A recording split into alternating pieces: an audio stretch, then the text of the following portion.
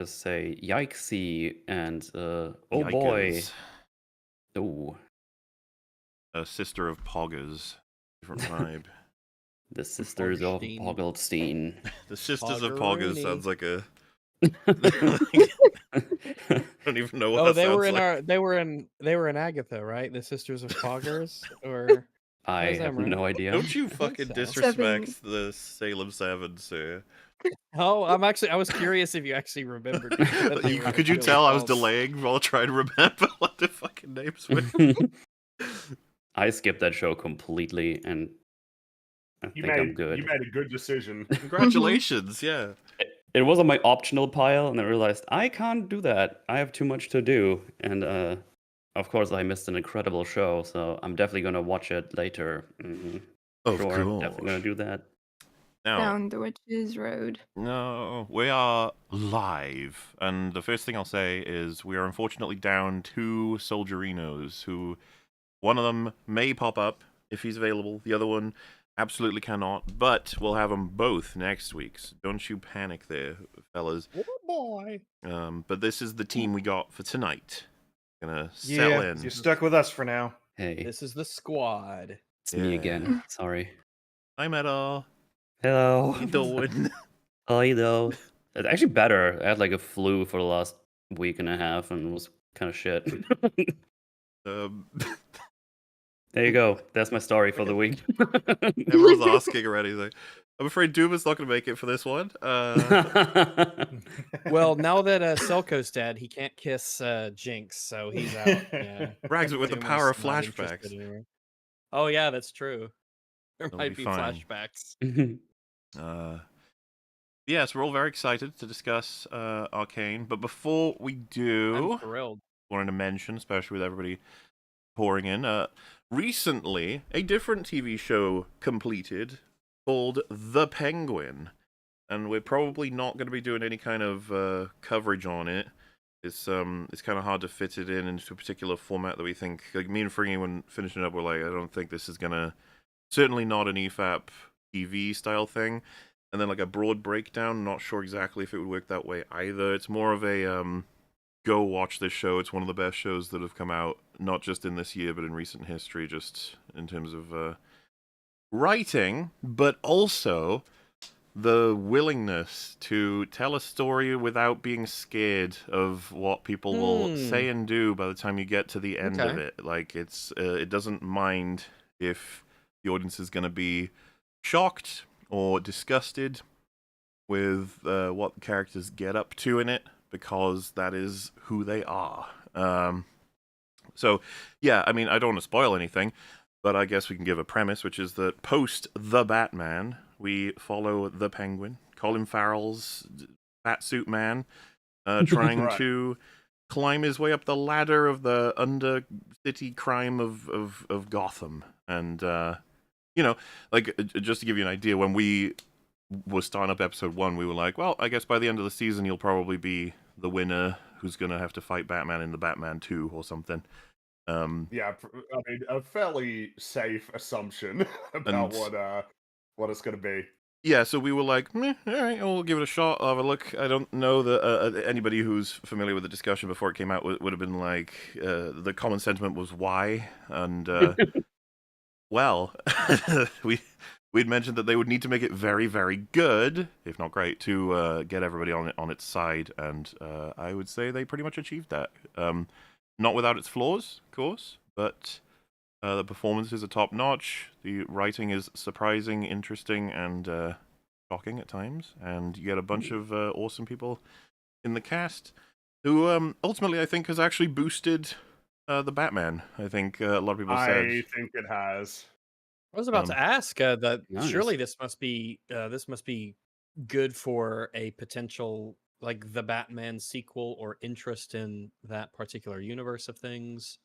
And if they're making shows, Well, so now everyone's like, that what the fuck's sounds going to happen with Reeves doing his stuff and Yeah, Gunn what's doing the his deal? stuff? I don't know. The Batman's like the only successful thing that DC has made in the last 5 years, I think. Damn. I think so. I'm pretty sure Yeah. It was everything weird, else you- has been a failure.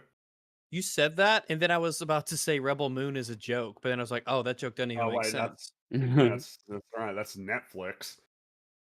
But I mean, yeah, it like the Batman and Penguin are like the two things that they've made in the last basically since Joker that were successful and well regarded. And And so you know, Yeah, but Joker if 2 Superman wasn't comes quite. out and it's no good, it is going to be particularly awkward because it's like, oh, but you got like this Batman stuff going on here that's pretty good. So like, People, what's the people are generally pretty going on, positive guys? about the Batman. Yeah. I liked it, so Mm-hmm. would be keen to see more of that. I in certainly will other be checking news, out the Penguin. the live event of the century, Mike Tyson versus Jake Paul. That's Oh, did Yeah, anyone catch that? It was way too late for me. I yeah, couldn't be yes. bothered. yeah. I watched the end when it was done I- streaming and lagging like crazy. Yeah, I heard that it wasn't running very well on Netflix, which is Yeah. interesting because WWE is going to be live on Netflix starting January, and if they can't manage that, I wonder if they're going to have problems with doing live things like every week, multiple times. Probably. Yeah. I don't think it was the match that a lot of people were hoping to see. Mhm. No. Why? kind What of a was boring- up with it? was it? just a boring outcome. Broadly, it was they both throwing punches and sometimes sort of hit ones that are like fine, and then they both defensive, and that's what it was for 8 rounds, and then it was over. Uh-huh. Okay. Yeah. How Um, exciting. Okay. well, and a lot of people be like, "Well, what were you expecting?" It was like Mike Tyson. Something you, exciting? You know what Yeah. the audience is expecting, and you could read up on like people's responses. People were very much not that was kind of you expect spectacle, I guess, and no. Yeah, Mike Tyson. Yeah, no. People really wanted to see Iron Mike just take that dude down, but then now there are a lot Yeah. of people that are saying like it was rigged and such.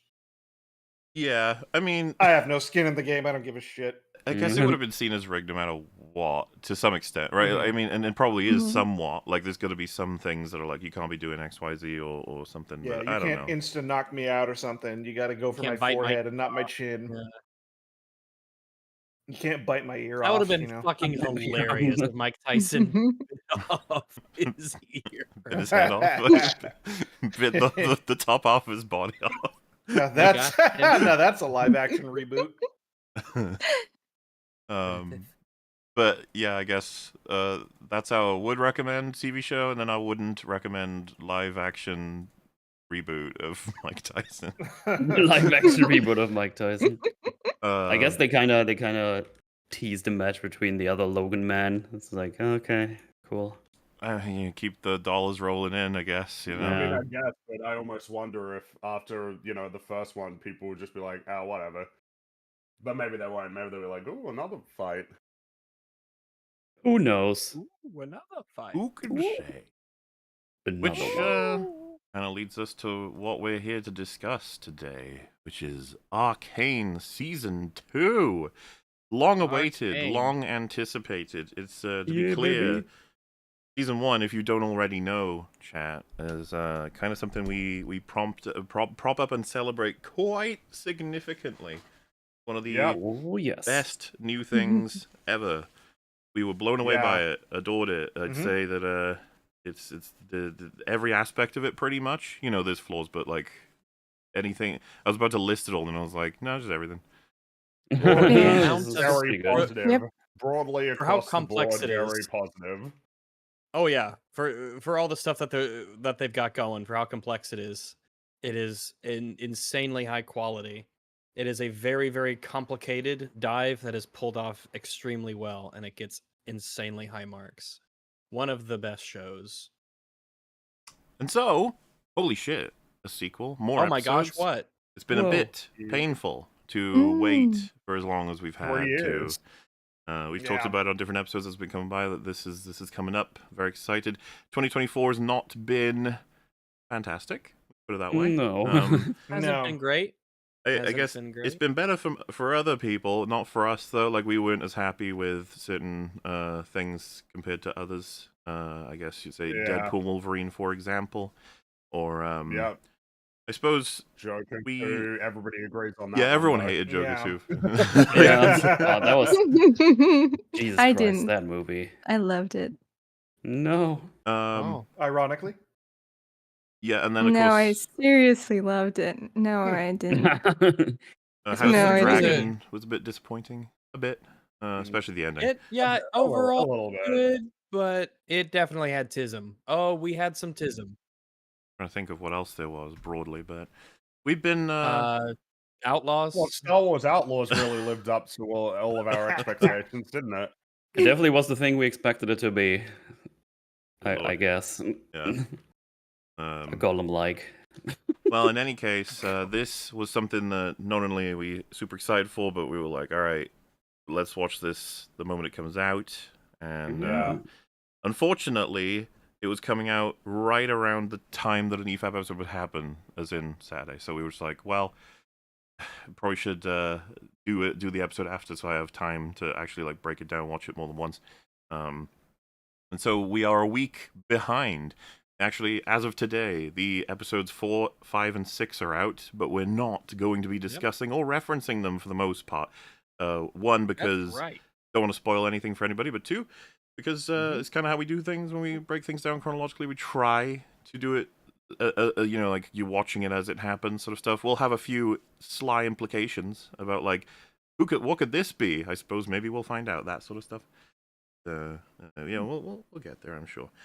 Yeah, and then next week, all of them will be out, and Arcane will be over as a series. They said they're only doing the 2 seasons, and we'll have to see what they're up to beyond that. I'm sure there'll be probably a tease or two by the end of this season as to the future Oh, of 100%. what we can expect. In any case, I suppose that brings us to the beginning. Unless there's anything anyone wants to mention before we start deep diving, digging, doing things. No.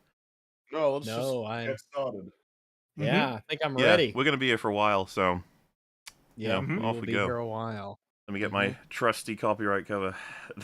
Whoa. Mwah. Got a job today, fella. You're going EFAP. for a while. I suppose we can talk about the intro as it arrives, which will be soon. But the end of season 1, there was plenty of speculation as to what is going to happen as a result of Jinx's big old rocket. Is it going to kill everyone, or will it kill a select group of people? I think we had discussed it, but there's a little clue with Mel. Her armor seems to be reflecting something, and she seems to realize something before everyone else does. There's obviously like an implication that she's got some kind of ability that, to be honest with you, she might just end up in the game as a support at some point. Wouldn't surprise me. She probably has like a bunch of other moves maybe they'll throw onto her. Who could say? We got Ambessa in the game now. Yeah, she is. And then, you know, there's just speculation on who's going to live, who's going to die, and there's some fun ways to decide what would happen with the story depending on the result of that. But we have our answer now. It is in stone. We begin with Jace and Mel, who are pretty unharmed. Got some debris on them and stuff. Clockwork Lady with the clockwork necklace. She's injured. And then this is going to be hard because I don't quite exactly know all of the counselor names, even though they do repeat them a couple of times this season, actually. The fellas who died, but the one that Mel gave like a children's toy to in season 1 seemed kind of, I forget his name, is bald guy. He's gonzo. Yeah, the puzzle. He's toast. Dead. He's dead. We got Robot Man, the Techno Union Man. Union man. Techno Yep. Union. He's gone as well, in pieces, gears all over the floor. Unfortunate. And I suppose the Ripperoni. most shocking death for this sequence would be Cassandra Hirraman. Wow, most Yeah. shocking, but also like definitely was gonna go. She was. Yeah. Yeah, that she was definitely that the seemed one like who's a gonna get pretty killed. good choice for just drama, especially because she doesn't occupy a huge amount in terms of like what potential you have for a character, but her death has a lot of potential. Yeah. But of course, a big question then would be, what about Victor? And Jace spots him. He is seemingly on death's door. We'll move on with that in a second. I just want to say that this, as a result, has been discussed, and a couple of people seem to be critical of the choice of who is alive and who is dead, as in, wow, all the main characters made it, but all the non-main characters kind of didn't. Yep. I mean, there is a shot a little bit later in this episode that kind of explains that it is a power Mel has that's protected her. and she would have been. Jace was to her left, and Clockwork Lady was to her right. The circle of protection she has protected him and most of her. So, like, that to me all lines up. Victor surviving the blast a little better than other people could be explained by him having his robot mods somewhat. And he's certainly not in a good way, right? He's near death. So then all you've got left is Salo is his name. He survived, but he's both of his legs have been broken beyond repair. I think. Yeah, they seem to have been pinned under something on the explosion because somebody's trying to drag him out of it. Yes. And as was mentioned, Mel and Jace, no injuries. Like, yeah, they were fully protected by whatever armor she has. I don't know if they're going to be explicit about her armor in future, but I would say there's enough to gather that it's definitely something that she's got, likely from being with Noxus / maybe her mum gave it to her. Maybe she's had dealings with people in some way, shape, or form, but it just, it's protected her and Jace. So that's the answer. That's all fine with me. I don't know if anyone else has any issues with how this begins before we move on. No issues. I was No, under the suppose impression that not. Mel was actually going to die because I didn't think that armor was actually doing anything. I thought it was just reflecting the light of the missile, like as just kind of like the warning before everybody sees it hit. That is a way to take it for sure. They could have done that. And with Mel dead, then oh shit, Mbess is fucking furious now. We're getting things in order. So I was kind of surprised that Mel actually lived. Yeah, she was on my maybe list because of obviously with Mbessa the plot potential for Mel being killed by some as of now unknown assailant could be really interesting. There's a lot they could have done with that. Yeah, I was like 90% sure for some reason that she would survive because like the way the armor sort of shined, it was more than just if you went shot for shot, it was more than just reflection.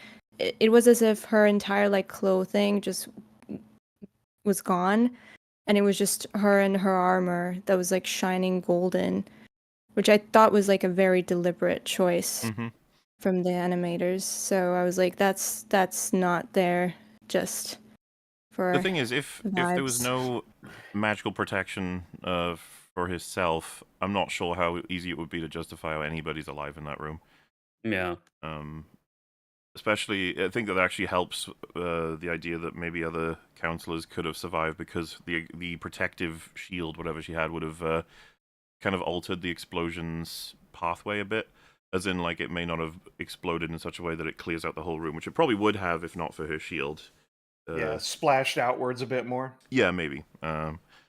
There's you got your good old film grain and like debris just floating everywhere. It's just you're reassured immediately about how good the animation and the direction with sort of sound design and an attempt to get you into the feeling of the characters, because even the sound is all like muffled and fucked up. A big ol' this was a disaster type of feel, which is exactly what it should be. And might I say too that I'm glad that they took. I'm glad they chose to just get right into this scene, because with a lot of shows who end on a cliffhanger like this, and then they begin their next season, they always got to start it with a fucking flashback or 3 days earlier or something like that, just to blue ball you with information that you just didn't need. It's like, fuck this flashback. What are you doing? I don't care what they did when they were kids at this very moment. Please just get into what we're here for. And they did. So. All right. So, yeah, upon spotting Victor, they do a kind of neat flourish with the editing where, as we're watching Jace realize that this could be that Victor's dead, we're intercutting with him sprinting to the lab with Victor's body. I presume because I don't know if there's like a medical facility within this building, but it seems like a panic move from Jace of just if because he looks like he checks the notes in the lab before concluding the Hex Core might be able to save him, but I assume that was already on his mind potentially with everything that's happened in the season prior. Yeah, I had the same thought. I was like, oh, you're just gonna get him immediately to the thing, but yeah, this seems to be like a panic thing, as you said. Yeah, and in this When he comes moment through the of book, it's a sketch that has like a bunch of runes on the body with like markings, like it shows where all these runes are on Victor's body, I presume. So I think he's looking for, I guess, some medical related or magical related way to resuscitate him. yeah, well, in any case, he ends up pushing the core toward Victor, and it looks like it's kind of like absorbed into him. We'll get more on that, but Big choice, since he promised to destroy it Mhm. in their last conversation before the council meeting. yeah, and Although it is implied that Jace did not understand what Victor meant when he said you have to destroy it. Jace probably thought that he meant to destroy the technology that he had built, not the core. What? I don't think What? so. Like, but because He within said he asked him to destroy the hex core. well, and Jace does recognize that, doesn't he? Yeah, and Jay says he will. No, I think because again, like I thought he looked to his hammer when he said you must destroy it, and I feel like Jace thought that he was referring to the weapons that he had built, like the hammer and the gauntlets and everything like that. And so No, when he said I will, he's probably referring to he's probably thinking of the weapons, and he's probably not realizing that he's talking about the hex core. That's based on the visuals of what was happening in that very scene. I may No, be it's wrong supposed about to that. imply I think it's supposed to imply I think I know what one you're of the going wrong because implications. he says like you have to destroy it, and then Jay says I know, thinking about the weapons, but then I'm confident Victor says like But you then have to Victor destroy the says hex you core, have to the hex core. and then he says he will. So this is a big choice he's just made here. Not Yeah, only well, to not 'cause- destroy it, but to actually fuse the hex core with Victor. Hmm. and this choice is important in terms of what will happen later for them in a conversation. Like it is, Jace essentially has to recognize that yes, I didn't But do yeah, what you said. because he wanted to save his Gotcha. life. Okay, Which, of yeah, it's course, been a couple of you're years, looking so at I that as probably the didn't. situation and go, man, big drama like coming up. Yeah, Yeah, That's, for sure. Mhm. That's a big choice he's just made there. Yeah, been a Mhm. couple of years, so I probably just missed the correction. it's all Um, good. Mhm. I just want to highlight in this opening sequence, like visually, usually I really what I deeply admire about Arcane is how fantastic it is at visually translating people's inner mind in the current time. So right now, during this entire sequence, there's a lot of grain added to visually to the scenes, and at first I thought it was in sort of because of the smoke to, you know, highlight the smoke and all that's the ruin. But even when we cut to Jace and Victor in the room, the grain is still there. So I really appreciate that a little addition that they didn't went for the stereotypical, like blurry, hazy sort of visuals that would explain Jace's mindset right now, or his where he is sorry, where his mind is at right now, and sort of because Arcane is usually so clean, it really They play a lot emphasizes with the like the fact that blur as well. The blur comes in and out. mm, A lot of smoke and distortion. It yeah, is it's visually, very frenetically edited to help yeah, it's convey very that very tone, I much think. emphasized how wrong things are right now. I appreciate the when Jace is running to get Victor into the lab, and they keep coming back to him realizing he's there on the floor and his state. Like I quite like the idea that as he's running, all he's thinking about is that moment of realization of like, good God, he's gonna die. Like that's it. You know, like but the intercutting it just keeps you in very much the tension of that mindset, but also the moving things along in terms of he's getting there, things are happening. Holy shit! And yeah, Victor near death, getting splashed fully with the hex core. It's like, well, that's moving on now. Whether or not anybody is not interested in it happening, as in like Victor himself, which is probably the way to write this, right? Because like he can pull back when he realizes it's going too far. What happens with Sky and everything, but with these events, how these have unfolded now, he's going to go further, whether or not he wanted to. And that is the opening. Dunzo. Yes. Which takes us Let's to put it the on far, so new good. opening. intro. Yeah, the opening. So, Yeah. there Well- was discussion and speculation from everybody as to whether or not they would stick with Enemy from Imagine Dragons. I don't know if this is a hot take, but the hope was they wouldn't. Yeah. But they did. It is back.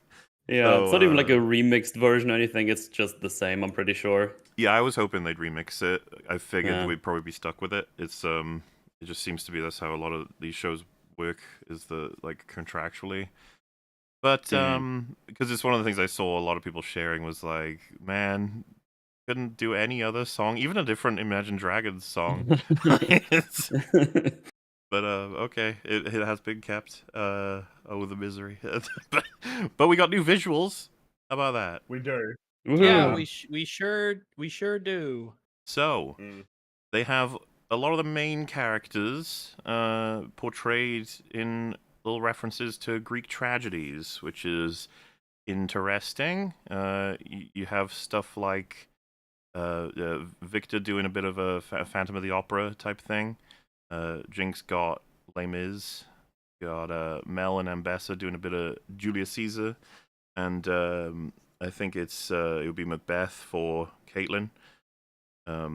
She puts her hands on her head and it makes a silhouette of like an evil crown. So I wonder what that reference is. Who knows?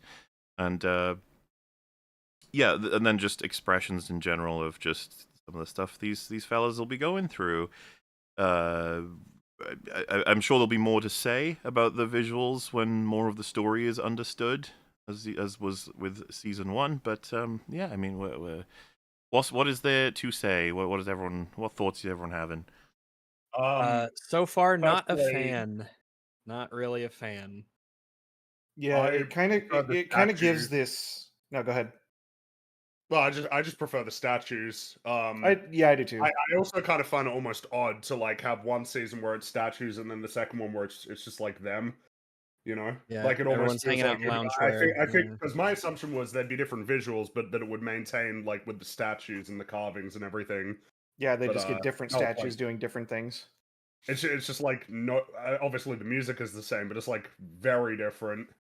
Yeah, there's something oddly like 3D anime about it, where they just kind of like recycle assets from like the 3D anime and just throw them together into a intro and just call it a day. So there's some. I know that's not exactly what they did. It just has that feel. It Mhm. doesn't feel so one of the things about the first season's credits is that as you watched more of the show, the credits would make more and more sense and they'd be more thematically relevant, and they really did a good job in kind of creating the story beats and the credits and the imagery to go along with it and what that symbolized and what it meant. So I expect to see this evolve and change over time based off what is happening in the story and kind of what they want us to, almost like a teaser as to what they want us to think that these characters are going towards and things of that nature.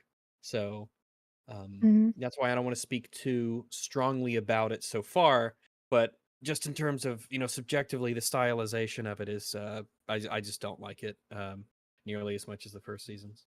Mm. I appreciated the first season's punchiness, and it was so much better at like snappy on the beat, and it really created this cohesive experience that felt very good, but here, it's much more dull. I would I would say. You know what? Mhm. I'm gonna Mm. agree. I think it's a lot more dull. It's people standing in empty rooms. Maybe you get a prop, a little bit of light. Just Yeah. not. No, it's not catching me. It's not grabbing me. I think as far as the opportunity cost on the potential of the opening credits is not not doing it for me. I'd have Mhm. been curious to see how it could have been to do statues of all of these visuals, right? So that it's actually Mm. something for us to figure out. We're like, Yep. wait, who even is that? And why are they Yeah. dressed that way? And why are they doing that? It's like an extra layer because I really love the statues. They're cool as fuck. And there's my favorite shot, even though there's a couple to choose from in the original intro, is the Vanda sort of protecting Vi and Powder with Silco Mhm. looming over him. It's like Mm-hmm. it's Mhm. just Yep. cool, and you might be like, well, it's not hard to figure that one out. I'd be like, no, but when you watch more and more and more of the show, it's just that's such an interesting shot to think about. Yeah. With how those characters turn out. So there's that. But the visuals in this one, yeah, as Rag said, you know, they can evolve in terms of what I might find interesting about them. It's probably worth noting that it's a possible connection, but that there's a sense with Arcane that the champions from League of Legends are going to be pretty protected, that they wouldn't kill any of them. In a cynical sense, so that, you know, more people can get more invested in them and be encouraged to play them in the video game, but also just in a sense that they are a big part of the IP. You wouldn't want to harm them. Will harm the made-up characters. But maybe there's an idea here with the choice of these plays. With I think the majority, if not all of them, the protagonist dies. So that could be the connection they're going for, and that they're trying to foreshadow that we're getting a lot more, you know, death than we may have expected. Just a reminder, not to imply a single thing, we are not talking about 4, 5, or 6 at all, alright? That's not being considered. We're analyzing this as though 4, 5, and 6 aren't out yet, alright? We couldn't do it. Haven't even seen them yet. yeah, Das hasn't even seen it. There you go. The idea that these are supposed to be very directly referencing Greek tragedies in the real world, do you feel like that's really strange for them to so accurately mimic something in our world that doesn't exist in their world, to the point where it's a specific, like, these are specific plays? And this is obviously like even their clothing, right, is very much not the world of Arcane. It's all very odd. I think they were intentionally going for that. It's just that how much it works for a viewer is complicated. I think that's why the statues were like, give me them statues back. I love them. Pretty good Mhm. statues. Yeah, I think in between the episodes, some people have pointed it out that there are some glitches. Every episode has a slight difference between intros.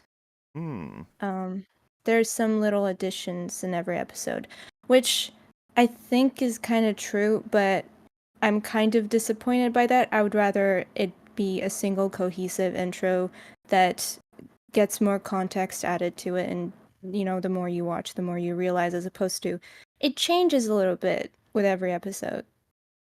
I would rather have one. I'm okay with changes in intros and stuff when there's like pretty subtle. There's like maybe some changes that reflect the episode before it. Something like that could work. I think the it works for some stuff. the first season's intro did change over time, didn't it? I don't recall. Do you remember, Mahler? Anyone else? I thought the intro was consistent, but the meaning changed because you'd seen more of the story. I don't That's what remember I'm there thinking being of any then. like noticeable changes in the season 1 intro. I think it was the same the whole time. Okay. Because I do remember as I watched more of it, like you understood more of it, what if it was more of what it was referencing and things of that nature. I just couldn't remember if they actually did add any changes over time, or if it was just you understood more as the story progressed. Yeah, I wouldn't know. I skipped the intros a lot. Andor's had like a different sound to it, right? And then you could combine them all. Yeah, that's right. Yeah, The that was video neat. that combined all of it together, and it's like this new sound, which is really cool. But yeah, Andor's the visuals the same, but the music is different, which is fun. But yes, that is our intro for the season. I think we spent more time talking about it when it was season 1. It's just that there's not much else for me to say about it. Anyone else want to say anything? Perhaps we'll come back to it as the episodes progress. Who knows? Very well might. No, I got nothing. We just might. Yeah, a lot of symbolism. Not a fan though. Well, that takes us to, and it's going to prompt a discussion probably immediately, a music video. Somewhat. Yay! I don't mean to be dismissive describing it that way. There's a controversial conversation happening about that very concept.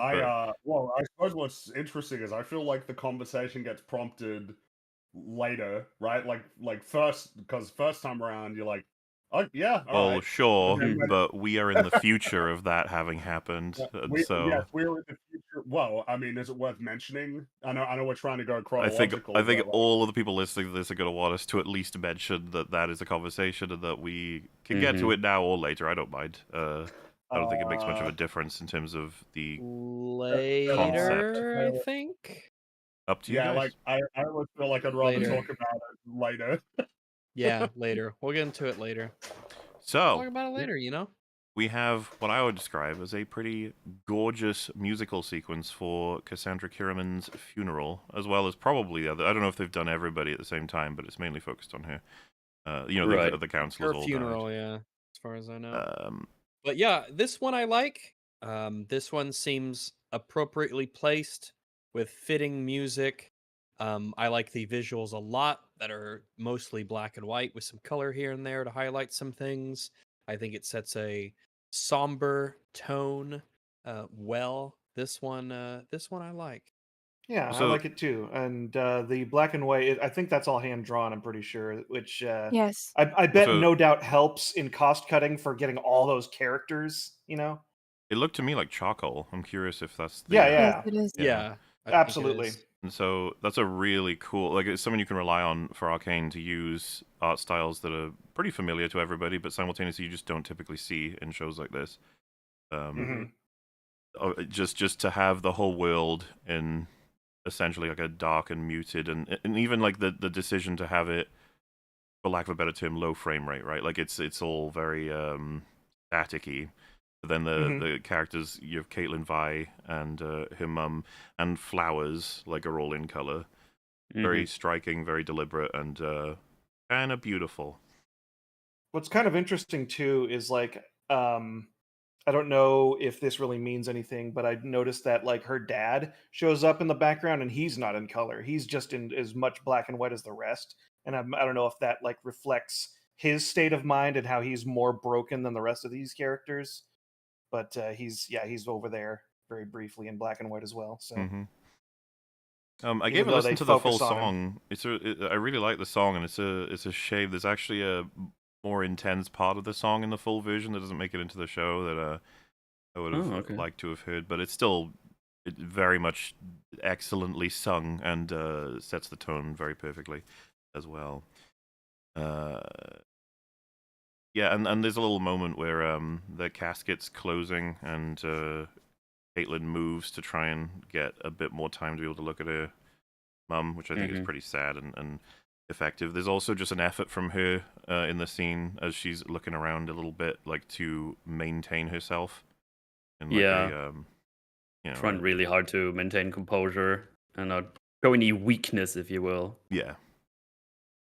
I guess it's just like this is the kind of thing you would expect for the result of this having happened. Being professional, yeah. There is a bit of a jump happening in terms of Caitlin and Vi got back from the end of season 1, and obviously there would have been a few conversations that would have been interesting to have seen that we're past already now. For example, telling the leadership exactly what happened and what's going to be done about that. We do get, I guess you could say, the equivalent of that somewhat in a bit, but I just... Well, it's I suppose it's that we'll have to learn over the course of the episode what they actually know and how much of that knowledge has sort of gotten out. Like what did they explain like exactly what happened in like lots of detail? Which the assumption would be like yes, that they know not just that Jinx blew up the council, but also that she killed Silco. And then and then if they know that, and like it's, you know what I mean, it's just like, yeah, how much does everybody know what was said? Was anything left out? Yeah, which would be interesting to know, and then to see why they made the decisions they made as to what to tell and not tell. But as far as I would guess, they would tell everything as it happened accurately. That's the assumption. Because I don't know why they wouldn't really. Mm-hmm. And if they didn't, then that is an important thing that we need to be made aware of as an audience. Mm-hmm. But yeah, I don't know if there's anything else anyone wants to say. I think it's a really cool aspect of Arcane to incorporate music and sort of effects this way and art styles, and very happy that we've still got it. Like I said, there's another conversation to be had. We'll do it a little later. We'll get to it later. Sure. Yeah. Indeed. I also like Caitlin's little lip quiver. Like she's really trying hard to keep it together in front of everybody. Well, yeah, I mean, it almost feels like it's, in a sense, it's like it's so consistently, reliably quality in terms of art and animation that you almost like it's like, oh yeah, do we need to mention it again? It's like, oh yeah, probably. It's probably worthwhile to mention Especially again. because we have like a lot of different art styles that still Yeah. come up and are being used. Yeah. So I suppose, yeah, we'll just make Makes sure sense to mention everyone those. understands, and I guess this does include 4, 5, 6. The animation is phenomenal throughout. There's not really a Absolutely. time where I was like, ooh. Ew, this looks stinky. Yeah, no, not once, Um, not so So far. if we fail to mention it in any way, shape, or form going forward, just know that we feel that way about the whole thing. It's Very excellently lovely. done. Top Very, tier. very lovely. Which takes us to a council meeting. Got to decide what's going to happen as a result of all this. Which is we have Mel is here, Clockwork Lady, who's had some work done, I guess, to account for the portion that was blown off, and Yeah, she's Salo. not very clockworky anymore. No, I'll miss her necklace. And yeah, Salo is here, being pushed by Ambessa, which I feel as a visual on its own is enough to tell you a lot. Yeah. Yeah. Mhm. I mean, we'll probably get more to that. The one. Oh, anyway, you have Mel reassuring Caitlin about her mother's death, which I appreciate too. That she would. Mel seems like a pretty caring character. Hey, hold up. Yeah, I'm hearing Your some voice is really roboting. roboty for me. Oh my god! Hold on. Singapore, let's go. We have gone to Piltover servers now. No, Play that well. Perfect. I joined the Techno Union temporarily. Oh no. But, Oh no. is everything back to normal? You Sounds sound good. good to me. You Excellent. sound good to me. I was just saying that I do think it's quite in character for Mel to care for any given person. Really, she seems to be at that point, and so expressing to Caitlin that what her mother was and how important she was and how much of a friend she was is just stuff. I try not to. I don't want to overblow people being normal, but Unfortunately, we need to mention it these days. Yeah. Because a lot of times in shows, people don't act like human beings. So it's nice to see people acting like human beings, you know? So this conversation starts up with Salo saying, "To think we nearly extended sovereignty to the creatures who did this," which, like, oh, I guess he probably doesn't know yet that it was one person, because he very likely would have been in some kind of hospital care. I don't know if this is the first conversation he's had about this, but Caitlin obviously and Vi would know exactly who did it and, you know, the nature of it. So yeah, he says there's going to be no fairy tales of peace until we scour our basement of its demons. You just get Mel saying, "Thanks for assisting him, mother." But yeah, because Ambessa's she's got some interests. They're going to be made very clear soon enough. And yeah, whether or not Salo is being puppeteered somewhat right now, his perspective is pretty normal. If you don't know more about how everything has happened, this was a disaster and it was horrifying, and a whole bunch of people are dead. If I remember correctly, he was also pretty outspoken about the Undercity being disgusting and everything. So for this to happen is just like, well, proving my point, are you? Yeah, and so he says, as we're at war, it's prudent to solicit the advice of an experienced veteran, which I think is good enough to justify why Ambessa's here, I suppose. You could argue, yeah, she's real useful and intelligent, blah, blah, blah. Be like, yeah, but we know why she's actually here. Everyone knows.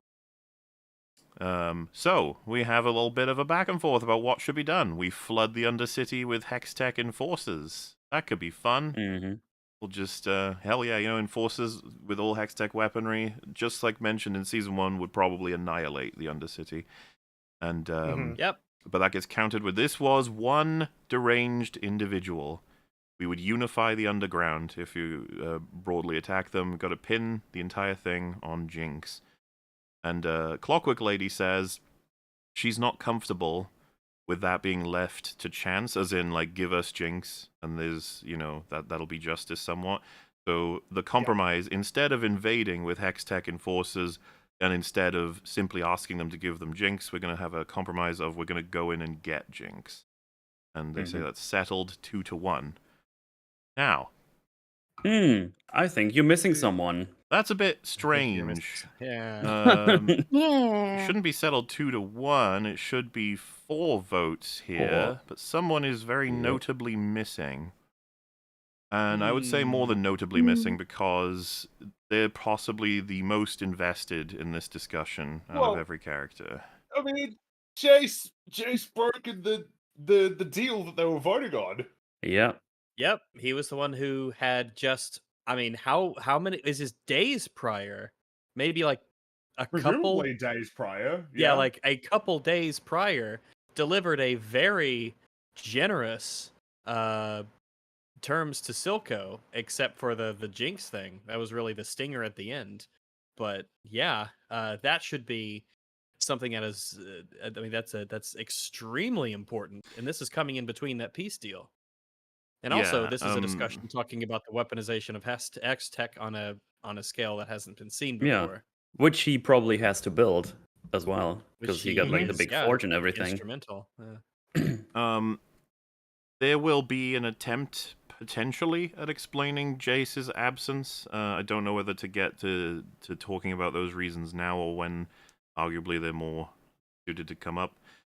But he is notably not here, and so I guess in the experience of watching the show, you're like, they best explain that, because he's so important, and it's not just that his vote matters, it's that without him, they can't really do anything. Like, he can't, if he doesn't make them the Hex Tech weapons, Victor can't right now, and they're not like factory made.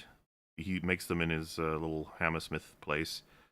So like, he's super duper 100% important. So the idea, like Salo being like, we're going to invade with Hex Tech enforcers, like, good luck if you don't get him on board, which he's obviously not going to be on board. He said no, then Yeah. then what are you going to do? Like, you can vote all you want, but you can't force him. Or I guess they could, but like, I don't think they will. When are we? Because do you want to have the conversation about like why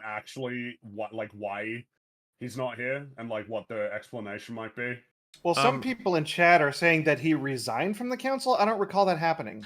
No, No, he hasn't. He resigned never yet. actually gets to resign. He says he's going to resign, but he never does. Yeah. Right. But he hasn't done it. And Yeah, also, exactly. there is no way that he would resign This is with why this happening. maybe I don't know if we should save this conversation for another scene or not, because of when it comes up, but it's like, it's going to open up a whole bunch more discussions if we want to take it piece by piece. I don't know. Yeah, that's yeah, sure, we can do that. But like I said, for now, if we treat this in continuity, we're just being. It's been said that these 3 councillors have decided the future of the war, and Jace is not here at all, which is very odd. Jace is depressed, crying in the corner. Like, obviously, he's got to be, you know, dealing with and helping Victor, but like, he was the most invested in the like the peace deal. I mean, he made it, so it is just like, yeah, you can't be like, yep, I offered a peace deal, I'm out.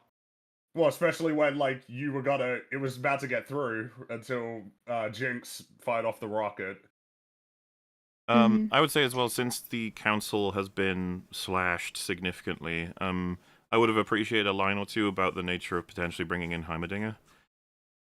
Yes. Absolutely. That would have been great, actually. Finding Good him point. and bringing him back.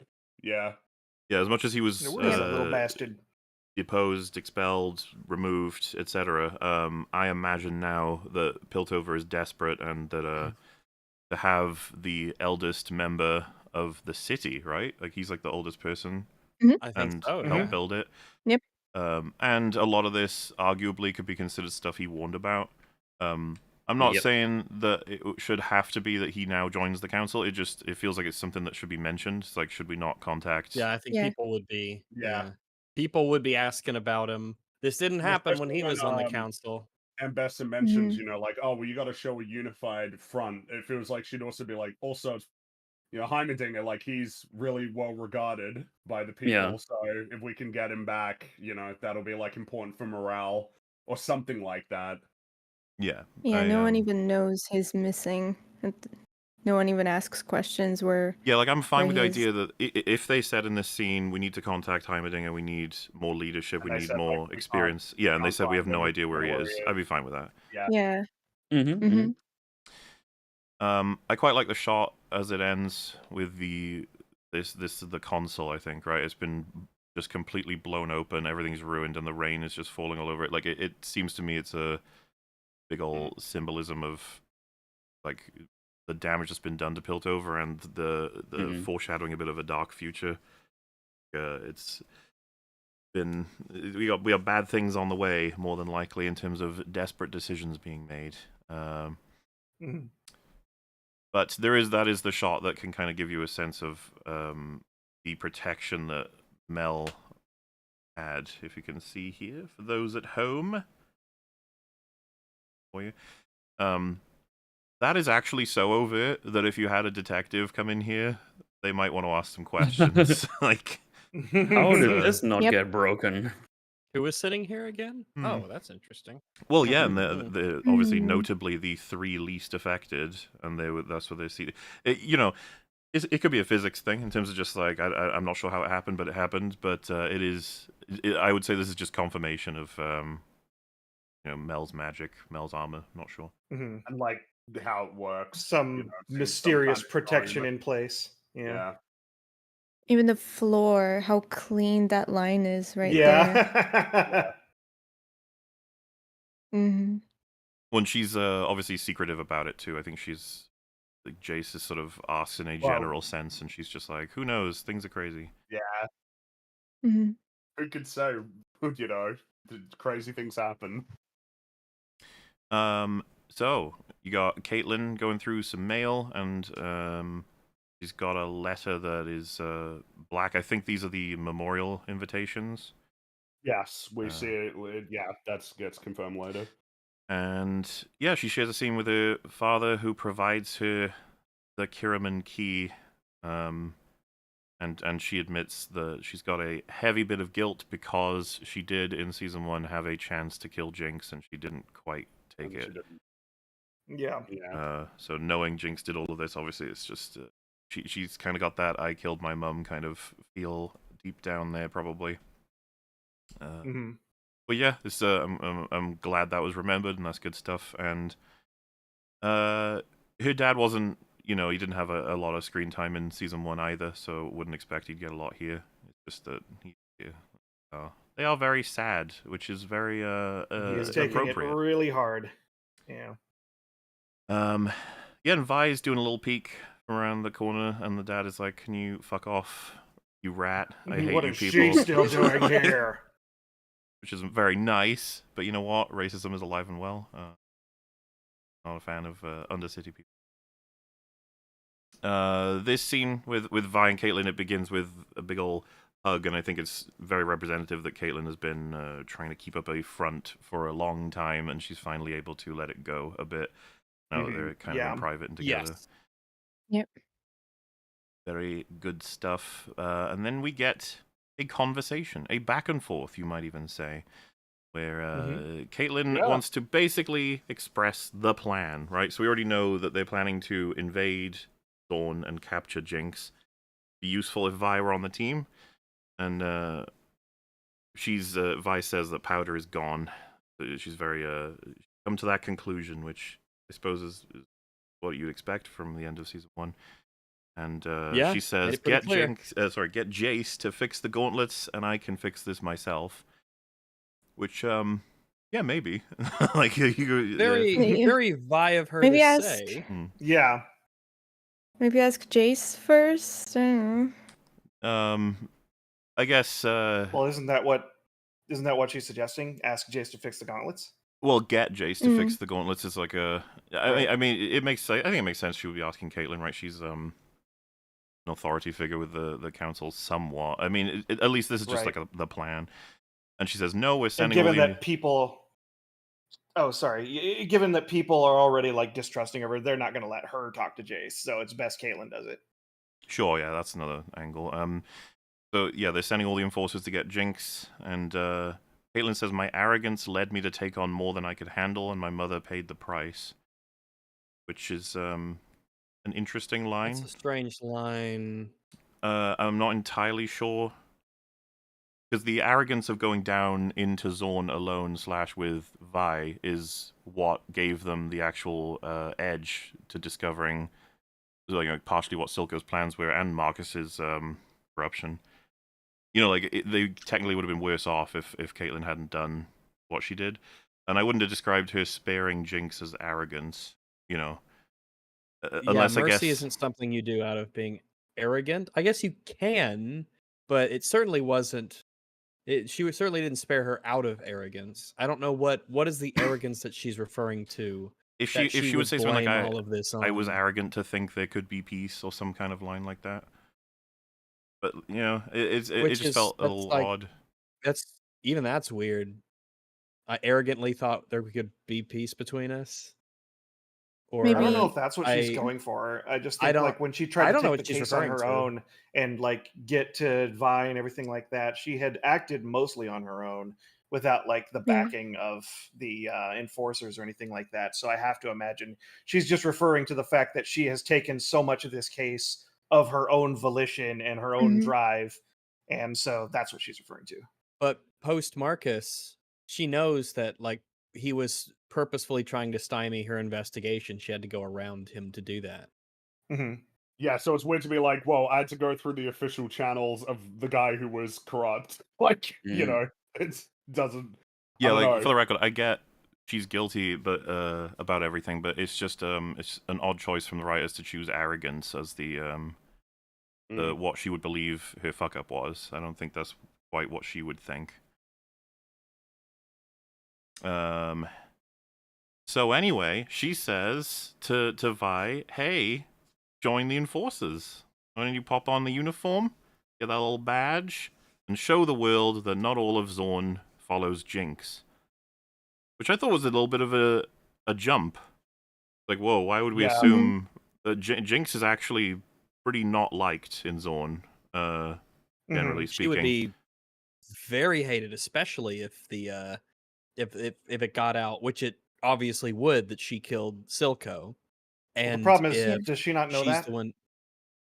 Does Caitlyn? I mean, I guess what I'm saying is it's a weird. It's not that she couldn't think that's possible. It's that she assumes that's the case.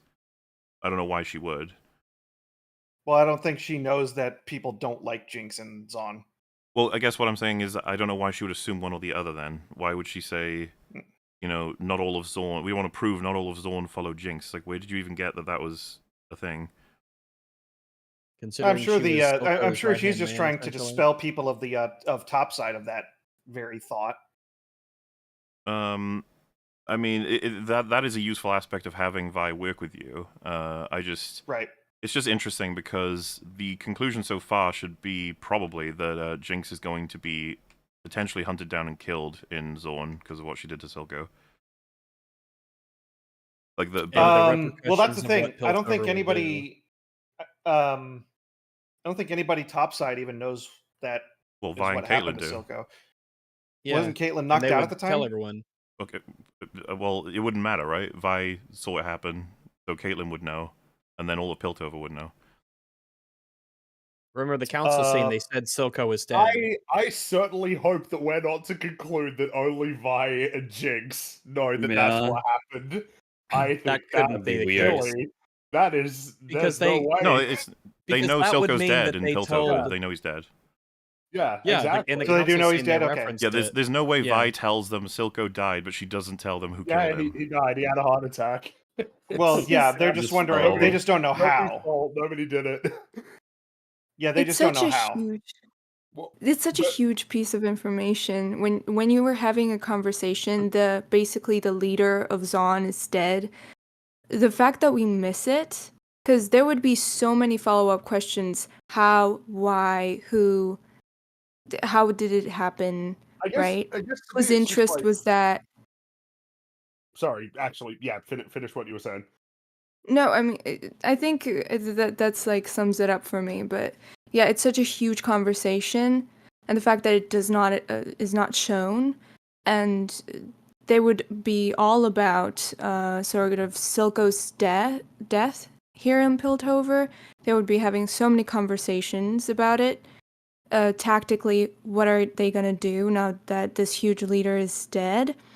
and The leader that the who deal was broken with in the first place. Yes. Also, this is the You know, thing. he was Jace would be one of the most interesting people to see this news delivered to. Telling him Silco is dead right after they were about to broker peace that was historic. yeah. Mhm. Yep. Like, could Mhm. you imagine his face? Like, he would just be like, we've destroyed everything. Why did I they just kill saw him? him yesterday. Well, And the he thing would- is, he'd be like, why he did they would- kill him? They killed him because he was close to getting peace. Whoever's done this Yes, sabotaged exactly. the Well, peace. yeah, What's the who motive? knows what the yeah, exactly. Like what is, because of course, yeah, like what are the assumptions that people make about why it happened?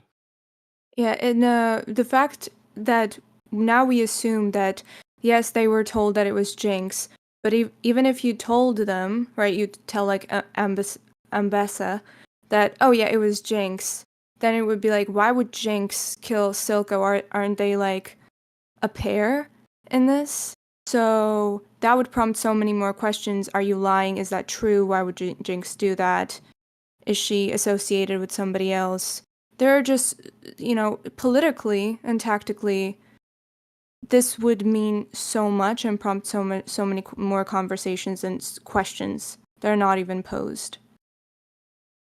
Yeah, it's a bit of a big deal. Not just the everyone knows that Silco is dead and the repercussions of that politically, but also who killed him and why. These are, as was just mentioned, I need to know who knows and who doesn't, and then I need to know why and what they think of that. The fact that I don't know if Jace knows that Silco is dead right now is strange.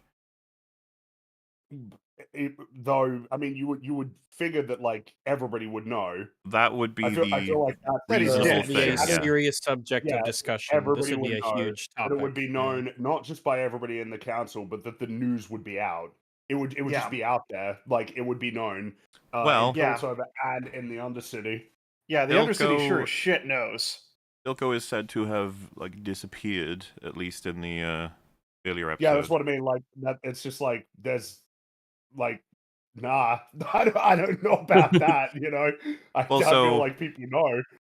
The sort of development of this politically would be if someone's sabotaging the peace that Jace has desperately tried to craft by killing Silco and blowing up the console, then we need to get word to Zorn immediately that we did not kill Yes, Silco. We're not the ones Exactly.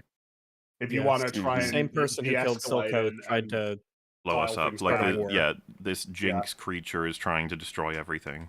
Yeah, that everybody can unite against her. It's like, Yeah, they we'll only have get- reasons we'll get to- what we want. Let's get her. Moving on with this scene, I was a little bit disappointed that Caitlyn asked Vi to wear an enforcer uniform because she knows very well that Vi's parents were killed by enforcers, so she should be Mhm. very aware of what that would mean for her. And saying like it'll be a symbol that we're the worlds conjoined, that Zorn.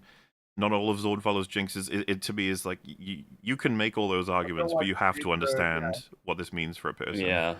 You gotta get Yeah. past the fundamental that she has trauma associated with this. And also, I think you a lot can- of it is. Oh, No, Okay, It was so one I of the think a lot of foundational it- elements of their initial distrust. yeah, and I think a lot of it too is like, okay, look, I know you want to help, but the only way you can help is to wear this shit. Yeah, like I Mhm. think Caitlyn True. as a character deserves Yes. the writing to acknowledge she knows the pain that would come with it, Yeah. but instead it Yeah. seems like she didn't Mhm. think about that at all, which is explicitly said. Hmm. if that was their sort of intention to show that Vi stands next to them, they can do that without putting her in a Yeah. clown outfit. That's totally doable. And also, I love how this conversation is right after Caitlyn saying, "Oh, I was arrogant. I'm not arrogant now. Please wear this enforcer outfit for me." Well, no, I don't know. I think that Beautiful. she's owed more. She cares very much about Vi, and she's specifically been given a lot of information about her past. I don't know why you would forget that her parents were executed by enforcers in front of her. That's big stuff. That's probably the main thing you might remember about the history she's had and why she hates you guys. That's the cause of think this maybe big so. conflict. The line that really like sort of makes it really strange is when when Vi basically just affirms again, like, I don't want to wear this, And then she Mm. says, "I thought you were on our side." It's like, what? Like that. That's not what's Yeah. happening right now. Like that's not what Vi is expressing. Like that's not what she's talking about. It's such a weird thing to say. Yeah, little guilt trip. Because at first, you could say like, "Oh, I understand I understand what it must feel like to not be able to fix some of your own mistakes and stuff like that. I'm giving you the chance to fix your own mistake because, like, I wish I could have fixed mine. So I don't want to like, take that from you by just going in and doing our own thing and leaving you behind up here. But at the same time, it's like, the only way to help you or have you help is to wear this shit." And then she pulls that line. It's like, "Ooh, okay." And I would say as well, she says to Vi as another sort of like move in the argument that blood is going to get spilled like no matter what at this point, and the council can't stop them like from engaging in the invasion. This annoys me because it was a 2-to-1 vote, one that I think Clockwork Lady Necklace probably could have been convinced. She seemed like she wasn't fully into it. But secondly, if Jace were there with his countable vote, it would have been a stalemate, and they wouldn't have. Yeah. They wouldn't have been able to vote for the invasion. So the idea that it's like we're heading toward blood, it's like, well, only because Jace was not at the council meeting for some reason. And like the idea that there's just what reason are we going to get that can account for Jace, whose entire life has been all about like trying to make the world a better place through the combination of magic and technology and trying to, like, a man of progress. He's all about bringing things together. The arc he's gone on in season 1. And by the end of the season, what a commitment to peace that he actually accepts all of Silco's requests, right? Like, unequivocally, he doesn't even negotiate, which is something that Silco was even surprised by. That's how invested he is in not having a war, especially not with Hextech. And he didn't turn up to the council meeting to decide to invade Zorn. Yeah, A bit that's strange, that one. It's something to think about too, is that he now knows, thanks to Vi, that it was one deranged actor. It was not Zorn's decision. It was not Silco's decision. Like, this is super important stuff because, by extension, right? If we had a big council meeting that had this discussion with Jace, we would get the answers we were looking for earlier, which is, what is the situation in Zorn? How do we find out? Who's in charge now? Like, there's a huge power vacuum. We need to speak to the next set of leaders, and we need to propose the peace terms to them. We need to discuss with them the nature of Silco's death to prevent a big old civil war. Yeah, because it feels like the next thing should happen, as you said, find the next de facto leader or whatever, whoever that's going to be. It's like, hey, I don't know. We know who blew up the council. It seems like you don't like him because whoever that person was killed your leader. We're actually about to have peace. Is there anyone else we can just sort this out with, and then we can all find that person together, and then this should be settled, I think, right? Yeah, I mean, the thing of it is, though, that's kind of contingent on the top side having any manner of respect for the Undercity, and they barely even agreed to the peace deal as it was. Basically, Jace and Mel were pushing a whole lot of it, and that's the point. Even though I mean, those two are instrumental. And why would they? Yeah, why isn't Jace here? What's going on? Well, we know. Well, it's covered later, but we also, without Jace there to essentially say, like, let's pull it together and try the peace stuff. Without him there, now everybody's all like, they can go back to their default beliefs of the Undercity is Garbo. Yeah, I'm actually somewhat with you. If Jace is removed from the council meeting, then it is likely that they would decide on war. But we have to make a good reason. You saw them jump out of their seats over the whole idea of the peace deal. You saw them jump out of their seats and. Well, several of those guys are actually dead now. How is it a valid vote? Yeah. I guess that's what Maul was getting at, though, is like, given that that's the case, shouldn't that give Jace even more motivation to be involved? With the awareness that if he's not there, shit's gonna... He's the primary stabilizing element in Piltover's relationship with Zorn. He knows that. And I don't know why they're allowed to make votes without all the council present anyway. That especially when he's very reachable. He's actually illogical. He's a 5-minute walk away from the maximum. Next door. Yeah, he's downstairs. Yeah. And we know that they can hold council meetings in any given room. There's no cultural requirement that they do it in that console room. So they could have gone to the lab. It seems to be wherever the council is, a council vote can take place. Yeah. It's covered that way. This might sound kind of nitpicky, but it bugs me how politically incompetent this whole situation is, because the fact, of course, it's an immediate danger that a war could break out, but that's not the only cause of concern. If Zahn is in this type of situation, there are so many more conversations to be had, because now, for sure, Zahn being in a position that it is now, or in a inferior position, must be quite profitable for Piltover, and they need to contain Zahn in that position, I don't actually not know. just prevent. Or if it's not profitable, they need to contain Zahn, to not kind of morph into something else, even if it's not war. They had placed so many chess figures in season 1. There was so many influences of power that are almost all of them are gone in Zahn, and Piltover is kind of losing control over it. So, besides war, I think there would be a lot of interest in sort of containing it.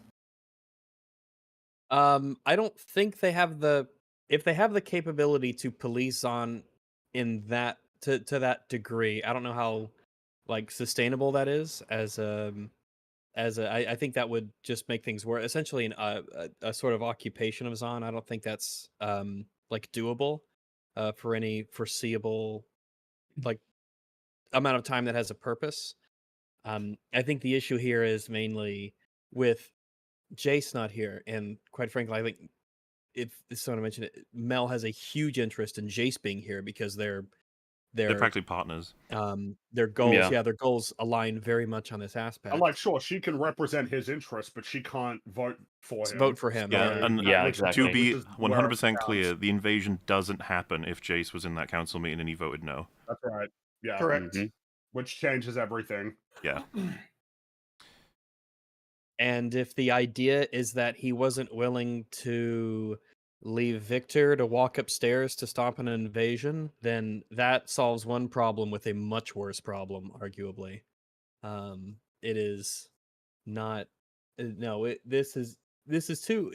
The concept of what happens after Silco dies and how Piltover interacts with Zahn and their political situation over there is a very, very interesting element of what this world and the world building of the first season has kind of led us to believe as a possibility. So when the pieces don't quite align to get that to happen, I start to feel quite disappointed. We're gonna. Well, to be fair, that meeting looked pretty impromptu. Didn't look like it was very official, but they just decided they were just going to start making decisions right then and there. I don't know that that's a good Which thing they either. can't. That's not good. Especially when it's the most important decision in the potential history of the city. Yeah, let's vote on an invasion without one of the council members who's downstairs, and Mel doesn't mention it. I mean, you can kind of argue that their hierarchy was kind of stupid to They're begin all with, council but members. Well, I mean, they're voting. there's on that, but there's stuff also and- just Mel should be like, holy shit, 2-1, I'm losing the vote on the invasion that I am against. If only Jace were here, which I can go get right now. Mhm. We're not Yeah, even allowed like- to take votes without all of the council members present, obviously. But I guess the show says that they can, which is I mean, nonsense. there's no way there's a rule that we can suddenly do council meetings and we don't have to tell other council members who, if they don't turn up, their vote doesn't count. You understand how exploitable that is, right? Yeah.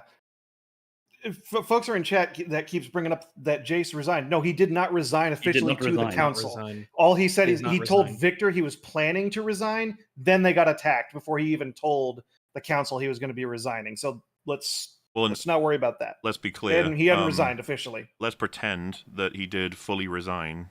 Why would that explain him not being hyper invested in these council meetings? He'd probably be invested, but council He would say, would "Fuck be you." I You guess he left. wouldn't have voting power then anymore. He as wouldn't have well, voting I power guess. anymore. But the thing of it is, he didn't. He would be resign there in though, time. and when they Oh, yeah, say he He would definitely say, he "I'm would. not making you weapons." when they say we're gonna have hex tech enforcers, he would slam his fist on the table and say, "No, you fucking won't. Like it doesn't Yeah. matter what you vote, I ain't doing that." Hmm. But yeah, Sweet. just so everyone's clear, it's a bit of a jump forward, but he does tell Victor he was going to resign. It's a bit of a weird thing to Yeah. say if you're not already resigned. Yeah. Anyway, Being blown up kind of puts a wrench in the works there. we have Vi doing a sad, walking around in the rain, and she tosses a bottle. Well, I mean, Oh, go ahead. So we're done with the conversation with Vi and Caitlin. Well, it ends with there anything you wanna add? The line that was mentioned, the whole like I thought you were on our side, and then she says you didn't think at all, and they And sort then of she leaves. yeah. Yeah, this conversation is too short. Yep. It's too short, There's and more that they needed to say. Yep. I'm particularly disappointed at Caitlin for saying that last line, as you mentioned, that I thought you were on our side. After all the stuff that you've been through together, after what just happened, damn, that's cold. It's cold, but you can also argue that she's emotionally compromised. Nah, I don't want to use that she's as an better than excuse. that. When Yeah, there are things I would expect her to say. She could be aggressive. She could be a little bit cold here and there about certain things, but it's so odd to treat Vi this way. With everything she knows about her. Yeah. So what do we think about the "you didn't think at all" line? You said you wanted to touch on that, Fringy? Well, like Oh no, I just wanted to sort of mention that I felt that the conversation was too short and that there were things that weren't said that ought to have been said that I would have expected these characters to say. It just feels like it's too short. and the whole like. Or I was just yeah. gonna say quickly on the actual line. It's to me it's like a fine line because it's prompted by Caitlin's lines that I don't like. You know, like Vi saying you didn't think at all is like, yeah, I guess true, because No. I guess that Yeah. is true because Yeah, she she wasn't thinking at really all. Just So- rolling on emotions. So it's like, yeah, you didn't think at all. You're rolling on emotions right now. Sorry to say, I'm out. That's what I had gotten from maybe. it. So. Well, yeah, but I'm saying it maybe in like a less positive way. If it's just like, yeah, I mean, I guess she didn't. Like, I don't know. Yeah. Like it's too short. I Yeah, feel like there's more that needed to be I said. because like being emotionally strung out unlocks a bunch more dialogue that you wouldn't normally have a character say. I totally get that, but there's still a line. There's still things they wouldn't say. It's not like Yeah. you know if. There are certain characters that if you make them drunk, they might say something that they wouldn't have normally, but they can't just say absolutely like character ridiculously nonsense stuff. I shouldn't use drunk for that because you can't say nonsense stuff while drunk. But you know what I mean? Like when you're particularly Not me. aggressive or particularly happy or particularly blah blah. It's like there'll be a sheen over everything you're saying that'll be modified by that. But like I said, there's just Caitlin feels clumsily written in that scene to. You start to turn your head toward like, oh wait, what's the goal, as opposed to why aren't they saying what you would Is it expect them just to say? get them apart? Is that it? And then it seems to suppose be, we'll see. at least for now. Yeah. Yeah, like, yeah. Mm. But yeah, Vi bumps into, and I'm not saying this to be mean, but I don't know his name. Shield Man. His name is Loris. Yes. Loris. Okay. Loris. Bumps Loris. into Loris. Don't worry, I had who's- to look it up too when I first talked about this I because looked I in had the no credits. fucking clue. And I call him Vander too. Yes, he does definitely have some Vander vibes to him. I called him Blander before I realized his name. So he is Loris now. And yeah, he seems to care about. Well, rather, this is I knew he said something based on marketing rather than what this scene is. So sorry, he happens to be here, and he it seems the implication is he's here for the same reason, loss from things that have happened or something. He's very much upset. He asks if she's lost someone in the attack, and I guess they're just having a little sit down together, being sad in the rain, in the dark, drinking alcohol. No, that never leads to anything good. It's all very sad. Mhm. That is his I introduction. mean, and that's the end of the scene, and I wish that the show told us what Vi's answer was, or she gave an answer.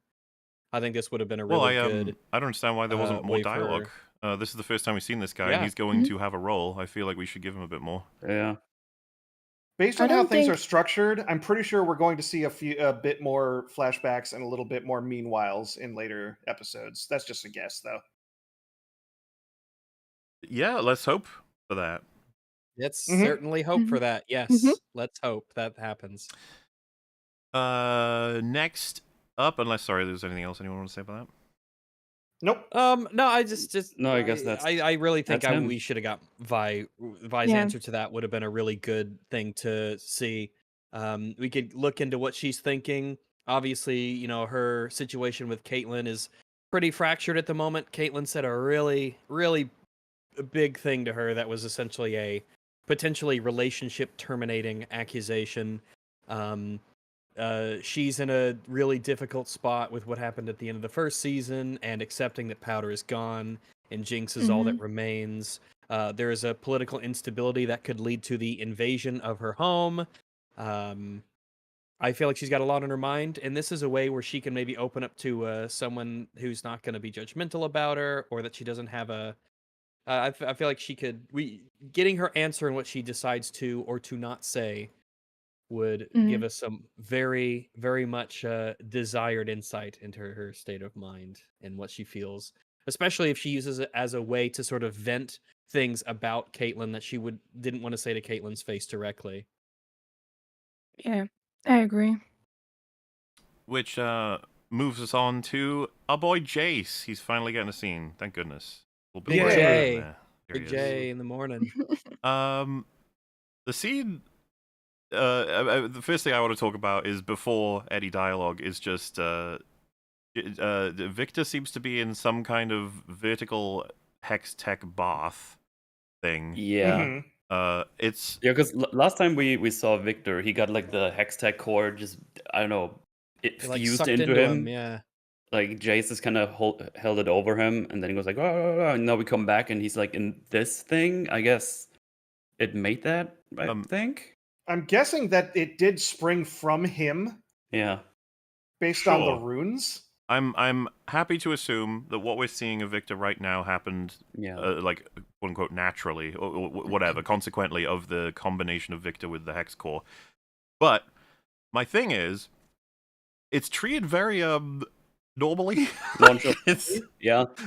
when I saw that, Of course. I Malcolm's feel in like here, and it's like, yo, I'd be Jace, what's like, up? holy shit, what the fuck happened to him? Is he okay? What's going on? Is he dead? Who Han Solo this man? I feel like we're missing a scene a bit on this one. Like, you know, there's like flashing lights as the core is hitting Victor, and then, you know, maybe the lights go out. It's all darkness. Jace asks for his name, and then he gets like a torch, and you see this sort of thing, and he's like, "Oh God!" Like what, you know? And he's like terrified, and then someone else can come in and see it, and they can do some basic readings and be like, "He's okay," but we don't know what this is. We don't know what to do. We don't know if we should touch it or not. And it seems to react to it. You know, that whole bit. But like instead, like the scene begins and it seems like everyone's pretty chill with this being the state of Victor. It's just like, okay. Oh, hey Jace. Oh, hey Victor. He's awfully quiet lately. He's very how's- sleepy. How's the like- glob going? Yeah, he got Good. globbed. Good. I feel like it almost gets emphasized by Mel walking up to it and sort of like holding her hand in front of us, like, dude, I ain't going The anywhere near fuck that. is this? Well, Yeah, if it's they- getting all touching it, spiky yeah. to her hands, like, ugh. Yeah, it goomps. Like- And I'm not getting, Yeah, yeah, it it does has- good, but it's like, what if it got you? But That has also Jace Jace- touch written Jace- all over it. what if it's Yeah, like it the just Jace blob? swallows her up and that's it. Yeah. and Jace just watching her do it, not like, no, you probably don't want to touch that. don't- You know, yeah, just back up, stop. back up. That's I will put a sticky note on that. So help me God. Do not Yeah. touch this. yeah. You I just know, need maybe a he Bold, was sticky note that says underlined, no. and italics. Maybe he had still his hand down or something, but still, it's like, man, this is here now, huh? You just accept this. All right, that's That was cool. at the I goon guess. tube. The goon tube. Victor's in the goon tomb. Do not disturb anyone in the goon tube. Do not disturb. Or there will be dire consequences. Listen, if the tombs are rocking, don't come knocking. So, on the dialogue, we've got like Jace is looking pretty exhausted and worried, obviously on behalf of his friendo there. Mhm. And Mel is reassuring. She's like, you know what, he's gonna come back to us. There are a few questions for us, but you know, you'd broadly expect this is going to be answered by the episodes as they progress. It's like, what is Victor now? Is he more machine than man, or goom? It's hard to say. We don't really know. Is he more goon than man? Is he Exactly. more hex core than person? Yeah. And Jace says like, how am I fine and he's there? You know, like, and the implication is that Mel knows very well why that's the case, but she's not going to be saying it because I suppose that's knowledge to keep to yourself. I wonder if it's to avoid the potential of like, you know, can you share that technology, or if it's like a did you choose who to save, somewhat. You know, like it just avoids Or all those does questions. she? There's reasons to be quiet about it. Well, yeah, I Sure. mean, it's also just a big failsafe for her as a defensive thing, so it's better that people don't know about it, I guess. But Although the other yeah. question is she aware of her armor? Is she dressed by others? I suppose it's possible she might Probably not be should. aware, but I'd assume she is. I got the vibe that she knows and she's keeping it to herself. Yeah, that's a vibe I'm getting. Yeah, otherwise she would be like, "Why am I alive? This is weird." Yeah. It makes you wonder though, why is she not telling Jace of all people? Right, so there must be I a think pretty good reason. probably. I mean, I'd assume. I mean, she's already set up as a very smart and kind of manipulative person. I think she understands how like scientifically motivated Jace is and how obsessive he can get with stuff, and yeah, depends on the extent of. Well, I guess she tied into her big sort of thing in season 1, which is her sort of conflicting allegiances. It's something Yeah. that starts to become more and more of a problem for her as the season goes on, that she's starting to get torn between like what she feels like her obligations to her mother and Noxus, and you know, attachment to Jace and his goal and mission, and also Piltover. Yeah, and so she mentions that Ambessa is pretty overtly manipulating Salo to push Hextech weaponization, and Jace says he promised Victor never again.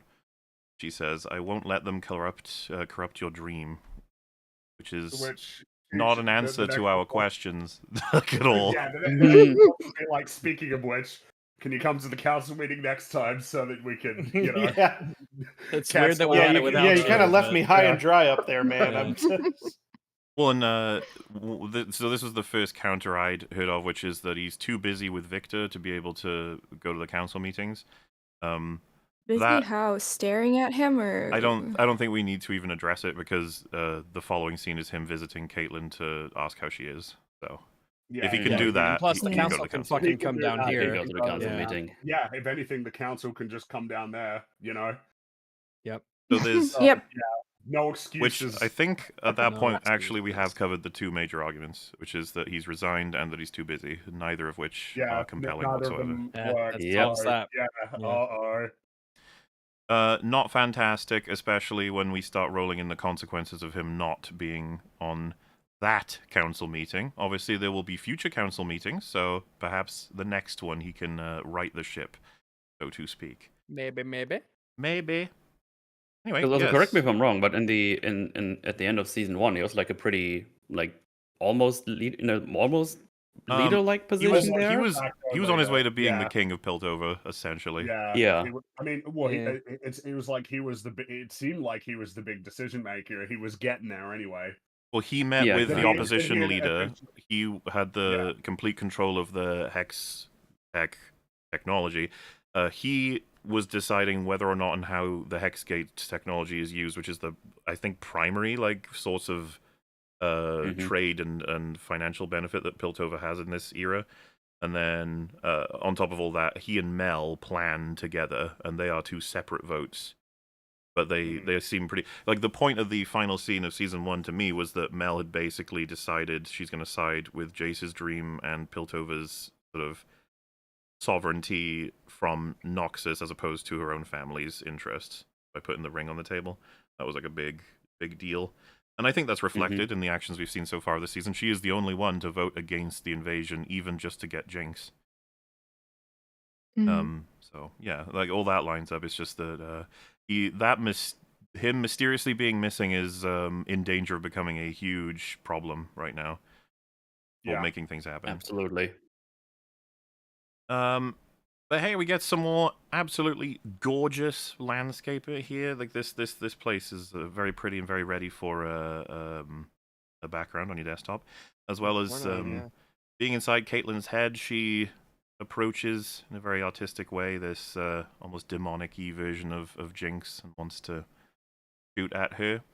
I will say we are halfway through episode 1, and we have skipped over enough that I'm not sure we should be sacrificing almost any chance for additional dialogue for things that we know already, even if they are beautifully presented.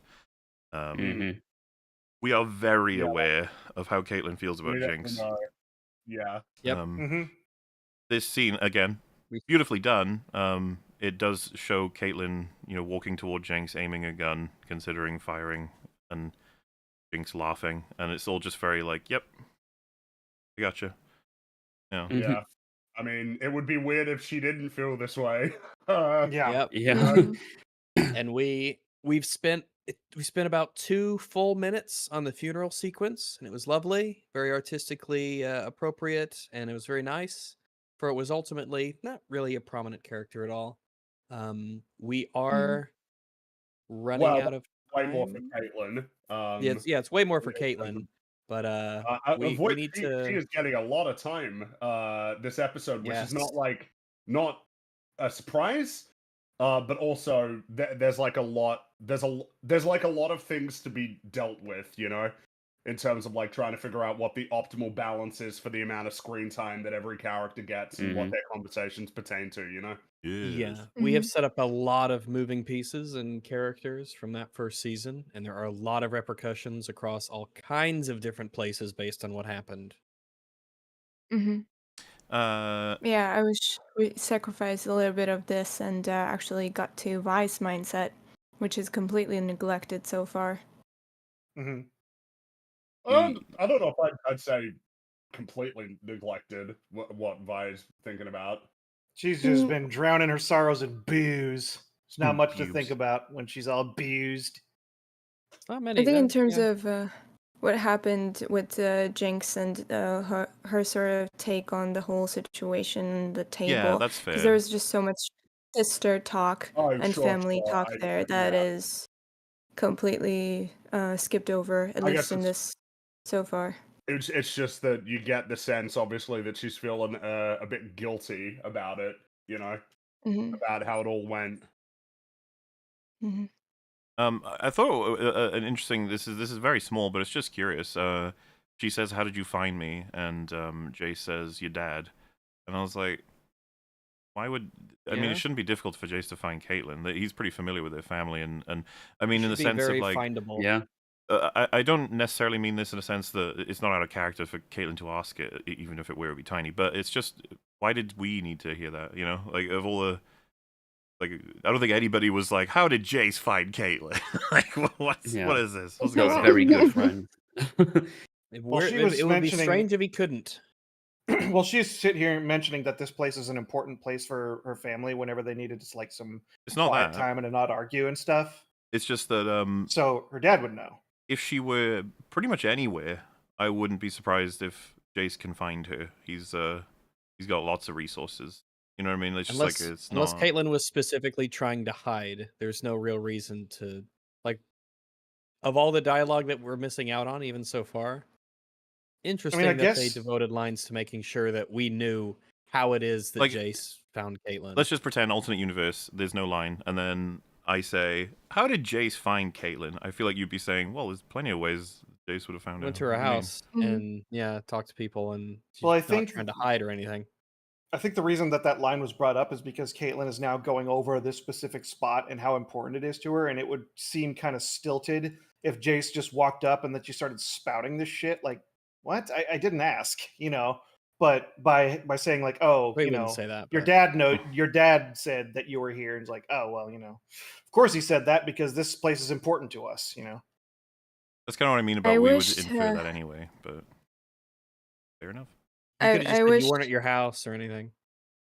it was kind of the other way around. Caitlin just asking, "Where have you been? Hmm. Where, Mm-hmm. where are you?" And then he could say We need something that you. makes us feel better about the council meeting Mhm. at some point, please. Yeah.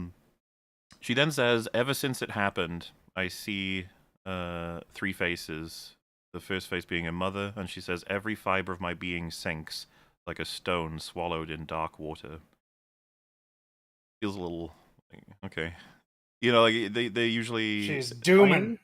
I just feel like they usually take it out. If you're gonna use a it would be a metaphor, right? Like that. It's Maybe a bit more.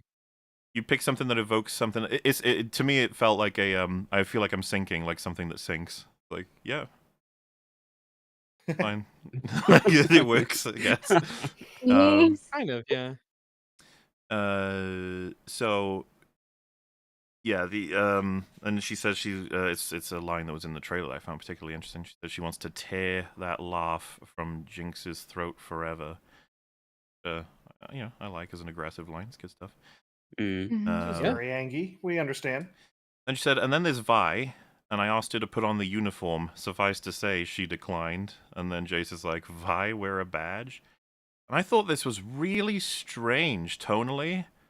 Like that we're sort of like, haha, Vi's not gonna wear a badge. She would Like, wear a badge because she's a bit of a renegade. It's like, she's not wearing a I badge think because that's her like parents another- were brutally killed by enforcers, which is it's weird now of all times that you would be flippant about that when this is all about your mum having just been killed. It's I feel like the delivery should be I asked her to wear the uniform, and then Jace would be like, obviously that was. What were you thinking? Like, yeah, that was a mistake. Yeah, like I thought I could, and I totally misread things, and I was too desperate to get her to help us, or I didn't, I was too focused on my feelings and not hers, or something. Where he's like, where she tells Jace the things that she wishes she could tell Vi if she was here. But does Yeah, Jace know that Vi's history? Does he know that? Well, it wouldn't matter That'd be if a pretty he interesting line. Did or didn't know it. It's more so we're trying to find a way to like properly tone. Like I would prefer Caitlyn does it on her own. I wouldn't want a character to correct her. But if we're gonna keep the line as is, you'd probably want someone to bring her back down. It's almost bad that Jace has no idea that Vi's parents were killed, and that's why she doesn't want to wear the uniform, because it's like, geez, that changes the whole request. You know what I mean? Like he's almost at a loss argumentatively here. He's just like, yeah, she hates them topsiders. He. Like, do you know why, Jace? Yeah. I guess that could be a pretty interesting little line where it's all like, I tried to get her to wear the badge. Jace could be like, what were you thinking? And then Caitlyn could be like, I guess I really wasn't. So, just call back to what Vi said. Just briefly. Be a nice line, Sure. I guess. She mentions to Jace that Vi thinks those gauntlets of yours will solve all of her problems. And Jace says, what if she's right? I was like, what? Like, huh? What do you mean, what if she's right? You know that's not right. That's what you learned in the end of Season 1. And the only thing that's changed since then is Jinx, an individual, destroying the console, potentially in the hopes of destroying any sense of peace. Especially since you now know she killed Silco, the man who agreed to the peace settlement, whatever you want to call it, like the treaty, the negotiations. I feel like he should be more motivated than ever to say that Hextech is not the answer, which I thought was what he was saying in the prior scene when he said he doesn't want the dream to be corrupted or ruined. But this, I guess Now you could he's say, like, well, like- it's okay that he questions it, right? And I'd be like, I don't know that he would. I don't think that he would say, what if This would Hextech weapons solidify is potentially. the solve to all problems? I don't think he would ever say that, especially after what happened with the boy. Yeah. I mean, that was Point.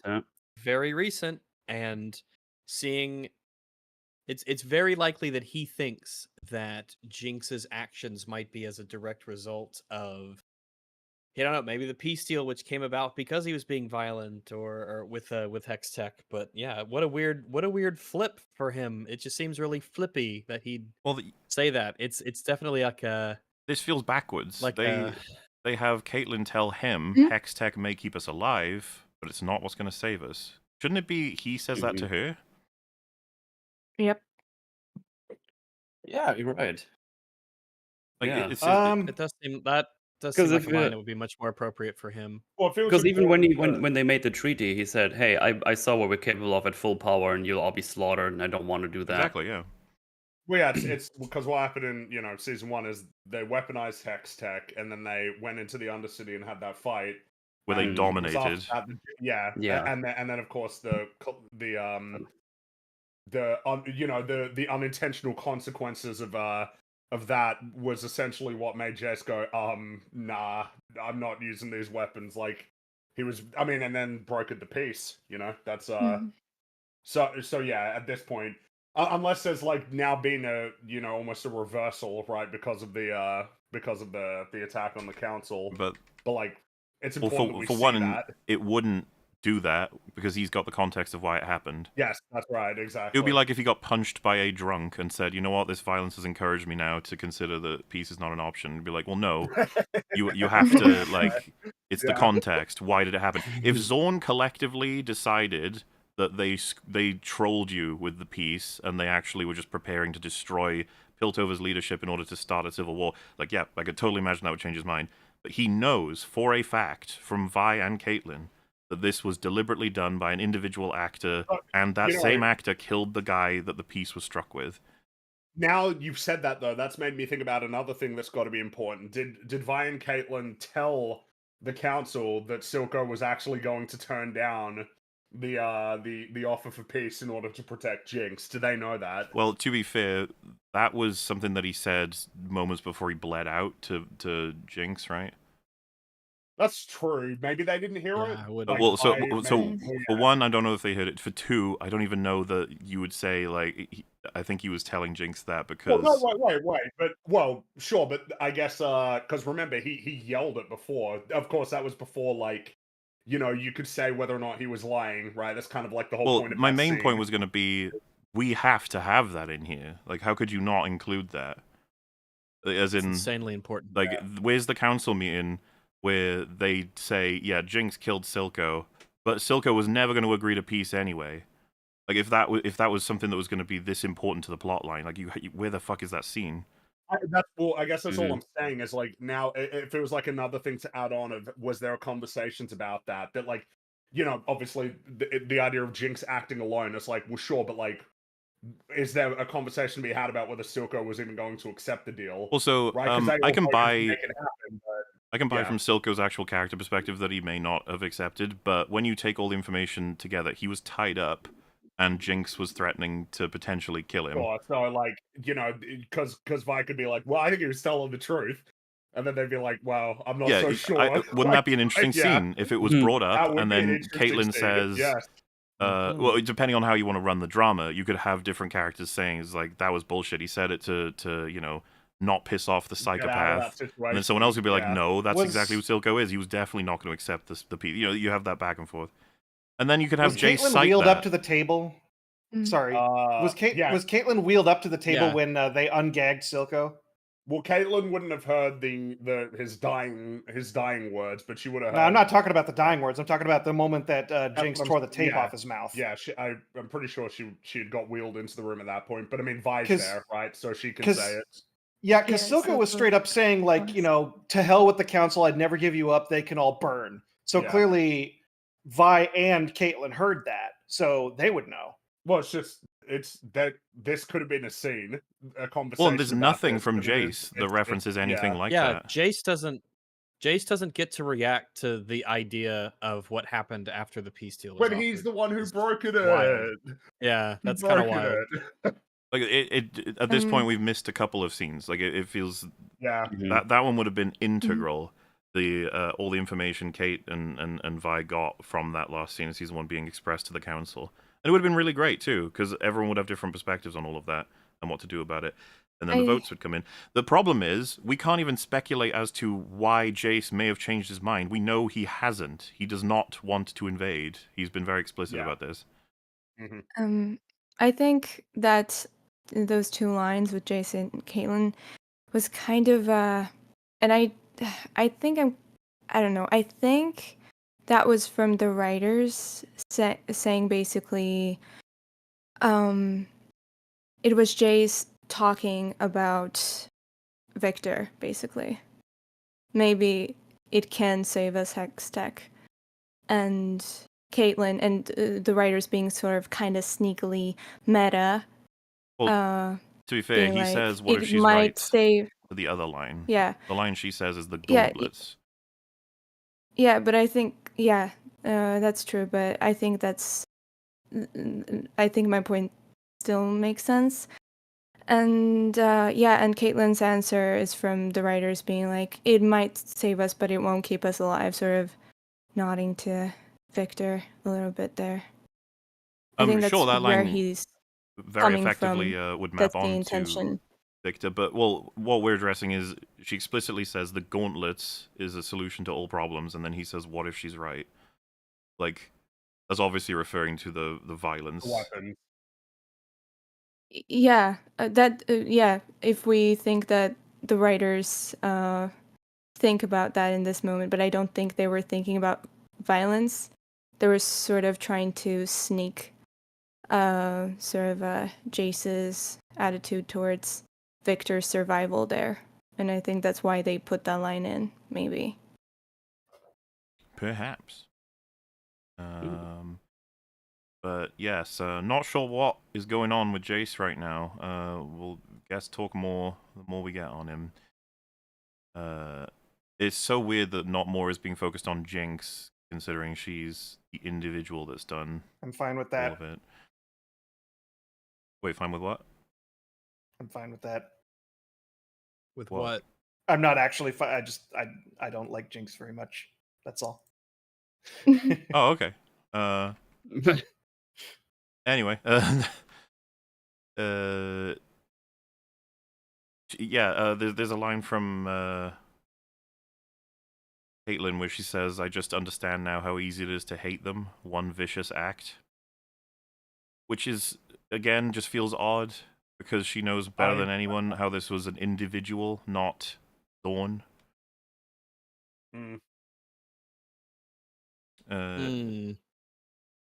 Like an act from they've covered how much she hates Jinx. It's just weird to transmit this over to Zorn when I could see how that can happen in certain circumstances. For example, Salo feels right to me that he's not really interested in the nuance. He's like, this was the fucking Undercity rats. I hate them, that sort of thing.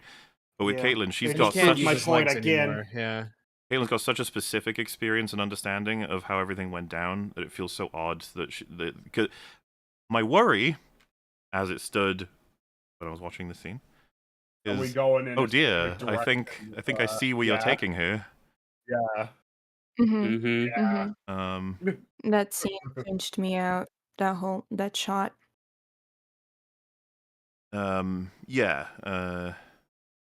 So especially because she's animated in a slightly unhinged way, right? Like a little bit like, oh, you're like, you are fucking angry, aren't you? Like, yeah. I think it's like this anger in a whole way that doesn't dialogue. make sense. Yeah, for sure. This whole dialogue is just writers attempting to sort of write her, push her in a direction that she's just is kind of out, would be normally, if well written, kind of out of character for her. And they're struggling with this. So she's shown to be emotionally aware, kind of self-aware, saying something unhinged, then taking it back, being like, oh, I'm being too unhinged, but then saying something unhinged again, because that's the direction they want to push her in. But she as a character, as established, is very much resisting that, because that's not how she's basically characterized so far. It's really, they're struggling a little bit with her writing here. Well, especially considering Vi. Like, what, you hate all the Zonites like Vi? Like, it's doubly weird considering her and their relationship, whatever that may be at this point. Something that annoyingly counts for apparently very little is Vi, like, beat the fuck out of a bunch of Shimmer monsters that help save a bunch of enforcers. That's gotta count for something. Like, the idea that Vi is very much like we have a really good understanding of Vi because we're the audience, but like if you want proof that Vi is not a Zornite through and through, that there's complications happening and it's just an interesting thing of loyalty, and she hates Silco. Like, this is what I mean. Caitlyn's got possibly the best understanding of anybody in Piltover of the nuances of Zornites now, or at least one of them. It's not. This is not quite the direction, I would say. Not quite. But onward. The next scene is Vi waking up after being, I guess, drinking the whole night away with Shieldman. Jaundice? Lawrence, I mean. He's not Loris. Shieldman yet. What? He's not Shieldman yet. He probably has a Mad shield. guy. You jumped ahead. Yeah, he You probably- don't have it yet. He probably is a shieldman now. We just haven't learned it. Yeah. Maybe. And we get introduced to two new and fantastic characters. One being Maddie, and the other being that guy. I can't remember his name. Oh, yeah. Blue he's- guy. The He's my fish. favorite. He looks I like love a him. Sylvari from Guild Wars. It's He really does. weird. He's like a Silvari officer, and we don't know his name whatsoever. Credits don't even say anything about this man. Oh. Aw. Yeah. Poor man. Yeah, So, so for yeah. now, Like he's fish the man. green guy that's got some odd Silco vibes to him. Maybe I just missed the man. I don't know. Ginger, yeah. Ginger and Traherne are over. Yeah. and, they say hello. She Yeah, shows so up. this is sort of just catching up with Vi scene. It's not quite what I would be spending time on for her. We open with her saying, "There's no point in sticking around, except I'm the one who created the monster," which felt a little too flippant even for drunk Vi for me in terms of like, wait, you talking about Jinx, man? Like that's like your A drunk fight would be more earnest. That's typically what people kind of when they drink. which is again they tend to be more, treating something that is so painful for her, that's had one of its biggest repercussions recently to someone she loves. I think we could probably say that. It would strike me as odd that she's like, like I guess there's no point in being here except I'm the one who created the monster. It's very like. Yep.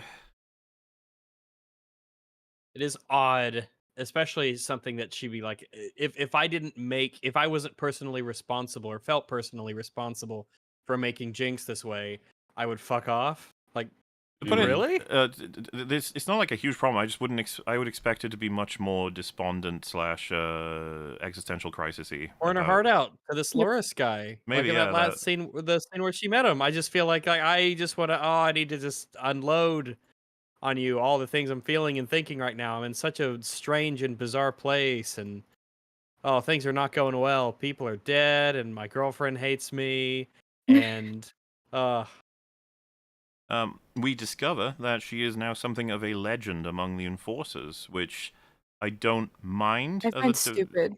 I mean, what she did in season 1 could spread. There was a couple of enforcers left, and you got Jace as well. As like we were all getting mercilessly annihilated until Vi came in and kind of saved all of us. You could see that story spreading, maybe. Mm-hmm. Legend Like is probably a bit Legend? much considering it's been days. It's like it's kind of like Especially enforcers. They probably hate these guys the most.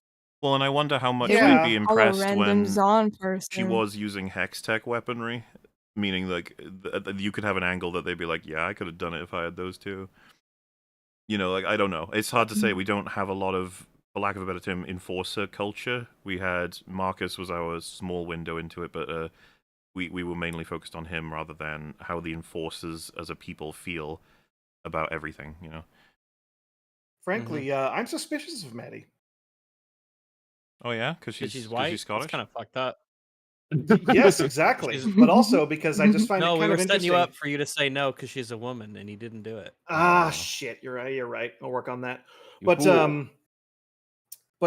don't know. I'm kind of a little suspicious of her given the other characters that are surrounding her. First of all, there's fucking Loris sitting in the freaking fountain with his officer garb on and everything like that. And all the fucking Silco officer does is kind of poke him and stuff like that. You would think that they'd be all like, "What the actual fuck are you doing? We're the best of the best. Actually act like it, right?" But they prod him and then they just walk away from him. And I find it also interesting that she didn't even introduce the Silco officer. He just kind of walking around with her and everything like that. Doesn't refer to the guy in the fountain or anything like that. Now I'm sitting here wondering how much of this story of her being a legend is even true, or if Caitlyn even said any of this, and maybe like they're trying to get her on their side in particular. Because I'm noticing this shifty-eyed officer and Loris looking at both of them in such shifty-eyed fashion. I'm almost wondering if like she's up to something and she's using these two officers to kind of coax her into one way or another. I don't know. What does everyone else think? I didn't consider it that way at all. I think that this was exactly what they were presenting it to be. That Maddie is excited to meet this Vi character, of whom a legend has apparently very quickly developed among the enforcers, and she's very excited to meet her and see her. Yeah, I just feel like she's buttering her up. Perhaps. We don't get a lot more on Maddie. Yeah. So I guess what I'm We don't saying. get too much. I'm just guessing. I'm not, Sure, you know, yeah. I don't remember. Because she says, yeah, Caitlyn made quite a scene at the station. She tried, what they were trying to deny your enlistment, and she threatened to withdraw your family's funding. Oh, anyway, I'm glad you're joining up. I was thinking when I heard this, I was like, I know that the show doesn't have time for this, but the idea that Caitlyn is using her position as a Kiraman / the funding of different institutions within Piltover to force authority figures that are her friends is like, that could be such a controversy. Like Especially after threatening. Marcus, that would be Yeah, like corruption essentially. it's just, Which is yeah. not like her at all. She's very focused on this idea of getting to the truth and justice being delivered, and this doesn't seem like that seems very un-Caitlyn like. I mean, she And would probably also, argue with special I don't know if circumstances. She believes it'll be the Well, way I don't to know how end the Caitlyn's war. allowed to do that. The father is in charge of the family finances, not her. How is I this guess Caitlyn's call? I guess she can still make Caitlyn's- threats. It's just that, like I said, it's the kind of thing that would likely lead to a lot of controversy, but we've not got time to be doing that. In this world, right? If things were calmer, they could run a whole story on that, like the Kiraman corrupting the enforcer sort of stuff with what, like putting their own people in it. Like you said, especially after Marcus, I feel like that's a controversial move, but it's said here just to prompt the whole like Caitlyn's trying to get Vi to become an enforcer thing. She says, after the sheriff betrayed us, well, let's just say it's nice to know there are still good ones left. And is she referring to enforcers here, saying good ones left? She's got to be guess so. saying Zong Knights. Maybe Surely, just right? good people in general, possibly. She wouldn't Yeah. say that about enforcers, surely. Well, No, because, you know. Like, cause we're talking about Marcus. Marcus mainly handled things on his own, and even in the first season, we saw him taking steps to not involve other enforcers, and even like on the bridge scene where he died, he made sure that the other enforcers couldn't hear some of the things that he was saying to Echo and Caitlyn. So she said because Marcus was corrupt, she thought it's good to know there are still some good ones left. Like, does that count her partner that she's with? And like I think it'd be stranger for her to have it be about the enforcers. I thought it was about Zonites. Maybe she's referring to higher ups who have like hard name recognition, and then she's like, "Oh, the heroes that maybe I've it known is. of." She's just referring to people. Perhaps just people in general. Maybe. Yeah. Yeah, that's what I was thinking. If I was there with her, I'd feel a bit like be like, hey. It's like, whoa, Thanks. you do mean, you know, I'm cool, right? Well, Yeah. So This scene is like the begins. most I've related to Vi in all these 3 episodes. So kind of like it. All right. We're on our She's way just as to annoyed as Mm. I would be. the Sorry. memorial. But first, I'd like Yes. to actually point out Loris getting shifty-eyed in the fountain, just as Vi's trying to wake him up. He was awake the whole time and like peeking at her, just like fucking Fishman was doing. They're sitting there shifty-eyed at her again and again. So I feel like they're up to something. I thought this was him being like, I am awake, but I'm going to pretend to be asleep because I don't want to move right now, and that explains why he's not at the memorial. No, he was shifty-eyed before she tried to wake him up, and then he was still shifty-eyed, and then he pretended he was asleep after she tried to nudge him. So he was awake and listening. No, I know. What I'm And- saying is he. Oh no, he is at the memorial. Okay, yeah. That's Yeah, and then he No, yeah, they then go he to comes the with them. memorial together. yeah. Mhm. All right. Well, Even though at that he's point, wearing his jacket like an asshole still. it It's like- that's kind of weird. Why are they letting him get away with that? I actually don't have any answer for why you'd be shifty-eyed. Is it just? I it's don't probably- either, but I just find it interesting. Is it like he's just curious about Vi in general? He's just thinking no. lesbians. Yeah. Lesbians. No, I just think like maybe like him and the Silco officer are just like part of Maddie's plan to try and get him to join up with the enforcers.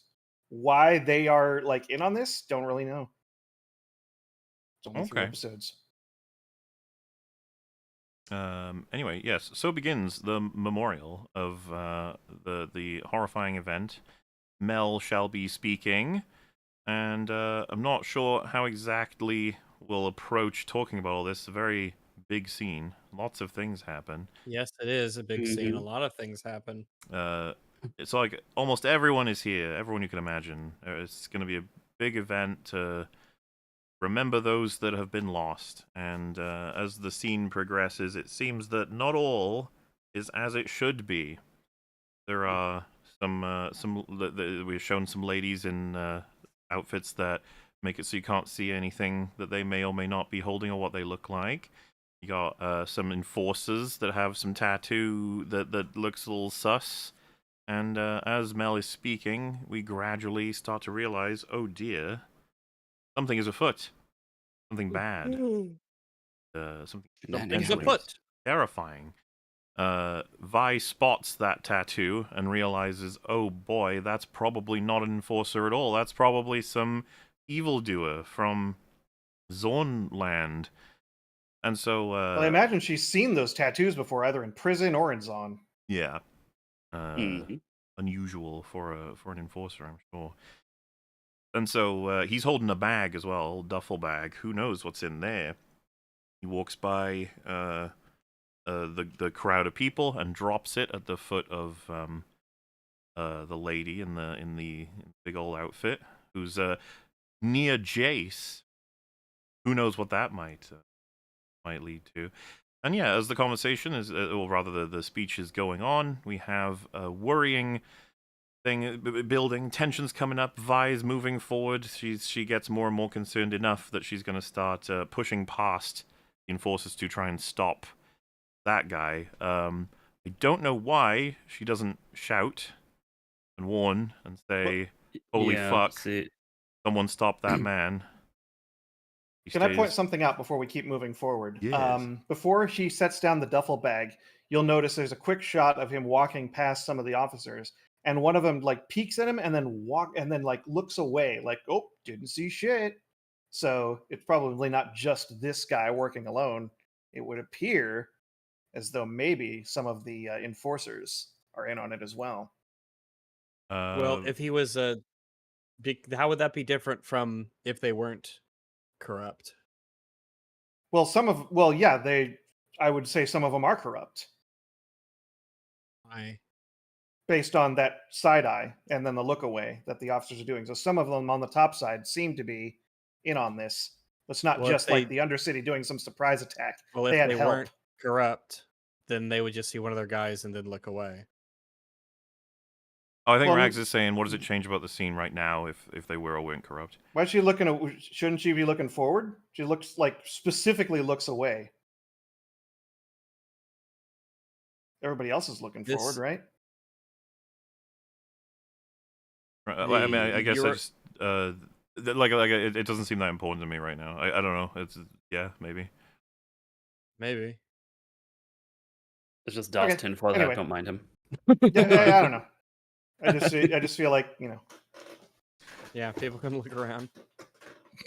I appreciate it when Mel is reading out the actual names of the counselors when she says Cassandra Kierman. It looks like Caitlin has like she looks very emotionally affected by it in that moment, and it's just like it's just a thing that I think is very real, where it'll hit harder even with stuff as simple as just reading out their name or seeing a picture of them, that sort of stuff. Yeah. It's just good to keep track of all these impacts on different people. But yes, that guy, he doesn't do much to shout to stop him. Vi, even though she seems to be realizing he's pulled a gun. He's heading up the stage to Mel, and meanwhile, Oh my god. it's Chem Baron lady is talking to Jace, and she says, "Doesn't it fucking suck when you lose a loved one?" And he's like, "What?" She's behind him, and everything is about to explode. Mr. Or is Totally, it? Mr. Totally Not Enforcer Man hits Mel with his pistol slash, I don't know if it's like a flare gun or something, but yeah, he Yeah, flare gun. he hits Yeah. her with it, she falls over, and then he fires it into the air and starts saying stuff like, "You're not safe, you bastards. We're gonna get you." Rapscallions. Yes.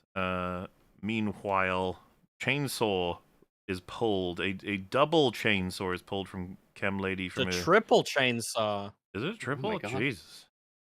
Don't you Yeah, only it's need got two one? little ones and a big one.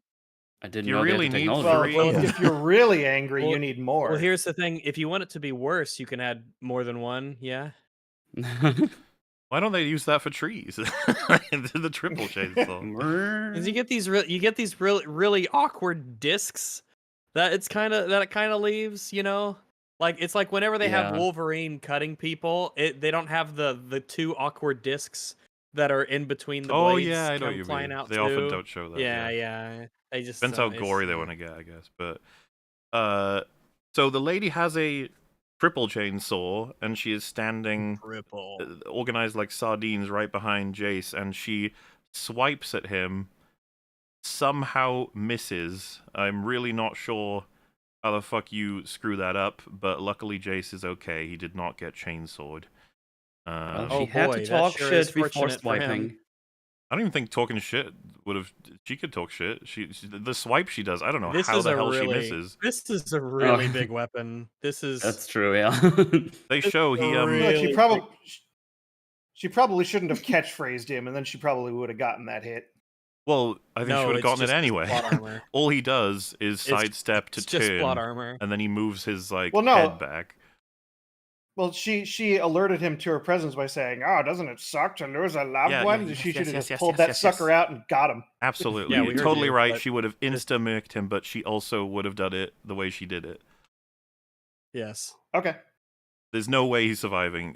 He turns around to spot that she's doing it right as she's doing it. Like he's not prepared to move that far away. She's got him. But hey, this is not the we, first instance of severe plot armor we've had in Arcane as a series. So, it's happened before. Have we talked about sorry, unless I blanked out for some reason. Have we talked about how she was able to get in? I suppose that's something we can talk about later, because we don't have all the information on that yet. Okay. Yeah, For not sure. now, we'll leave a big old question mark on how that could have happened, but we'll talk. It'll happen. No worries. Sure. So a flare goes up, presumably to signal the support that is about to arrive for these bad men. We have several enforcers very cleverly closing the distance with the chainsaw lady, and then missing their shots so that they can be murdered. The classic. Great. Awesome. Love They don't love have to see this faces, incredible though. competence. They're Yeah, wearing they're- helmets, which means that they're more likely to die. No, they They're have just Which here to means faces. they're die. basically guaranteed to Oh, die. no, a No, they got couple of them faces. do. Yeah, that's right. But most Yeah. of them don't. Get to see The him first go, victim has got a face. Yeah. Well, That's I Richard have a- Enforcers. Yeah, but most of I them. have a gun. I can't hit her. I'm moving closer. There was one of them who has like a little inky dinky baton, and the psycho killer woman with a massive chainsaw that's glowing and everything. He's just Well, like, I'm gonna be the one to take. What a her hero. out. This is you my know? day. I'm feeling What good. his heart was in the right place. Yeah, he was and like, now "I'm it's in gonna a separate get place ya." because he was Mm. chainsawed. But he couldn't quite get the kill shot. Yeah. We see Caitlyn grabs a rifle off an enforcer, which I thought was kind of funny. Like, excuse me, get your own. It's just What standing the there. fuck? I need that. Yeah. Well, he wasn't using it. He was just standing around not doing anything. Yeah, he hasn't quite accepted the situation yet, I suppose. His but face. like, "What?" He's working on Hey. processing. Then we get a big old blimp type thing, and it shoots out a whole bunch of Shimmermans. Whoa. A Here they blimp? come. I don't know if it's And a a blimp Shimmer or not. Big Daddy, It's like- too. Airship. So there's like an airship involved now? What the fuck? How is this a thing? Well, it came in real fast and real under the clouds. Slash. Well, I mean, we can have a conversation now. I guess it's not like a huge deal of how I mean, we can. how did these fellas get in here? Well, how far do we want to go here? There's information in episode 3 that gives us, Yeah. you know, Right. I think it's I don't safe see how to anything in episode jump ahead. 3 would make it so that they could get an airship in like this. you don't think anything in episode 3 would help explain it. The airship in particular, the fact that they have one, they could get it in like this, that no one would notice, that there would be nobody who would like. I don't know how you could arrange this to be something that happens or is allowed to happen that's this prominent. That's why I think the topside enforcers are kind of in on it. Not all of them, All of but them? enough. No, not all of them, just enough of them to slip some of the shit by. An airship by? Well, to get it ready in the air and everything. Yeah. You know, very To get with an very entire airship in conveniently, the air? very conveniently placed and positioned clouds is all you need. They probably They also... definitely want you to buy that the clouds were instrumental in its secrecy. yeah. It It's must a- have been it had to have been hiding in the clouds the entire time, with nobody noticing it, or no one having seen it lift off beforehand from anywhere, or take off, or is there a place for it in Zon that wouldn't be instantly spotted by anyone in Piltover? Because So it's a the big old clouds was ship. a paid actor. we know there's a lot They of paid him. air traffic in Piltover, even since the first episode, right? Like the older times in season 1. What I guess I'm saying is like the presence of an airship alone is not going to surprise anybody, but surely they're all cataloged and tracked, you'd think, by some kind of And traffic this is like control. an evil looking one too. It's got like the well, Well, because you it's got know, sharp edges, that means it's an evil one. yeah, it is. there's there is corruption within the enforcers, and there is assistance from a large power. I just don't know if it should be mentioned now or not. I don't think it's going to spoil anything to just say it now, right? Who's behind this? Might as well. Yeah. Yeah. It's got to be Mbessa. Sure. So, well, it is Mbessa. She is definitely behind this organization. Helped to facilitate I think, it. yeah, a very stupid shot in this episode is enough to give it away. That it's Mbessa or the cloud thing? What are you talking about? Mbessa, when Mhm. they're talking about who did this. And Oh it's yeah, just, no, you that's know, Oh, That- right. Oh yeah, and then that the was camera not just subtle. shows, We'll get there. no. Yeah. So anyway, yeah, That was like really funny. that is the logic for how they've managed to get in, is that Mbessa / any corrupted enforcers would have facilitated these fellas getting through security Mhm. checks, etc. Yes. It's just lucky that this guy didn't get tackled immediately while he was approaching Mel with a gun in his hand. Well, that it's was also facing just the crowd. like I said, if I I think had we're yelled, establishing very quickly the enforcers Yeah. are extremely incompetent often. yes, Yeah, because Vi just goes over those rail guards and she just kind of starts talking to these two guys that stop her, but she doesn't yell out. well, It's so like, if there's a Vi had guy with a said, gun. yeah, that enforcer is got a gun, anything, fire in a theater, the kind of thing. It's so weird they Yeah. didn't let her shout something, and it makes you think like, well, they And couldn't apparently 'cause- she's somewhat of a legend to some of them, so they'll probably listen and at least have a look, right? Her, Well, her words Well, have people some. would just like everyone would reality notice that is- there's clearly a man with a gun. Doesn't on even the stage. matter, It's to very be honest, strange but for him to be approaching the No. stage anyway, but you can clearly see the gun. It would be like, what the fuck is he Yeah. doing? Mm-hmm. But I actually take more issue with the chainsaw lady and Jace than I do with the awesome man with a gun. But hey, I want to Also, point if- out a little bit of an inconsistency too with Nose Girl. When she's wearing the hood at first, before she walks up to Jace, she has a nose. Then she just doesn't anymore. Oh, In the really? when she Really? walks When up to she Jace, turns she to has a get in? nose. Before she walks up to Jace and she's seen over that overall panning shot and everything, she has a nose. And then when she walks behind Jace, suddenly her nose is like concealed again. Okay, I'll have to trust you Oh, on that. Yeah. Yeah, I don't know how far her little thingy, her little nostril cover extends.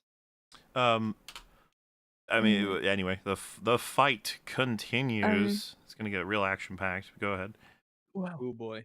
Also, like, if sorry, I keep mispronouncing her name. Ambassa was sort of orchestrating this, and she sort of made this deal with the Zon people. This woman, wouldn't there be like clear instructions whom to like kill off and who they were not allowed to touch? Because this woman is obviously her main motivation is to, off Jace, but that would be very, very big no-no for Ambassa because he's the main Hextech guy. That's That would actually be a a very huge good point. loss. Oh, It is a pretty good right. point. But Totally. yeah, Yeah. Mel being spared makes plenty of sense. Jace, on the other hand, I don't know. Well, she would just have to count on her fucking up. Yeah. Basically. Just again and again. Yeah, pretty much. Which is not something Ambessa ensures because she's not in the fight for the majority of it. Neither are men. No, well, Yeah. she waits until a specific point to intervene, but like jumping ahead, Jace gets saved by not Ambassador. She gets saved. He gets saved by Vi when he's Yeah, about to which get is an killed. outlier in this plan from what we can understand. Well, there's Oh, no wow. way that she'd be able to account for this. There's just a Right. lot that she can't account for in this Mhm. situation. I tried to take a screenshot of the nose thing you mentioned, but when I try to use light shot, Netflix goes black. So Netflix, I'll light get shot it. is I'll get it. Spoiled you again. yeah, I guess so. So the Shimmermans arrive, and we've got like Veronica Shimmerman. He's a big ol' tank iron creature thing. He's larger than we've likely ever seen before. Horrifying. What we're gonna do? And their intro when they land, they very instantly kill like 6 enforcers. It's just like dead, dead, instantly. dead. But And it doesn't. They don't have faces though. So it's it fine. does a great job of showing just how lethal, threatening, fast, and horrifying these guys are. And so our heroes are in a rough state right now. We're gonna have to do some real clever fighting to get them out of this situation. Best of luck, of course. So how does everything? I feel like you got subtext there in what you said. I don't know what you're talking about. I'm Okay, I don't excited. know what Anyway, he's talking yeah. about either. All right, let's Pringy, go. I don't know. That's a get different going. person. Yeah, that's Yeah, there you go. That's a different person. that's not the outfit she's wearing. That's a total. Jazz. Not yeah, the it's same totally person. different Okay, veil. never mind then. No, totally different veil. Oh, Oh, you dude. fool. You fool! Get rid of the tinfoil hat does. It's just There's damaging sort of a your nose. brain. Scrunch it up and eat it. Because when No, when different Chainsaw outfit. Lady No, walks, you're right. Well, because when Chainsaw Lady does walk by, you do get a bit of a profile where she sort of has a nose, but I don't know how large her schnoz is with the metal thing on it. So I Yeah, don't no, know I if you just know for made a certain. mistake. It's just a Yeah, it's all different good. person. Never mind. So we have after the killing of a bunch of enforcers, it's like, all right. So Vi comes in with, I think she's got a fire extinguisher. She hits the back of one of the Shimmer lads, and he hits her down pretty much straight away, and then goes to swipe at her, and she dodges. And then we cut over to Jace. Now the thing for me is, like, cutting away from that is a bit of a deal for me because I feel like she's gonna lose. These guys are super fast, and they can just kill you Yeah, with one she's swipe. unarmed. They They got don't like have her gauntlets. and they have like this was actually something we brought up in season 1. It was a bit of a problem. They're really powerful, such that even Jace with his hammer, it's a bit of a stretch that he does as well as he does against them. There's some good stuff in that Vi's fight sequence for more- sure. Yeah, Vi with her Vi's more gauntlets I like, can oh, buy she better makes as well, more but sense. it's just that like this is gonna be tough to help me buy this, and to cut away I'm like, all right. Like, I guess I'll have I to see what you did there. I'll have to assume it all worked out for her, I guess. We have now moved up to the stage. Chainsaw Lady is continuously swiping at Jace, and he's picked up a guardrail thing as a way to block her. It would seem Very helpful. there are just no enforcers left to be able to help him. Unfortunately, very busy with the Shimmermans, I think we should probably assume. In any case, Mhm. you know what? I don't think he needs them. What? He blocks the chainsaw, moves it to the side, and tears out one of her Bane tubes. Like the Bane tubes. Is a good way to describe it. and I like Bane tubes. I was kind of happy with this in terms of like, yeah, he's not shit. He can, even if you have a chainsaw, you know, he's still gonna have some moves. And doing that, I actually thought prematurely maybe that this fight is over, because either you're Jace and you sprint away, or you finish her off, because she's on the floor. Basically, she's dropped the chainsaw. She's going blah blah blah with the goo flowing out. You know, this is the time to finish her. Jace has already grabbed it. That's how he stopped it. Like before, he was holding on to the non-blade part to stop her Yeah. from hitting him. So he already had his hands all over it. Well, and just think of your options, right? You would either push the thing away so that she can't have it, or pick it up yourself and use it on her, or continue to just get her in a headlock, break her neck, strangle her out, punch her more until she's down, or, Rip like the I other said, tube sprint out, yeah. in the complete opposite direction such that she has no chance of catching up to you. He does not opt Oh, for yeah. any of these options. Like, I would at least buy that he would try to grab the weapon. Maybe not so much beat with his bare hands. He doesn't quite seem the type, but he doesn't even do that. So He opts for an option that I would consider possibly one of the worst things he could have done. yes, exactly. He allows Oh, her yeah, to if recover, you're- and he moves a couple meters away and hides behind a box. Yeah, it's a bit If dumb. you're but- her, Child. like jackpot. But his silly decisions aren't over yet. Oh god, Jesus. Anyway, You would think he made a mistake here. It's like, okay, no way he's gonna make another dumb mistake. That would be dumb. That would be cringe.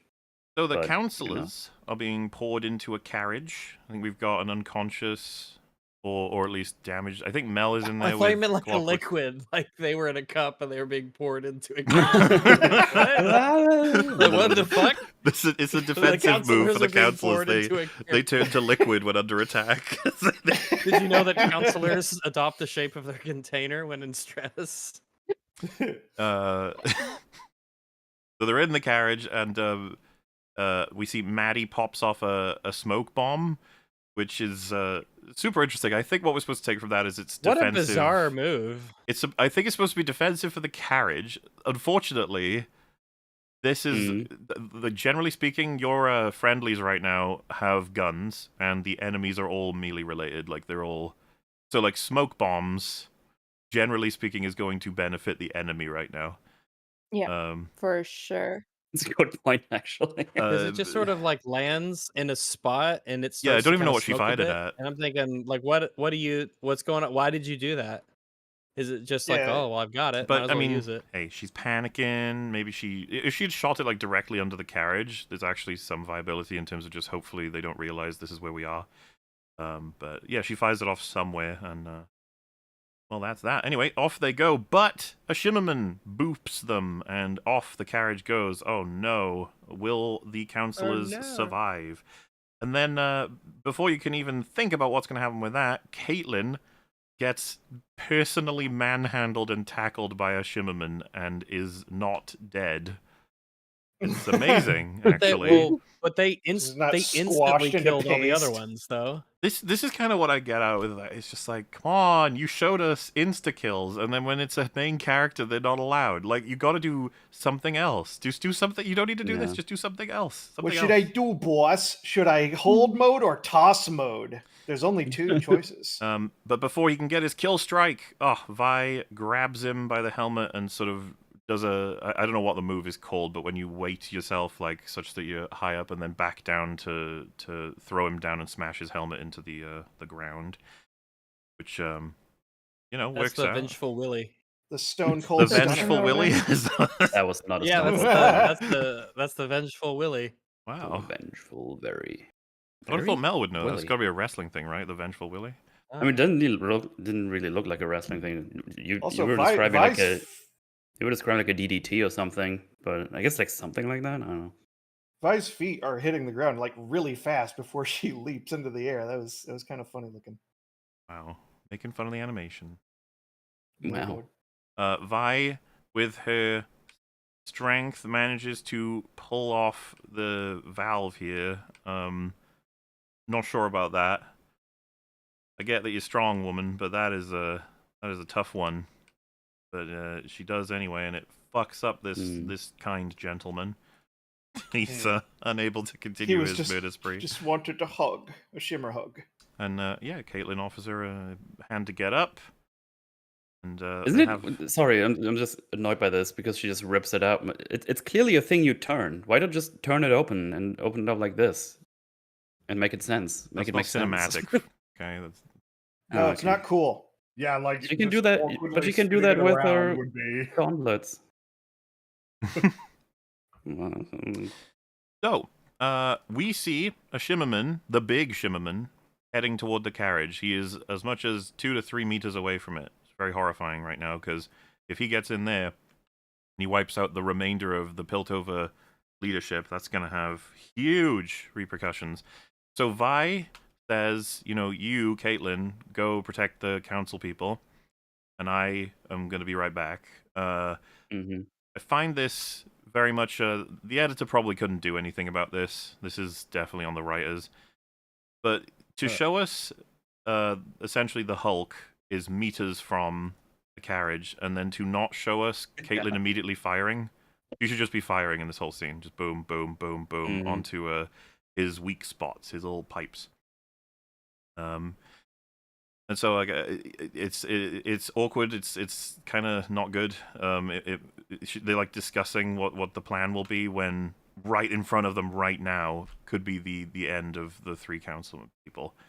So what's odd to me is just like, one, Caitlin's not acting probably in character as she would be right now, but neither is Vi. The idea, so to be clear, Vi is going to go up Piltover's capital tower to get Jace's hammer, bring it back down, and use that to overcome... specifically ends up being an attempt to overcome the Hulkman, who's after the council people. Now, I would say that if I were her in this scenario, or rather either of them, I'd be like, listen, their plan, but there's no time. We can't do that plan. Yeah. Yes. There's no way you'll be able to get there and back, and everybody still be fine. Yeah, there's no way. Obviously, It's we're doing so the far thing away. where she comes back just in time. It's like, nah. The thing is, we don't really exactly know where this is and like to where we are right now. But the way the camera goes, it looks like up to the tower. And I think what we figured out is that his workshop is like farther up in the thing, right? Yeah. Correct me if I'm wrong. I'm still not 100% sure. I'm very sure it doesn't make any, like, time-wise, it just doesn't check out one way It's or like another. you said, Metal, the shot shows like the building and kind of higher up in the building. That, Yeah. I feel like you just standard sort of, you know, television film vocabulary is that's where she's got to go, but that's really far away. I mean, Logically, it's gonna take it ages to get to the building, let alone get up the building. Yeah, get up there. The best, like, case scenario, at least it's gonna be like 5 minutes. Yeah, That's that's, still- That's that's a still- lot of That's time. probably Yeah, generous. Well, when people are killing each other, that's... This is an entire... Right, this would be like 3 missions in Dishonored all strung together. What she's trying to essentially attempt to do on the fly. Right. Also, And also, I had to step away. I was listening on my phone. The whole Caitlyn thing, not shooting, it's just her incompetence is solved if they just have her shoot and she has no ammo, and she has to like look She around needs for to get ammo, more ammo. Yeah, that would be, or that would she's be a just way to out do of it. that. She needs to go and get some, Yeah. because he's like, without bullets for my gun, I'm obviously useless against this creature. I need to go get more bullets. There's also Unfortunately, smoke everywhere. they didn't think about that. yeah, and and they instead put Caitlyn on pause all the way, like for a long time. We'll highlight it, but I saw mentioned character not acting optimally, therefore bad. You're better than this, guys. This is Hulk Machine Man. I don't know what else to call him. Shimmerman Hulk. Veronica. Here he is, and as you can see, this camera pan shows this is the counselors. So you could say he is within range of fucking them up beyond all recognition. And they show that Vi and Caitlyn see this. This is not too far away from them, and that's what prompts Vi to get the weapon, and she says to Caitlyn, defend the council people. The idea that it is simply not behaving optimally for Caitlyn to not shoot here is batshit crazy. Mm-hmm.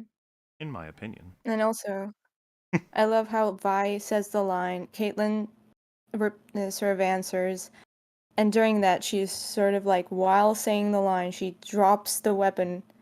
She is aiming it, and then she just... It's so weird. Like, What's interesting is she could be shooting right now, and it could be Yeah. annoying the Hulk creature, but not stopping him, and that would be fine. Like I don't need to that she would defeat him. I just need to know that she's acting in best interest of her values, but she's not. She's on pause. It's very odd, and she will be on pause for a she while. seems to be able to. She seems to be able to bullseye a lot of little weak points in this bad boy. So it's like, Oh, she is sending. Well, her shot on like Savika's arm in the first season. Oh yeah, her no, she is contest and everything, established to be the best shot there is. Yeah, when she misses a shot. Someone's just highlighted, by the way, and I wouldn't want to go this far, but it is a little bit like the fact that Vi sees this situation and it says get the counselors out of here is like, that's a death sentence. You understand that, right? Like that creature, Caitlyn's got to get the perfect bullseye on destroying it before it gets to her, when it is the most threatening thing I think we've seen in this universe so far. Mm-hmm. Also, can like Vi get into the castle or whatever without like problem? I mean, I think. Well, so that been there before. We can talk about that next. I suppose we're just getting over that sort of bit there. We can, I mean, there's a couple of things that happen, but we can just do Vi's side of the story first, then we'll go to Jace. So she will run up the tower, then she will bump into a man who drops the keys in order to justify how she can get to the weapons, because of course they would be hidden behind locks. And then she gets the hammer, Jace's hammer, and runs all the way back down, and then uses it to try and essentially save the day. She does save Jace's life with it. Timing-wise, we'll get to it in a second, but of course, one of the first questions would be, did she know what room to go to? I guess she did. The answer is yes, she did. And, or she was really quick when she was looking. Or she asked someone and they said, that's the room up there. Yeah. Did she predict that she was going to run into that guy, or like? No, that was incredibly lucky because that was just pure luck. If she hadn't run into him and he hadn't dropped his keys, like unlocked room? she would have had to have gone to the room, So realized what was it's locked, her and then OG be plan? fucked. Well, she would. She goes there, the door's locked, and then she yells, "Is anyone here? Can anyone unlock the door?" So. And that's, of course, assuming she can make it that far without all of the security going off in this building, and with all the enforcers running around, because there's an attack going on outside. Yes. And down below. Actually, I say down below. It looks like the building is actually a fair distance away from where the memorial is being held. I mean, like I say, this is like 3 Dishonored missions, like in a row, getting in, going there, getting out, stealthing through. Like this is nothing short of madness that she is able to accomplish this. Yes. That she had to decide between doing all that and just jumping the guy. That's the thing. I think big, she ain't gonna be able to jump on that. Well, no, so that's the thing. Yeah, it's probably gonna take a while to get to the hammer, but like, why? I actually think she would opt to find at least get that thing. She would opt to find something in the battlefield she can use or distract the creature. I doubt for a million years that she would go, I'm gonna go somewhere that's gonna take me so long that everyone might be dead by the time I'm back. Good luck. Good luck. Hold down the fort until I get back. Yeah, like for me, I think that she was lying and she just didn't want to fight. Vi is definitely the kind of character that would see the Veronica Shimmerman and be like, all right, like crack her knuckles and then Also, try to figure out how she's going to do this sort of thing. Like, I don't think she's the kind of character to be like, yeah, I can't do this. I have to go get the hammer, yeah, even if and everyone it dies. kind of seems out of character because especially she's established as someone who doesn't think; she just punches first. Well, there's Um, that. There's also just, why would you send yourself to get the hammer as opposed to maybe Caitlyn take her rifle and you fight the monster, you know? Like, the idea that yeah. she's like, Caitlyn, deal with the Hulk monster. I'll be back. Like, what are you talking about? What Well, should I I do? mean, Okay. All right. Vi, Okay. well, Vi sucks with a rifle. I imagine it's like, okay, the Well, it's not person who about just has to shoot, do it's not your about his shoot skill shit. with a rifle. It's about, you got one mission which is collect and retrieve a weapon, and the other mission is defend council people from a giant Hulk monster. Which do you think Vi would sort herself and Caitlyn into? Well, I have to. Well, I mean, again, when it comes to Caitlyn, they have all the guards there enough to distract everybody and fight the monsters back. She probably believes that they can buy her enough time to get that thing. She Nah, knows it works. That feels a bit of an awkward one. It's like, yeah, guys, Well, get whittled away while I go get. Well, this she hammer, she probably you has know? better faith in them to keep them back. Whether it's to she knows the hammer works. I just don't see why we're so Sacrifice hung up your that lives it's going to to buy take a me while. time to go get the hammer. I don't Oh know. yeah, what's she gonna do? She barely managed to take down that thing with the valve handle, even though she could have just spun it. But even so, she knows that her bare hands ain't gonna work. But she's seen that hammer and what it does. It insta kills those goddamn things. So it's like, yeah, I'll take the risk. Her bare hands tore off the valve of a previous Shimmerman. I don't know why she wouldn't think she could do that to the big one if she gets the jump But on him. I feel like it's just the fundamental problem is you're not going to get the hammer and get back in time. There's no way. Yeah. Well, she's willing to try if she thinks that the forces can hold those monsters back long enough for her to do it. Why would she She think knows that? that it's a Can't, guaranteed Why would win. they think that when they So- landed and they clearly killed can't. like To be 10 clear, of them in episode seconds? 8, we had, what was it, like 20 enforcers all with rifles, Yeah, and they and were they got annihilated. wiped out. Yeah, And Vi saw that. very quickly. And then she's seeing a return of that right here when they're getting Well, we annihilated. saw it before when they landed. They wiped out like a dozen enforcers in like 10, 15 seconds. And now she's counting on... Like, it's as if she knows, well, nobody's going to die because they have names. They're good. Yeah, the They'll way be Vi fine. is characterized, she would say, Caitlyn, go and get Jace's hammer. Do whatever you can to get that hammer down here now. And then she'd be like, no, I have to help people. And then Vi's like, I'll take care of it. And then you'd have that moment of like, you're going to take care of that? And Vi would be like, go, get the hammer now. And it would be pretty cool as a sacrificial sort of thing of like, I'm going to do everything I can to delay that horrifying monster until you get the weapon that can probably kill it.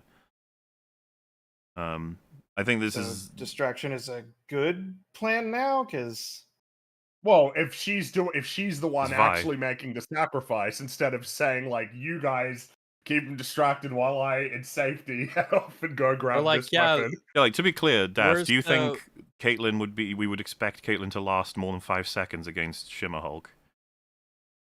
I mean, she seemed well. I think that Vi has just more faith in Caitlyn than just to be like, So Vi yeah, dude. literally just saved Caitlyn from a lesser Shimmer monster. uh-huh. Like, she was about to die. He saved her life. And now she's got to deal with a bigger one. And Caitlyn then saved Vi to the same monster. The only reason that that Vi was able to get one over on that monster is because Caitlyn shot the blade before it stabbed Vi in the face. So it's like they trust each other to get shit done. So That's I think that's starting to breach into her being incredibly stupid and careless. yeah, I wouldn't believe So for a I'm second that Vi wondering- would pit There's no Caitlyn way, against even an individual Shimmer monster, especially without a Hex Tech weapon. At any point here, did we establish that the glass at front is like unbreakable or something? Because that seems like a very easy weak spot that they would probably aim for and would easily be able to break through and choke out a person or something. We see a couple of times where they shoot the glass at the front and it can cause cracks and stuff, but cracks. I guess you need more than rifle bullets to It's break it.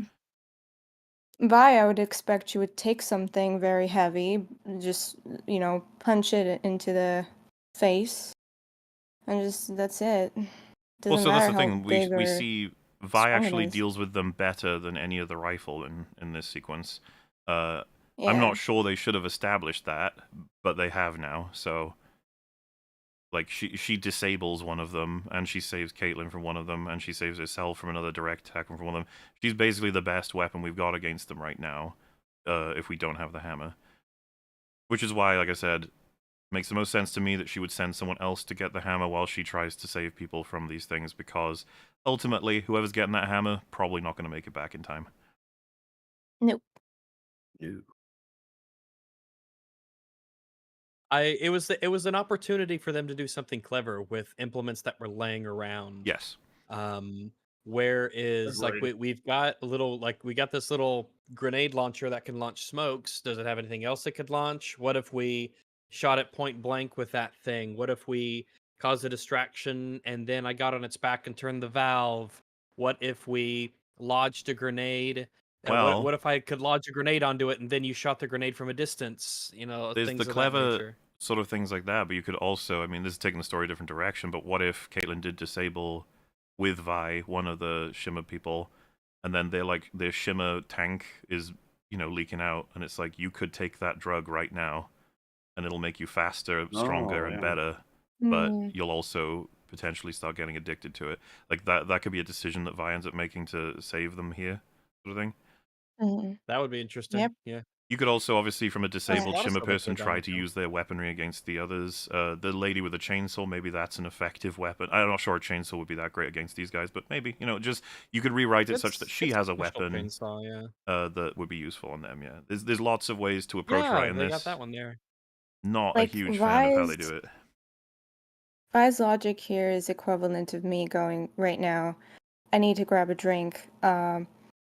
I need to run down to the nearest market, buy one, come back before this sequence is over.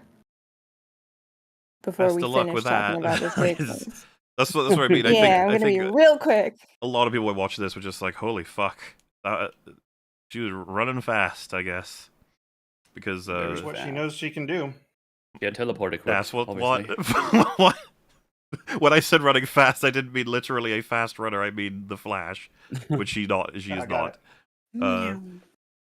So anyway, we get to see what Jace's decision was in terms of all those alternatives he had. He, like I said, went a few meters away and hid behind this box, which feels like a really odd choice that has now completely removed his advantage, because it's just hide and seek with a lady with a chainsaw, which maybe Like, not she's going to end probably well. going to find you eventually.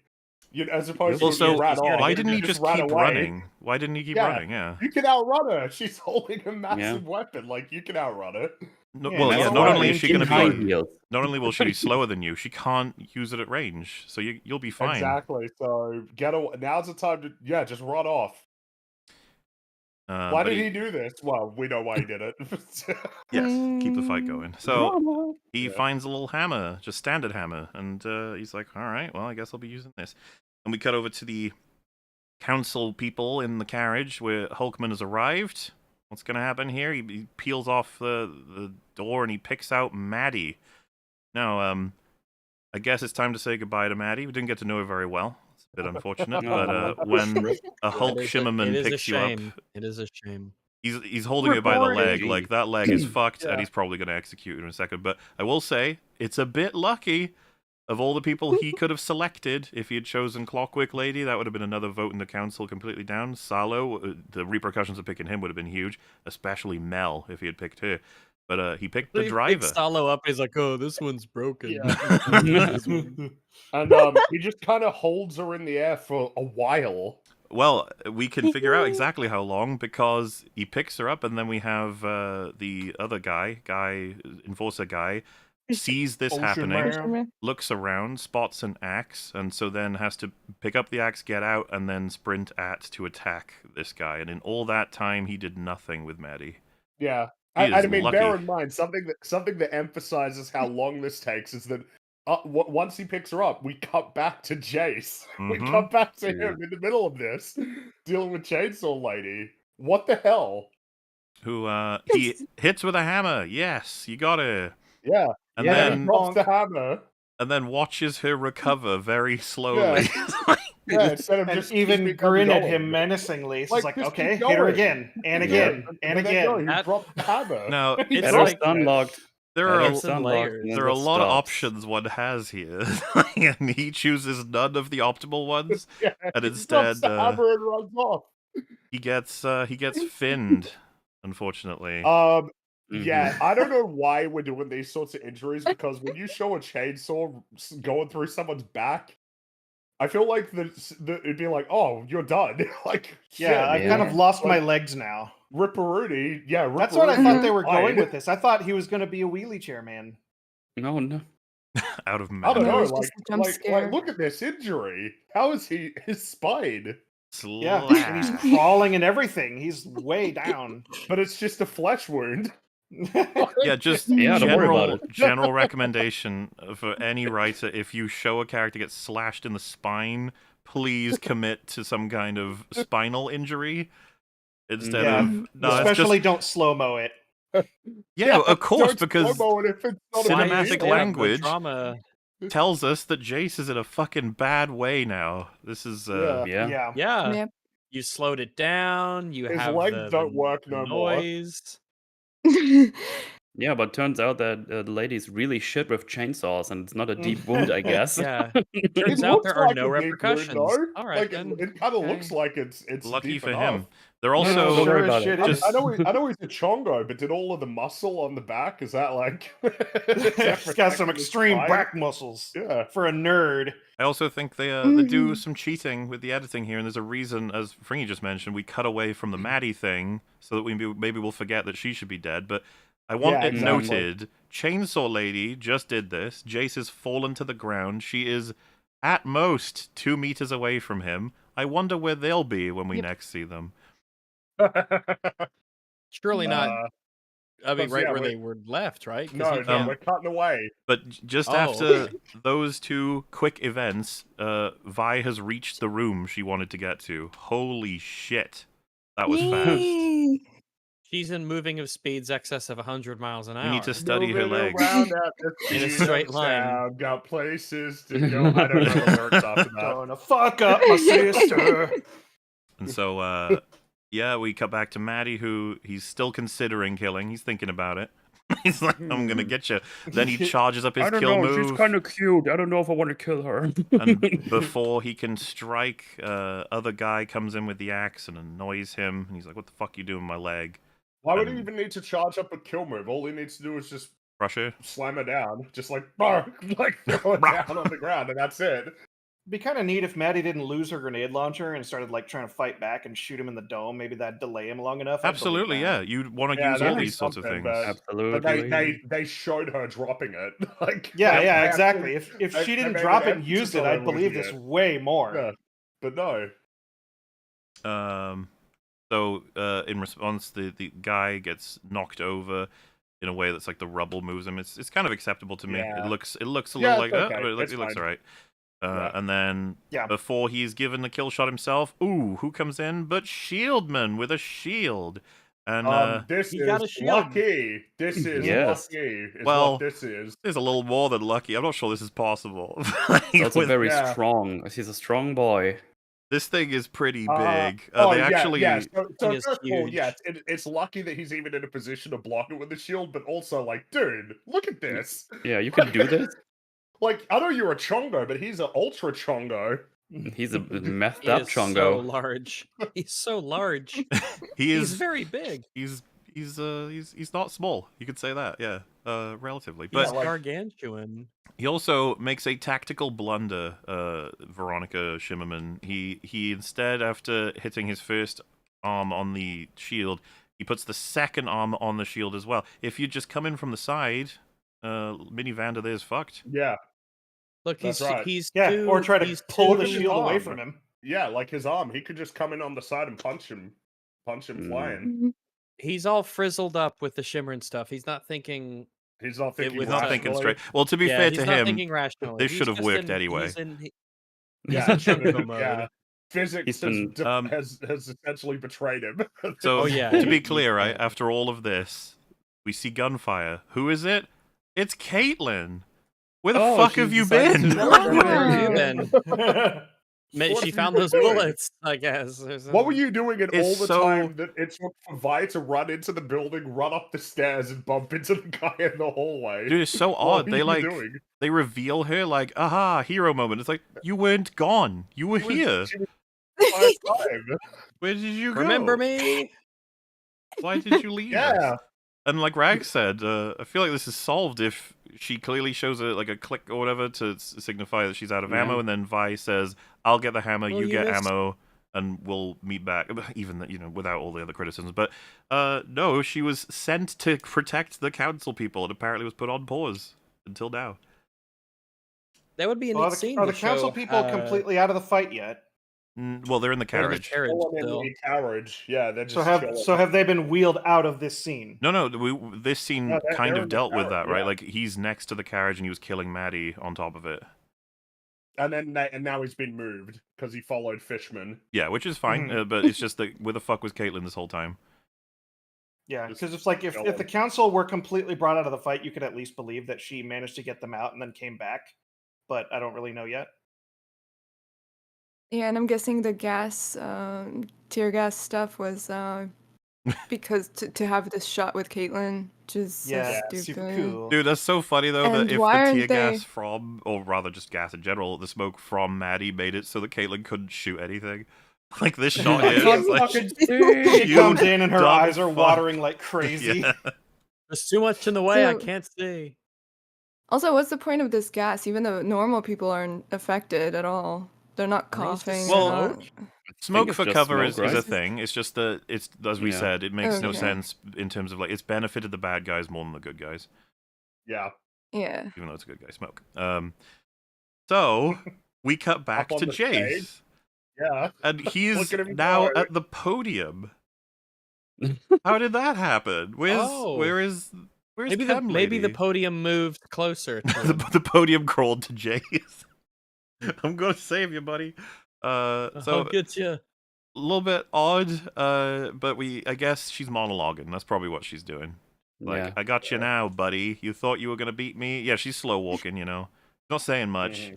But she's Kinda enjoying her enjoying it. victory. She's breathing it in. She's like, I got you now, and she says, for my son. So if it was unclear to Jace why this is happening, it ain't anymore. However, Mhm. before she can execute him, we see that No. Vi has arrived with the hammer. Holy fuck, that was Yay. fast, but here she is. Really Oh, that wow. is, fucking fast. If she was that is 5 not seconds, possible. If she was 5 seconds late, that would have been the end of Jace. Yep. Yep. Now we You- need to she's pay. just gotta be that really would be annoyed. really bad, as not to mention that would have been really bad for Ambessa's plan. If that had, Yep. if she had Oh, yeah. succeeded. You'd think Ambessa would have had a failsafe for that, but nope. Anyway, Well, this. you figure that this would be the time that she comes in and helps, right? Because I was standing on the sidelines. Now it's the time to jump into action. Save the man that who would be knows how to cool make if- Hextech weapons now. Yeah. Mhm. Yeah, the stuff that you really want for your war. Now, Oh, it would be so interesting if Ambessa was the one who jumped in here, and it would sort of seem like she's like protecting her people, but in reality, she's like stopping the plan from her own plan from like yeah. sort of Yeah. de-escalating. Yeah, if this Ambessa stopped this would Would have been be better. really cool, and the reveal of like her being behind the plan would hit a lot harder if that happened. It would add. It would remove an element of. Like it's a really dumb element of the plan as it stands right now, and that would be removed by her personally being the one Yeah, to watch. there's lots of fixes you Jace. can have here. Mhm. We're Yeah. not getting many of them. But right here, this is just like the worst outcome. It's just like, damn, man, Speaking of fucking that, lucky. Fringy, this Yeah. shot fired from Vi is going to annihilate good old, not kill, but very much harm to the point of she's being out of the game. Baron lady, she puts her little chainsaw in front of it, I guess, to try and soften the blow.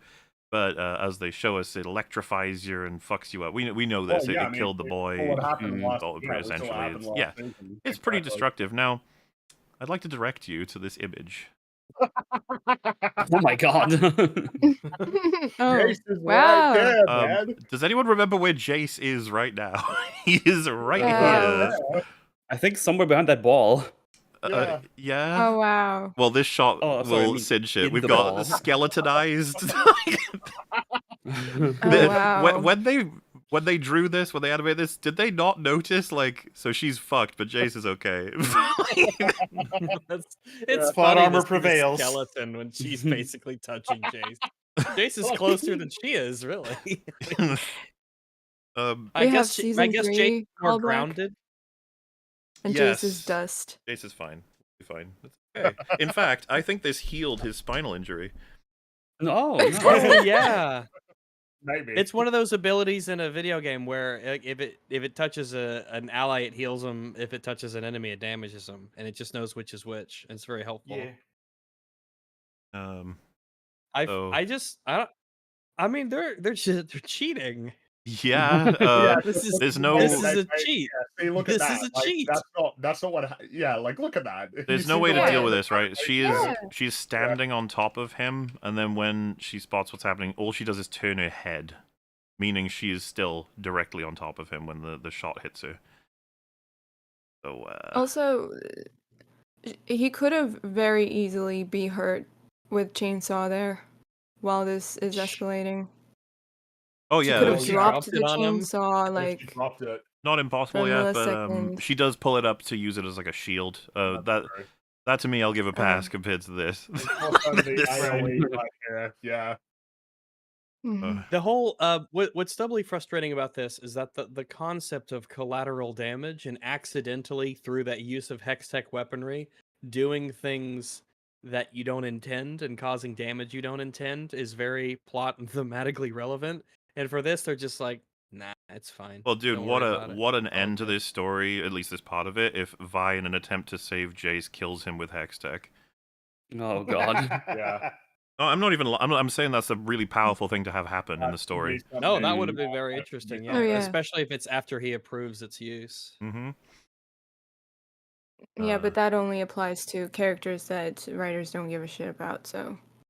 We're in a position where there's been a heavy amount of plot armor. Now, like I said, it's not like season 1 didn't have it, and you can definitely have plot armor That's some. and be a fucking great story, but this action scene, it feels like it's only been plot armor. I've not really seen anything Yeah. I can celebrate other annoying. than, animation. Because something I wished- like about the scene in general is that you can see at least the urgency of the characters to try to save each other. So if we wouldn't have had all these, weird cuts and Vi making it here in time somehow and just putting all these people on pause, it could be pretty good.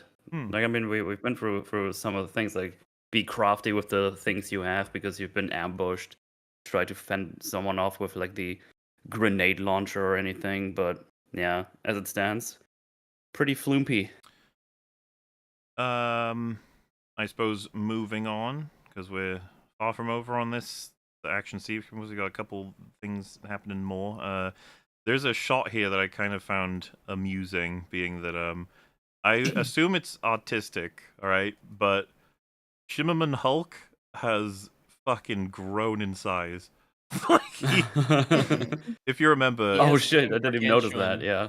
he was he was definitely big. It's just compare his size to Shieldman when we were just watching to now. Yeah. Yeah, Mhm. you could squish that little dude under his thumb. He's He like he catastrophically used his grown. This is bad he used news. his ultimate. Well, He's not Hulk anymore, he's Godzilla. yeah. I mean, the thing is now you wouldn't believe for a second that Shieldman could defend himself from this. Yeah. And the thing is, he's further away, meaning he's bigger than this in reference to Shieldman. It's just, I don't know if this was supposed to just be a like artistic rendition to make you feel as though he's more imposing. It's just a bit of a like. I think so. What? I was Yeah, I I was didn't just even like, notice whoa. The shots line up. He's big chungus. But anyway, we're coming down to the finale here. Our heroes are surrounded.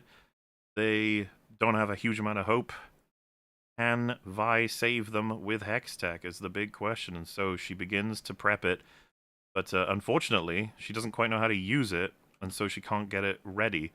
Which it has to be said, I understand the payoff they're going for here, and I do like the angle that Jace Yeah. helps her operate the weapon, thus symbolically proving that he believes Hex Tech is a solution in this scenario.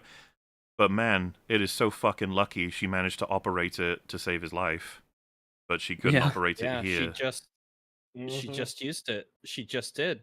She just saved his life with it. But yeah, she's going blah, blah, blah, blah, Interesting. and, yeah, he props it up for her, corrects the thing, like does a little jitter with it to make it activate properly, and helps her aim it.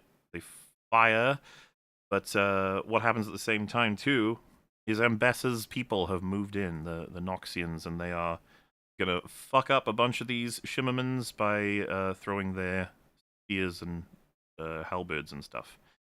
And the shot misses, which to be fair, I did have a look at when he fires those shots in the first season. They can annihilate people. They don't seem to do anything to structures.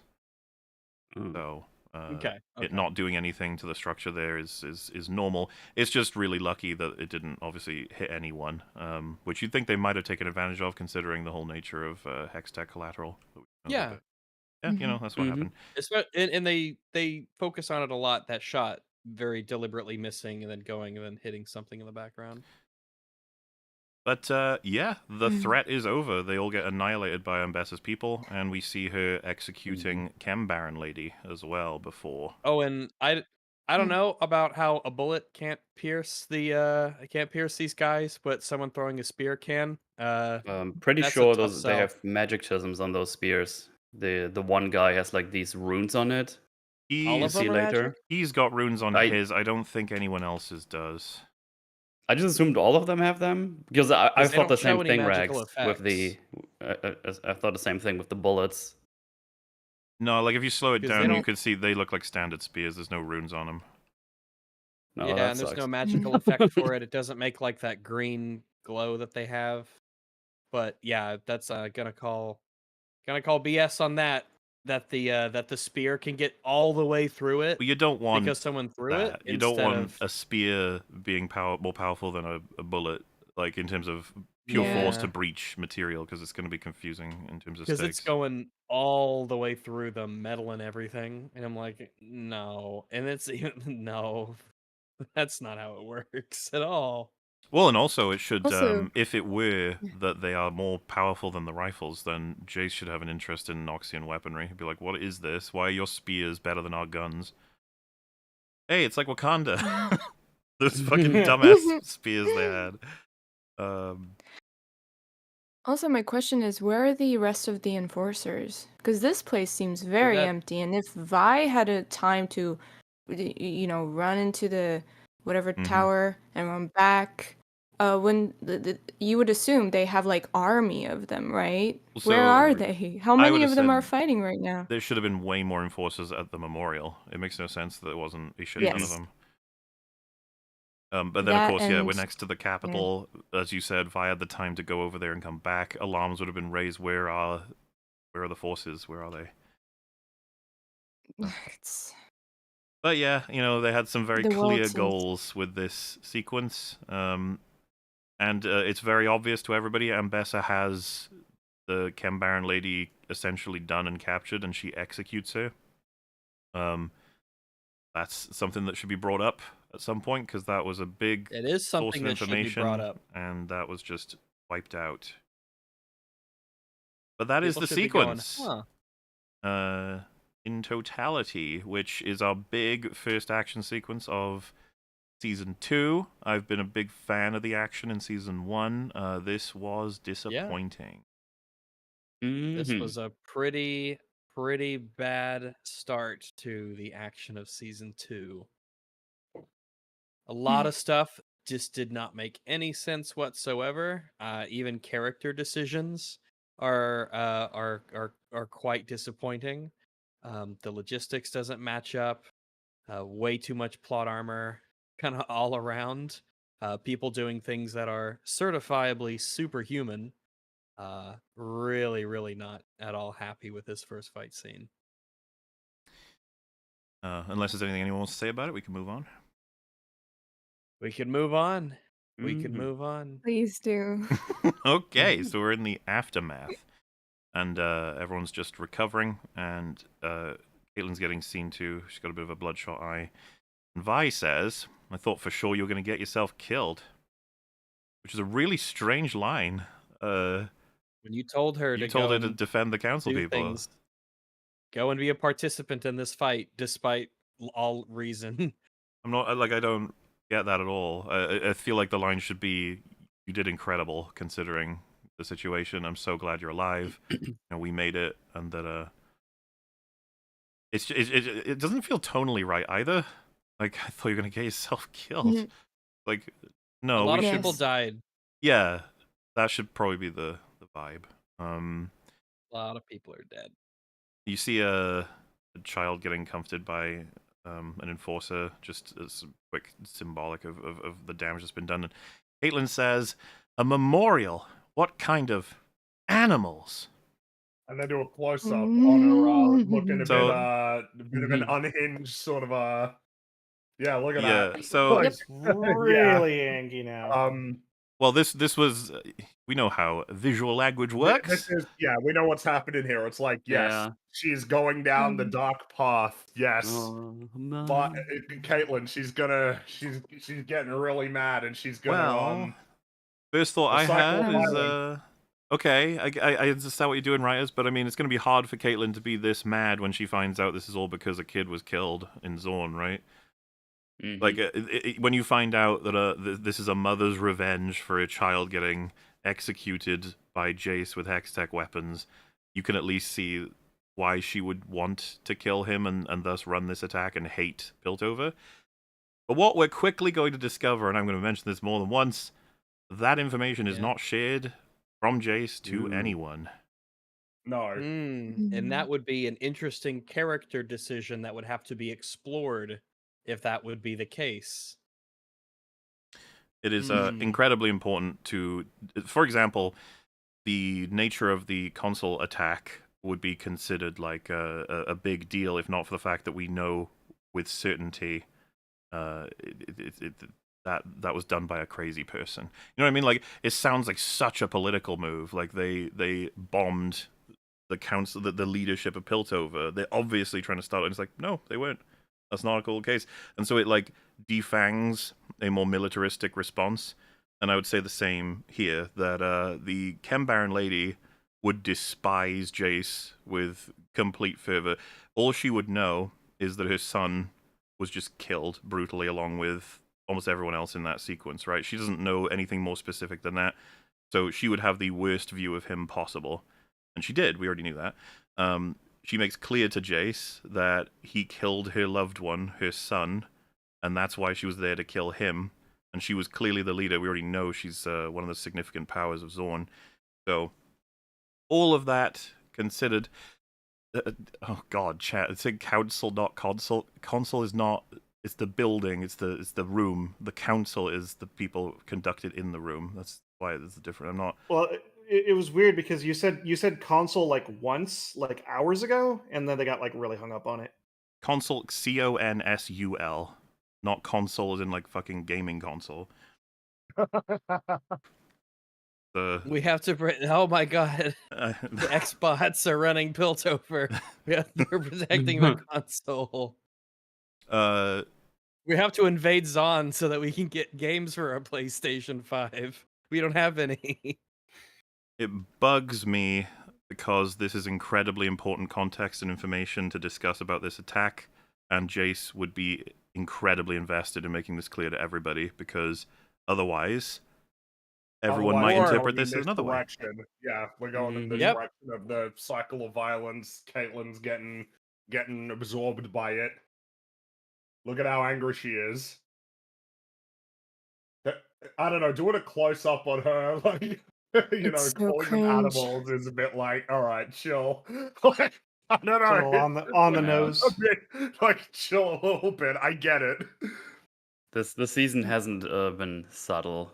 Well, so or actually, this episode or in general. You know, just no. I'm bit hyper invested in the subtlety. conversation that's going to happen with everybody about this, but to see this immediately, animals, and the camera zooms in on her mouth. I was like, oh no, no, no, no, no, no, no, no, no, no, no, no, no, no, because it'd be like writers know, like, but Caitlin will have a lot of complicated feelings about this, and she'll have to have a lot of discussions. She wouldn't immediately think of all of Zorn as like animals to be executed. Sort of, no, no, no, no, no, no.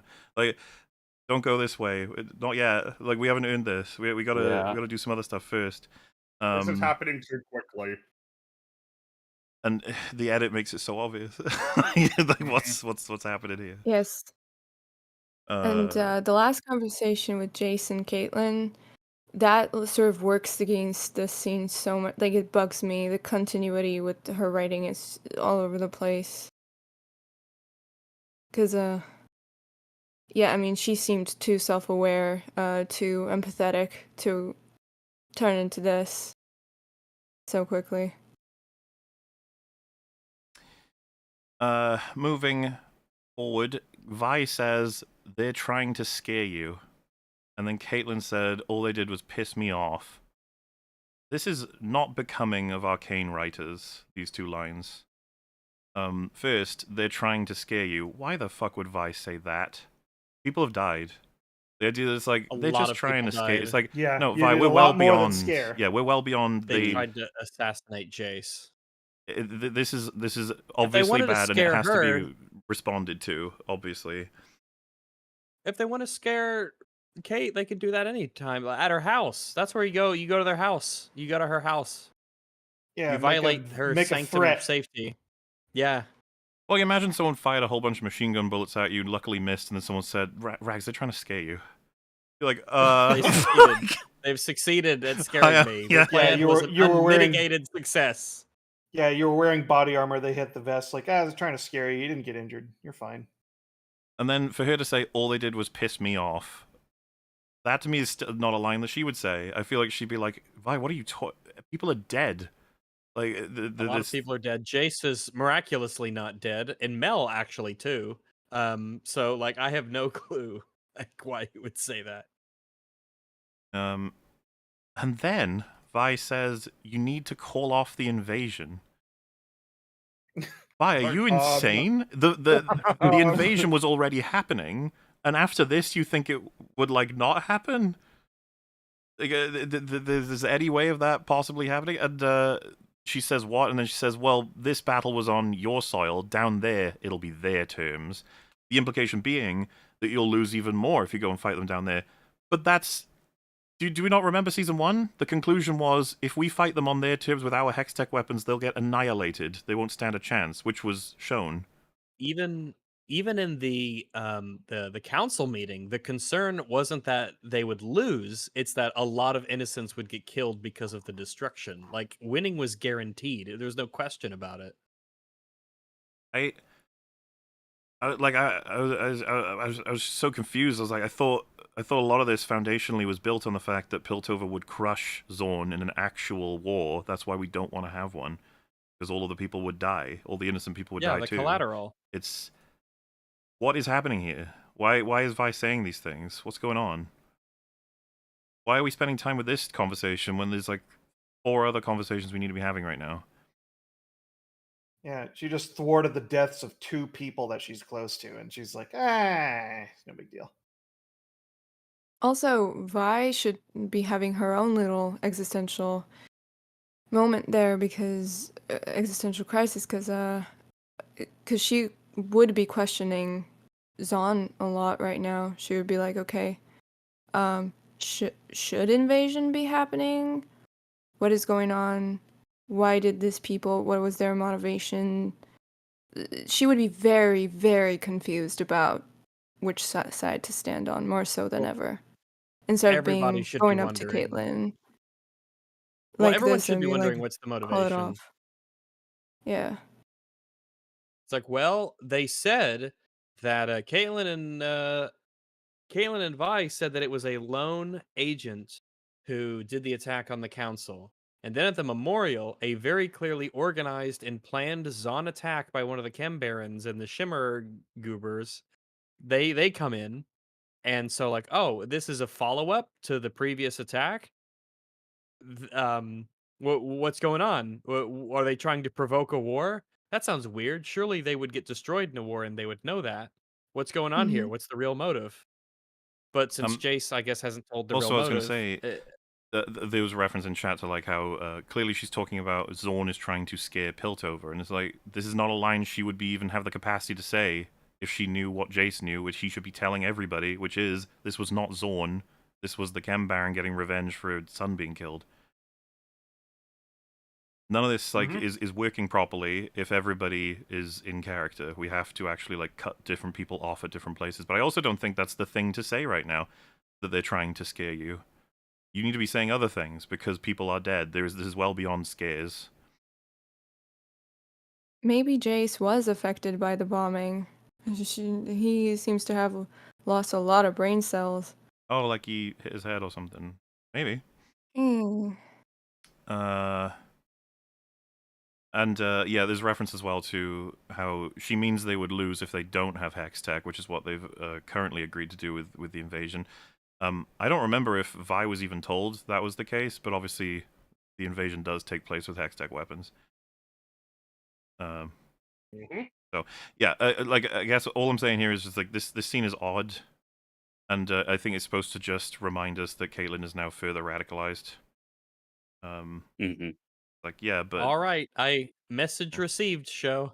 Yeah, feels like we She's should have using. had a whole season on that happening gradually and not in the first episode already, basically, or in the first I 3 feel like they could have episodes. got. I feel like with better written lines, they still could have done this with the time they had. Maybe. Maybe. I think Caitlyn says she dies and leaves this giant hole, and I'm supposed to fill it like she was never there to begin with. Meaning, I guess, you know, her taking up her mother's somewhat responsibilities of the city is weighing on her as well in this moment, I guess. But I get that, and I get the loss of her mother and everything. But I just would have thought we're focused surely on figuring out why. Immediate shock of this Yeah. situation. Mm-hmm. But I mean, I like the line that Vi gives us as the hole gets smaller, but you never fill it. I'm just not sure if Yeah. this was the time and place for that to come in. You know, this. Yeah. We The- went from talking about invasion to how Kate feels about her grief, and it doesn't Again. seem connected at all. This is something they should have had when they first met in the Yeah. episode. I feel like when they were still, Mm. when she asked Vi to be an enforcer. I feel like this is stuff that we should have had then, Well, when the loss of her mother was like a subject, Yeah. and of the very much fresher on the mind, and finally it's Kate finally opening up to somebody emotionally. And yeah, she says I was wrong to spring the badge on you. It's just every way I slice it. If I go after your sister alone, one of us comes back in a box. It's all coming apart.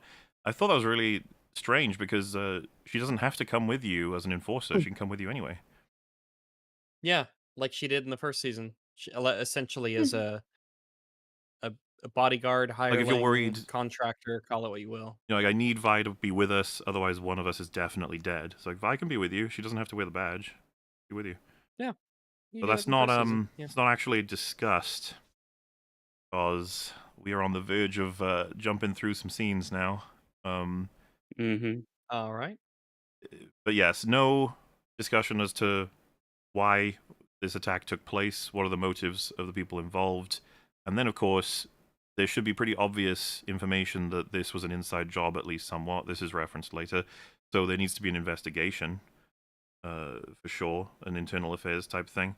I suggest a detective character, because I always love detective characters. Give them a little plot line, doing stuff. Not like the Squid Game Season 1 detective plot line, that wasn't very good. Let's not do that. No, that was long and pointless. Yeah, a little Yordle detective. That'd be kind of neat. Oh, dude, yeah, that'd be fucking awesome.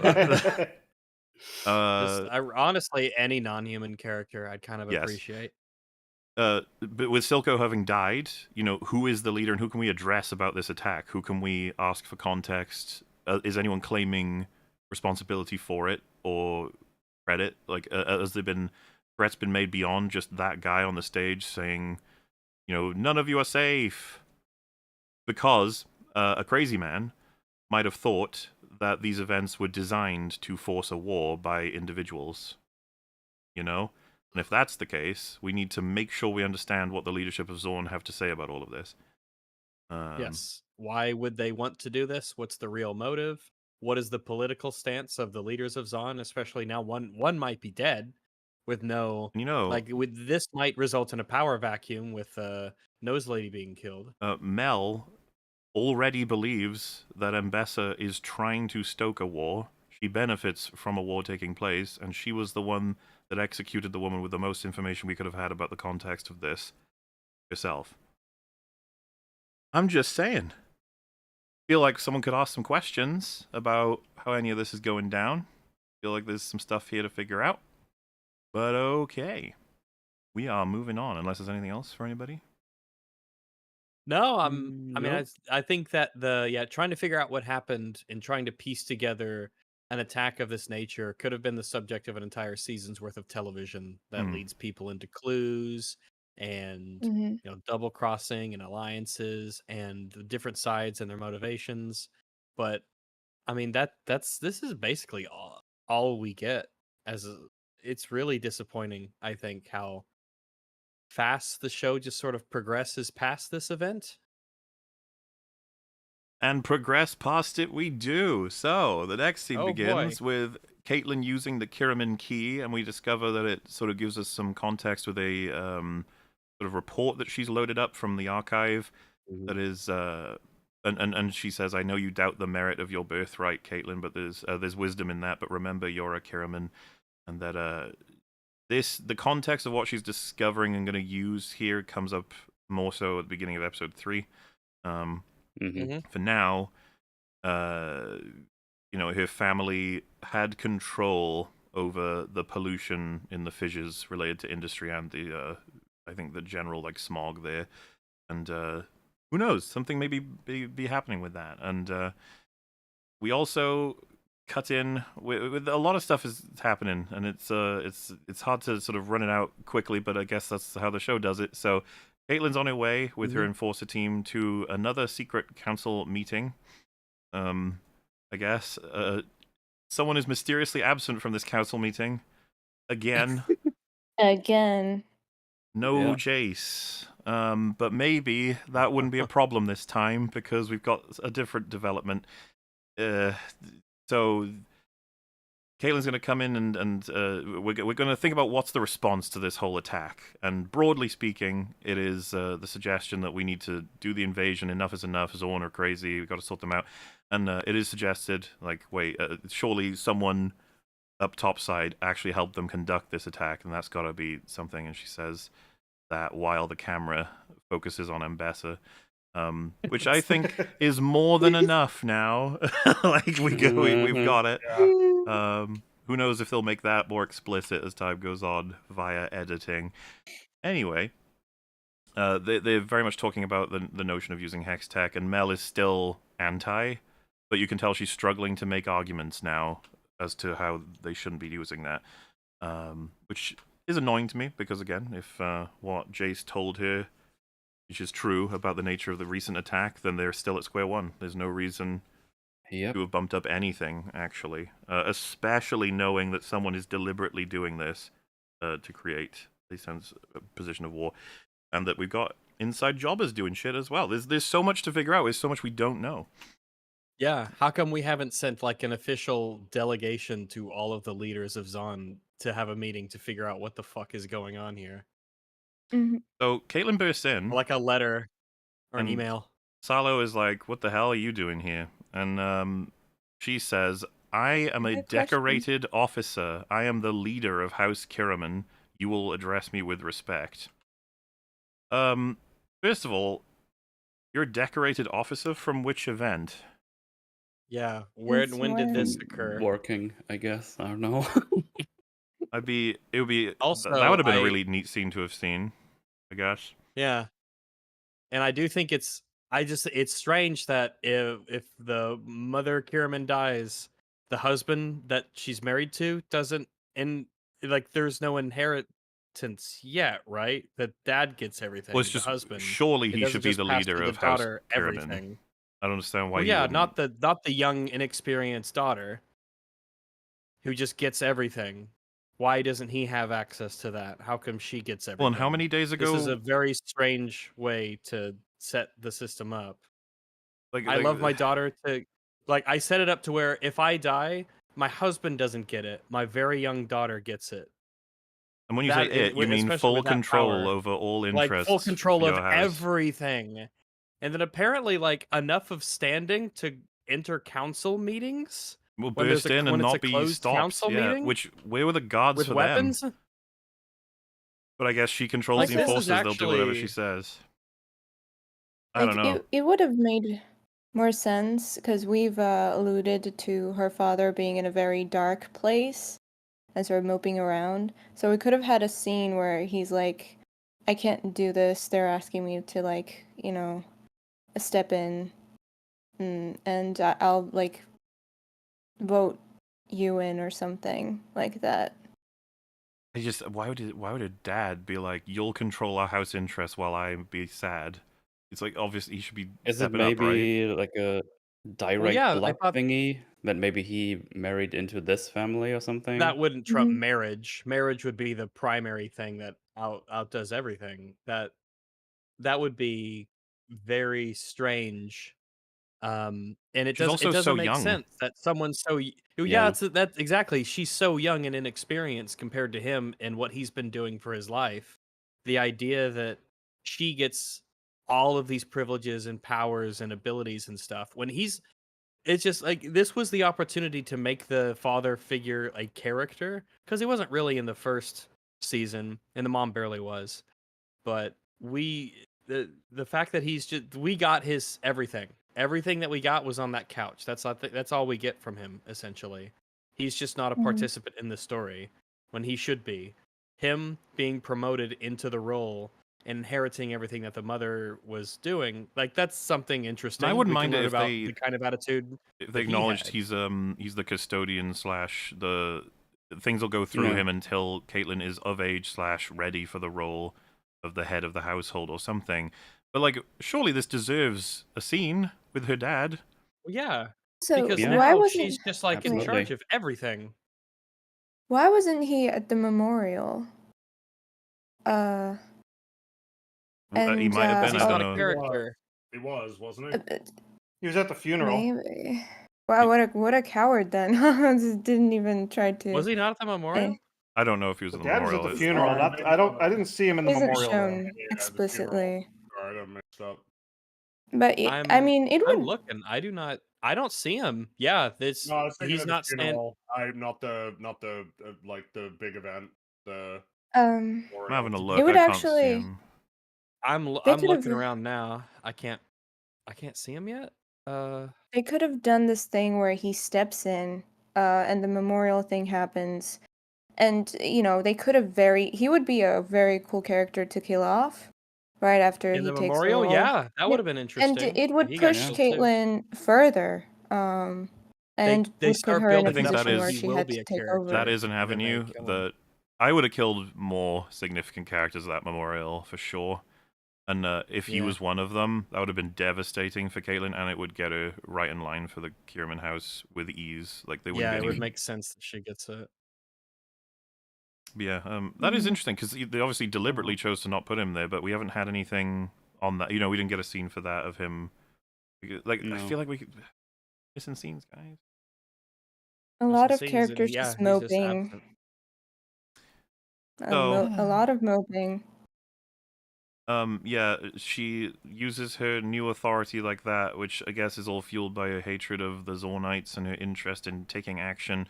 Caitlyn is slipping away a little bit, but we'll summarize the rest of this scene. We got she's got a plan. She has decided is going to be what we're going to do, and that is to invade Zorn with a strike team, and they have 3 objectives. Number 1, we're going to locate Jinx, presumably try and capture as well. 2, dismantle Shimmer, and 3, neutralize any agents that are loyal to Silco. So, Silco's that's dead. the plan. And they say, what makes you think you're going to do any better than how we fared at the memorial? And that's when they're like, well, Hextech weapons. She's got a Hextech rifle, and Vi is here with her gauntlets. I think it's amusing that they show her prepping that rifle, and then they also show Maddie with her fucking smoke gun, as though like there's any comparison of power here. As if Like, that helped you at all. yeah. Who are these random people we well, met 2 Yeah. seconds This is where ago? there's so Yeah, much I to was gonna unpack. I say. think I might just explain it all, then we'll go through it piece by piece. So the strike team is Maddie, Guy, Shieldman, Caitlin with a Hextech rifle, and Vi with an Enforcer outfit with her gauntlets that Jace has repaired. And we are seeing cuts to Jace working in his smithery, armory, blacksmith. Why am I blanking on the word of Smithy? Forge? forge? That's Forge. it. Yeah, he's in there, and he's made these weapons, meaning he approves of this decision. And the last shot of the episode is Victor very well be maybe waking up. Gooped up. He's Mm. goon Waking tomb. from his goop nap. There's a lot to say. Vi becoming an enforcer is like a big deal. Yeah. It is a big deal. It That's a happens really so big deal. quickly and suddenly. It's kind of weird. Why is this such a low bitrate image? Because funny, someone sent it to me. It's really funny. I really enjoy it. Is that him on the shield?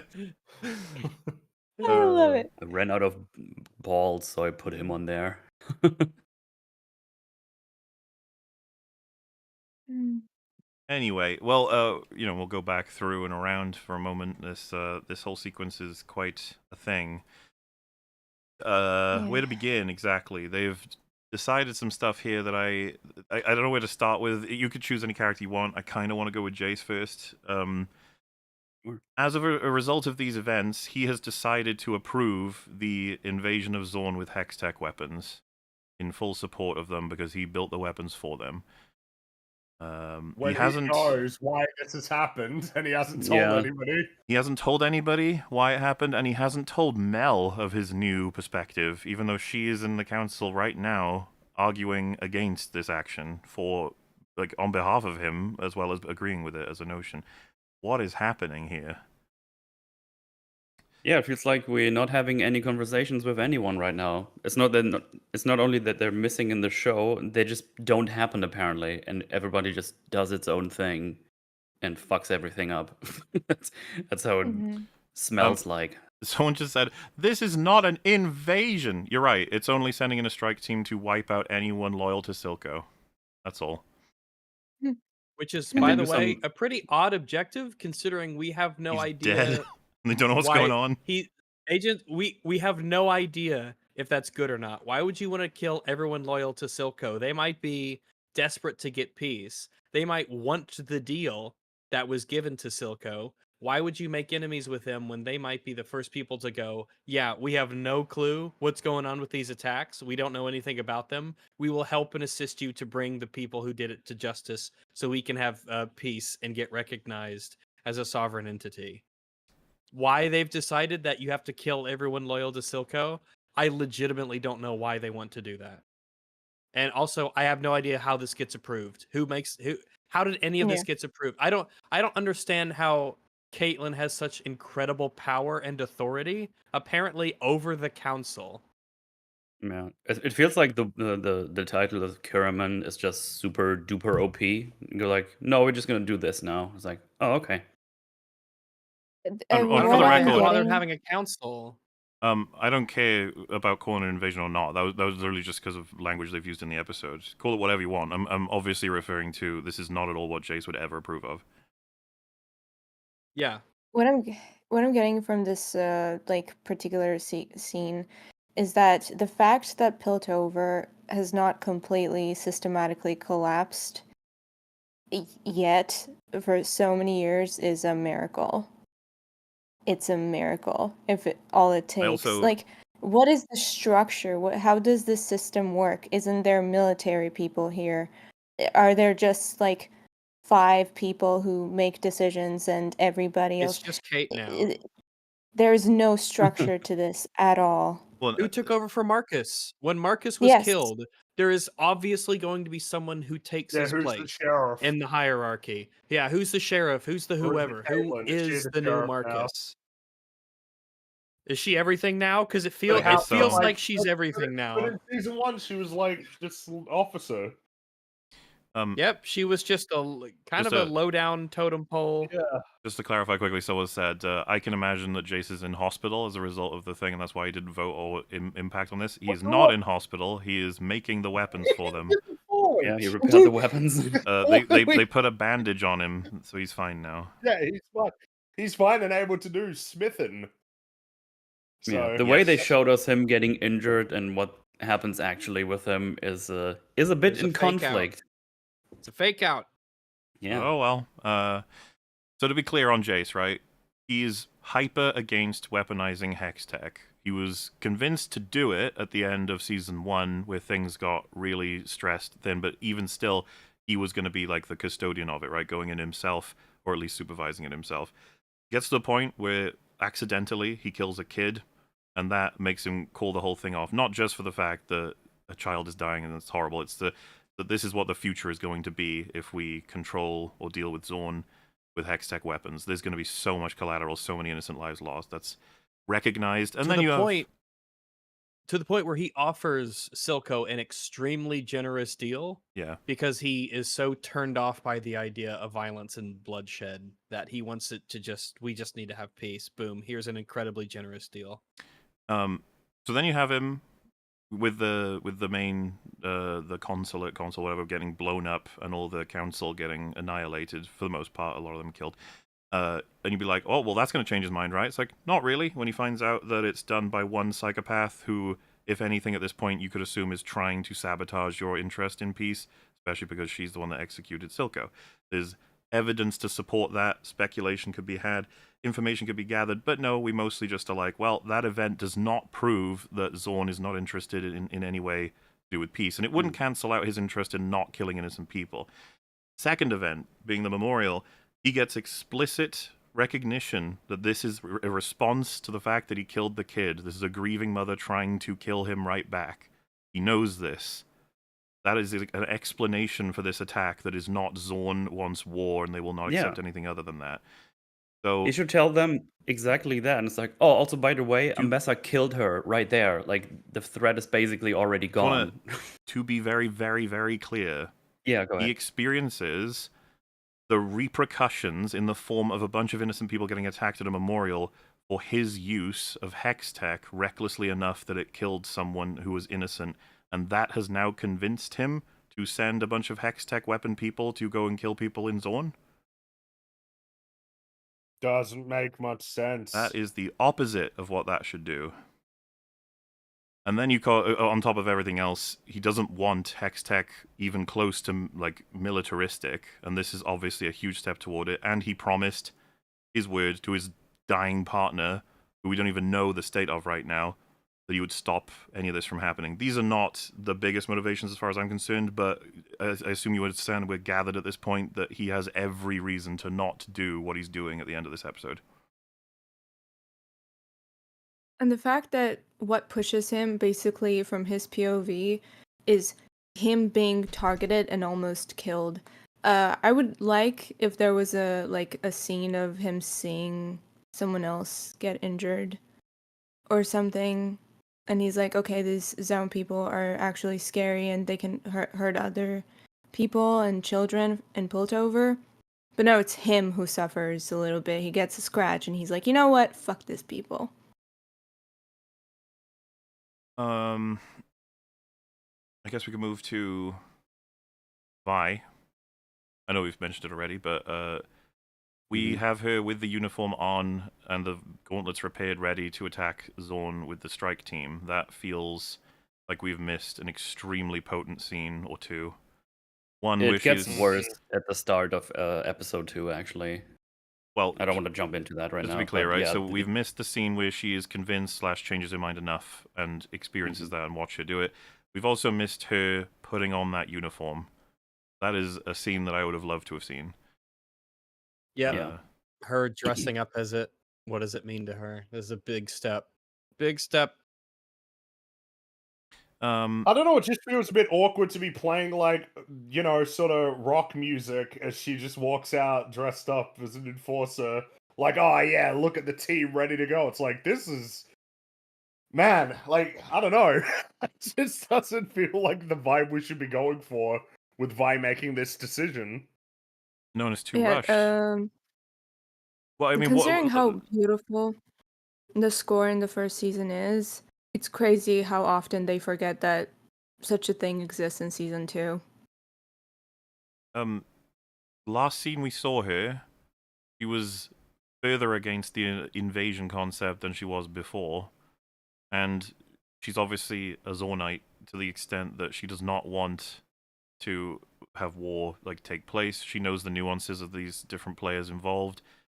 That is huge potential for a discussion, and they skipped us past it to say she's now convinced, and you're like, but I need to know how and why, man. Her eyes at least show a bit of confliction as she walks into the room. Like, her eyes are down at the floor for most of that walk, and then she finally blinks and finally looks up to where of course, everyone else is. So you can see that she's still pretty conflicted. At least she didn't go into this thing like, "Yep, completely convinced of this now." What is funny to me, if you asked me what is the hardest thing for them to they have to accomplish in season 2, after the context of season 1, knowing League of Legends lore, I'd be like, oh, they will probably have to do so much to get Vi to put on an enforcer outfit. That would be the most complicated thing, the biggest challenge they have to tackle. And here we are. The conversation doesn't. It all happens behind the scenes. It happens in the background. We don't even see how it happens. The hardest thing they had to do, it happens off screen. Are you kidding me? Yeah, there's so many things where you can see it's like, oh, I know how we could get here, but why are we already here? Like, where's all the conversations we should have? Where's all the conflicting arguments and whatnot? Where are all those? Because now we went from, why are you even offering me the badge to, okay, we're going in there. Like, why is there not a scene where they talk about it's like, hey, it's either us as the task force going down on a small scale, or it's going to be someone else doing a large scale invasion, which is going to be even more deadly. Like, there's things you can do, but we're just here now, and I don't think we're going to get anything else after this. And then, of course, what is this team? Why is this the team? Yeah, like, I don't even know why it would be like, oh, look at this Fishman. 3 characters who got introduced this episode that most people probably wouldn't have known or remembered the names for.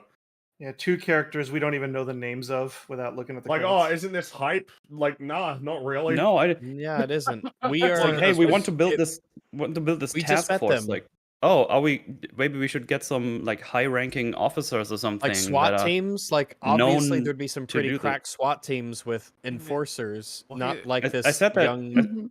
This would be like a place where you could just introduce an actual League of Legends character as a legendary enforcer man. I can't think of one right now, but you could put one in here right now. You can work with that.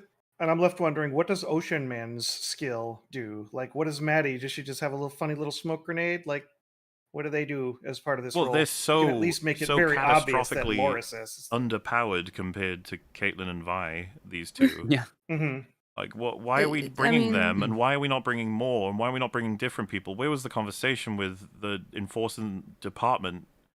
And I guess she has overpowered everyone in terms of making Vi an enforcer. That's the case now. That's something that's allowed. There's just so much stuff that we haven't done properly. There's a whole institution here that's been completely ignored, and surely there are veteran enforcers that we should be taking, not these guys. Well, yeah, it's starting to make the world feel a lot smaller. It's like Caitlyn being seemingly effectively in charge, and then it's like, oh yeah, here's the enforcer crew of mainly characters that were introduced in this episode. Like, yeah, 2 of them haven't been named yet. I'm pretty sure. I don't think we heard the names of those guys yet. Which is so unusual for not in the show. No. Yeah, only in the credits. So unusual for the Arcane writers to not. Yeah, like this image feels like, oh shit, it's the Avengers, you know? It's like, but I don't but it shouldn't even be an Avengers moment. Like, Vi putting on the we don't know these people. Uniform is not meant to be like hype. No, it's like a big decision. It's a tragedy. For her. Yeah.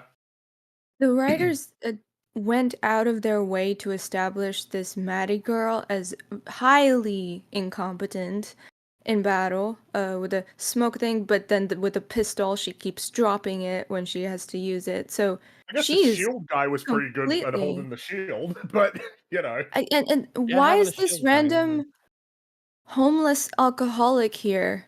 He's not even an enforcer. he He's wasn't an just a enforcer, and now he's homeless. part of an elite strike Oh, team. I'm pretty sure he I was thought he because was he an was enforcer. wearing He the had the Was jacket. Was he? Right. He My was bad. just Never hanging mind. out and being drunk because he probably He was sad. I'm was just sad or curious. something. Well, we don't know He why he joined the was sad or if memorial he not even on was. duty. I'm just Oh no, he sitting was here just there. wondering. Yeah, I'm just sitting here wondering. It's all like, why don't they tell him to button up his shit and stop acting like a drunk asshole? It's like, oh, that guy, come on in, enjoy the fucking memorial. Yeah, the thing is, I was confused as well because I thought also it's like, wait, the drunk man is just here now. But then someone pointed out when we were talking about it on the force, like, no, he had like an Yeah, enforcer that's garb on. It's like, oh, okay, yeah, I guess he was an okay. enforcer man. Oh, great that Uh, the show established that very well. So we don't have to question it. There's It was so well done. True. There's a curious line in here as well. At one point, it said, "We are not prepared for a full-scale invasion. The Undercity's attack proves that." Like, well, no, it doesn't. You were attacked by 5 Shimmer monsters and a Shimmer Hulk, and you managed to beat them back with rifles, basic rifles, and spears. Like, you won. Yeah. And you weren't even prepared, and Also- nowhere near the amount of men you had involved were there, and you don't have hex tech weapons at the time. It's like, you would annihilate them. Nothing has changed. Yeah. You could just use the Noxus soldiers to just absolutely wreck their shit. Well, I guess the only question is, did they know about the Noxus soldiers being willing to like fight with them at the time? I mean, that's Or almost... was this the Noxus soldiers' I'm sales not- pitch? Look what we just did, guys. What I'm trying to highlight is not that they can use all of those soldiers to annihilate them. I'm saying that their spear throws were enough to dismantle the Shimmer monsters. So, what is the concern? You have rifles. All of you have rifles. And if you all have hex tech rifles, well, then it's fucking over. Like, it's weird to make the statement that, like, oh, well, that event has proven that we can't quite just invade them. It's like, well, no, you can. Definitely can. I mean, we get way more proof of that soon enough anyway. Well, characters Mhm. even mentioned later that the enforcers actually outnumber them. Like, there are more enforcers, unless I got it backwards. Didn't they say No, that in episode next 2? episode they say that. Yeah. Yeah. Yeah. If I didn't know better, I would assume, like, if this was just a random, I had no context for what I was watching, I'd just assume that they just didn't have enough budget to animate new characters or new places because the world seems so small right now. There are no new characters, very limited amount. There are no new environments, just buildings and like same 3 people doing everything basically. Well, but we know that's not true because the show has like a $250 million budget. Yeah. And so it's crazy. What? How? Mm. Why didn't Jace tell Mel about this newfound... Something that's been on my mind. I just don't understand it at all. Those two are supposed to, like, cover everything. They kind of lead Piltover together. The idea that he's decided Yeah. he's happy for them to essentially provoke a war with Hextech weapons going into a special strike team into Zorn, and he didn't tell her? Like, because this is all a surprise to her. Why would it be? Jace had to forge that fucking rifle for Caitlyn. Well, yeah, it's almost like they treat it like he's in the forge right now, but he's not. Like, he was in the forge when he made the weapon, and then he could have had a conversation with her. You know, like how it's sort of intercut with him working as they're announcing themselves? Or it's almost like it tricks you. It's like, no, but he would have done that, like, hours ago, days ago, potentially. But I don't know, he's not involved.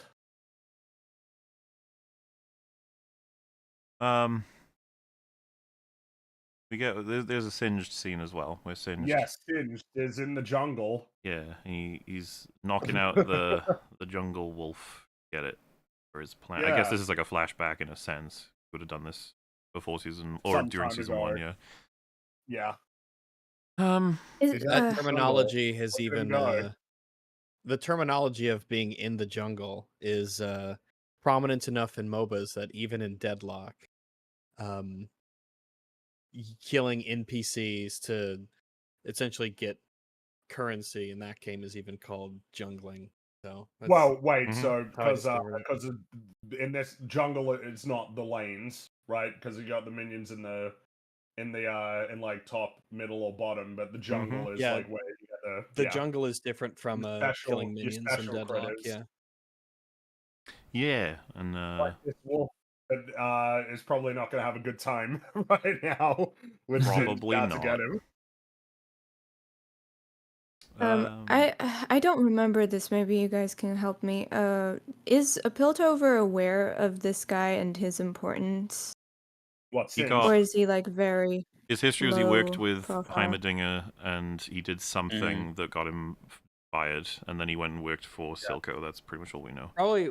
What if it Yeah, was I something mean- completely unrelated to science? It was like sexual harassment or something like that. That fired him.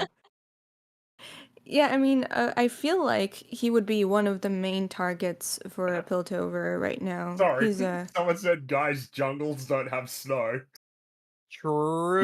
True. He got us. I don't That's even know a if we should fair address point. that. Marketplace of ideas. That's a No, fair of course point. not. We've been Jungles don't have destroyed. snow. This is not the jungle. You're right. Destroyed. It's, Well, anyway, it's hard to Singed- know. It's hard to know what to explain and what not to. Sometimes you assume everyone's on the same plane. I thought Rags covered it. Jungle is a location in the League of Legends game, as it is in lots of MOBAs and other games. It is where you can find creatures to kill for extra benefits or standard money. We get 5 roles per game in a MOBA. One of them is top, one is mid, 2 are bot, and then 1 will be jungle, because that's just an evolution of how those games work. You kill all the jungle minions and you try to gank, and then the jungle start. Yeah, exactly. Yeah, so jump in. I in the recently jungle started to play jungle. are the wolves as one of the benefits, and yeah, this is satisfying for League fans because he's there's taking a out the league. wolves. It's like, hey, look, he's from League of Legends, like all these other characters. Yeah, like we're just talking about it like game mechanics and stuff, blah blah blah. It's all fine. This is a fine scene. I am fine with this scene. Well, This yeah, is a scene that I'm fine with. I find it fun, Yeah. Me. and I want to see more Singed adventures. Like, what's he getting up to? Yeah. what little side projects is he working on? I think you wouldn't like what he's up to. He does a lot of things with animals that you wouldn't enjoy. No, I know. I mean, we saw there was the Yeah. big axolotl, and then and he was happy, and then eventually he was sad. Oh man. The mutation must survive. Saddle-lotl. Saddle-lotl. That doesn't really work Yeah, that well. no, Never mind. It's kind of working, but that's episode 1. That's Yes. episode 1. That is episode 1. How's everyone feeling? All right. Look, right, it's one Sure. episode. That's true. It is one One. episode. Episode 1. Now we got episode 2. Yes, What? we do. What's next? 3? No, 2, Well, idiot. not yet. No, after Yeah, 2. two. When That'll be 2 like is- 3, 4, 5. There's loads of numbers. I don't know why you said there was only 1. Idiot. It was at least 2. Well, on we go then. Episode On 2. we go then. We have Jinx and Silco in a sort of dreamlike state reminiscent of the opening of episode 3 in season 1. Now, I suppose a way to do this might be to talk about what happened in that season's version, because it is arguably a foundation for what's happening in this one. If you remember, he talks about what it's like to drown, and he says it's a story of opposites. This is in season 1 now. He says there's peace in water.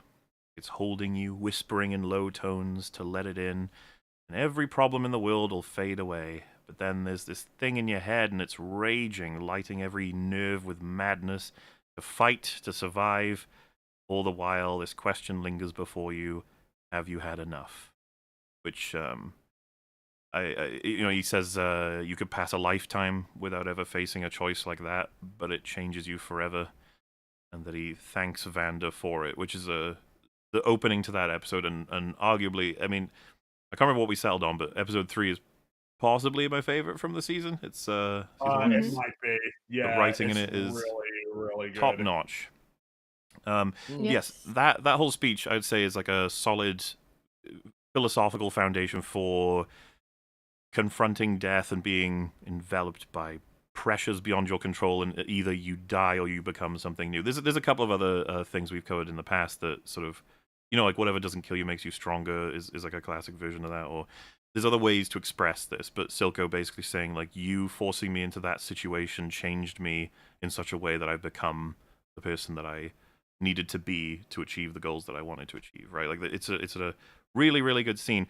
But what I like about it so much as well is that it's like a telling of the history and the future of Piltover as the civil wars that take place, what happens to all of the individuals and what they do to each other with each effort, in response to each other. It's like a perpetual cycle of violence, you might even say, which was fun to compare Arcane and The Last of Us 2, who both wanted to pull off that thematic sort of messaging, and we had a distinct polar opposite in terms of execution.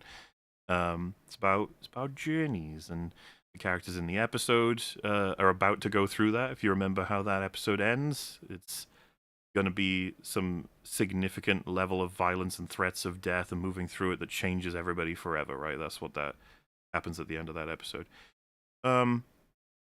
Season 2, this episode is, I guess, I'll just summarize it quickly first. So, in terms of dialogue, Jinx says, "It's all gone to shit. The Chem Barons are warring for control of the lanes. Wannabe street thugs are squabbling over scraps, just like when Vander died. Except this time, Silco's not here to put everything back together. And that's because someone put all those holes in you." And then it shows us visuals of those two together, and then him dying in black and white. And then she says, "Vi said that I could fix everything before I broke everything." And she used to say that a lot. You used to say a lot, used to boss me around. But what am I supposed to do now? Because it's so quiet. And then they play that same notion from Silco saying, "Have you had enough?" And she does herself a bit of a scream. And that is the scene. The implication here is that a new voice of guilt has just been added to the plethora of voices in her head from the people that she has killed. So when that last line comes in, she's like, "Oh, another voice for my subconscious to get pissed about." Yeah. I really like that in season 1 at the end, right after she kills Silco, there's this moment where you can, like, in this sound department, you can hear the little something going up in her head. So that sort of little alludes to, it's a foreshadowing that his voice did get at, did get into her head or added to the her little collection there. So that was like very heartbreaking in season 1. And I didn't mind this scene as a continuation, or like an introduction to her character. Yeah, but I found didn't. the flashbacks that were integrated Yes. into it odd. Yes, It very that's much I felt like, hated yeah, that. this is what happened, just in case you forgot. I very much Yeah, got that it's vibe. Well, it really bugs me that this scene and this sequence does not trust us to remember one of the most integral things that happens in the last episode. Yeah, it really bugs me. for me, I would be even slightly more cynical about it, definitely being like expositional and sort of previously on-y, because a lot of this dialogue is so not important to repeat. Her saying, like, "It's all gone to shit." It'd be like, well, yeah. The Chem Barons are warring for control of the lanes. Like Well, we're yeah. about to see that as well. I would say we're about to yeah, see that in a way better way too. yeah.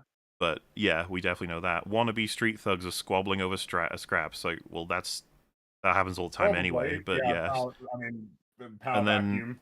Yeah. just like when Vander had died, you're like, yeah, yep, yeah, that makes sense too. Except this time you're not here to put it back together. Like, yeah, like we're already there. Like, we know all of this, and then she says because I think someone's killed you.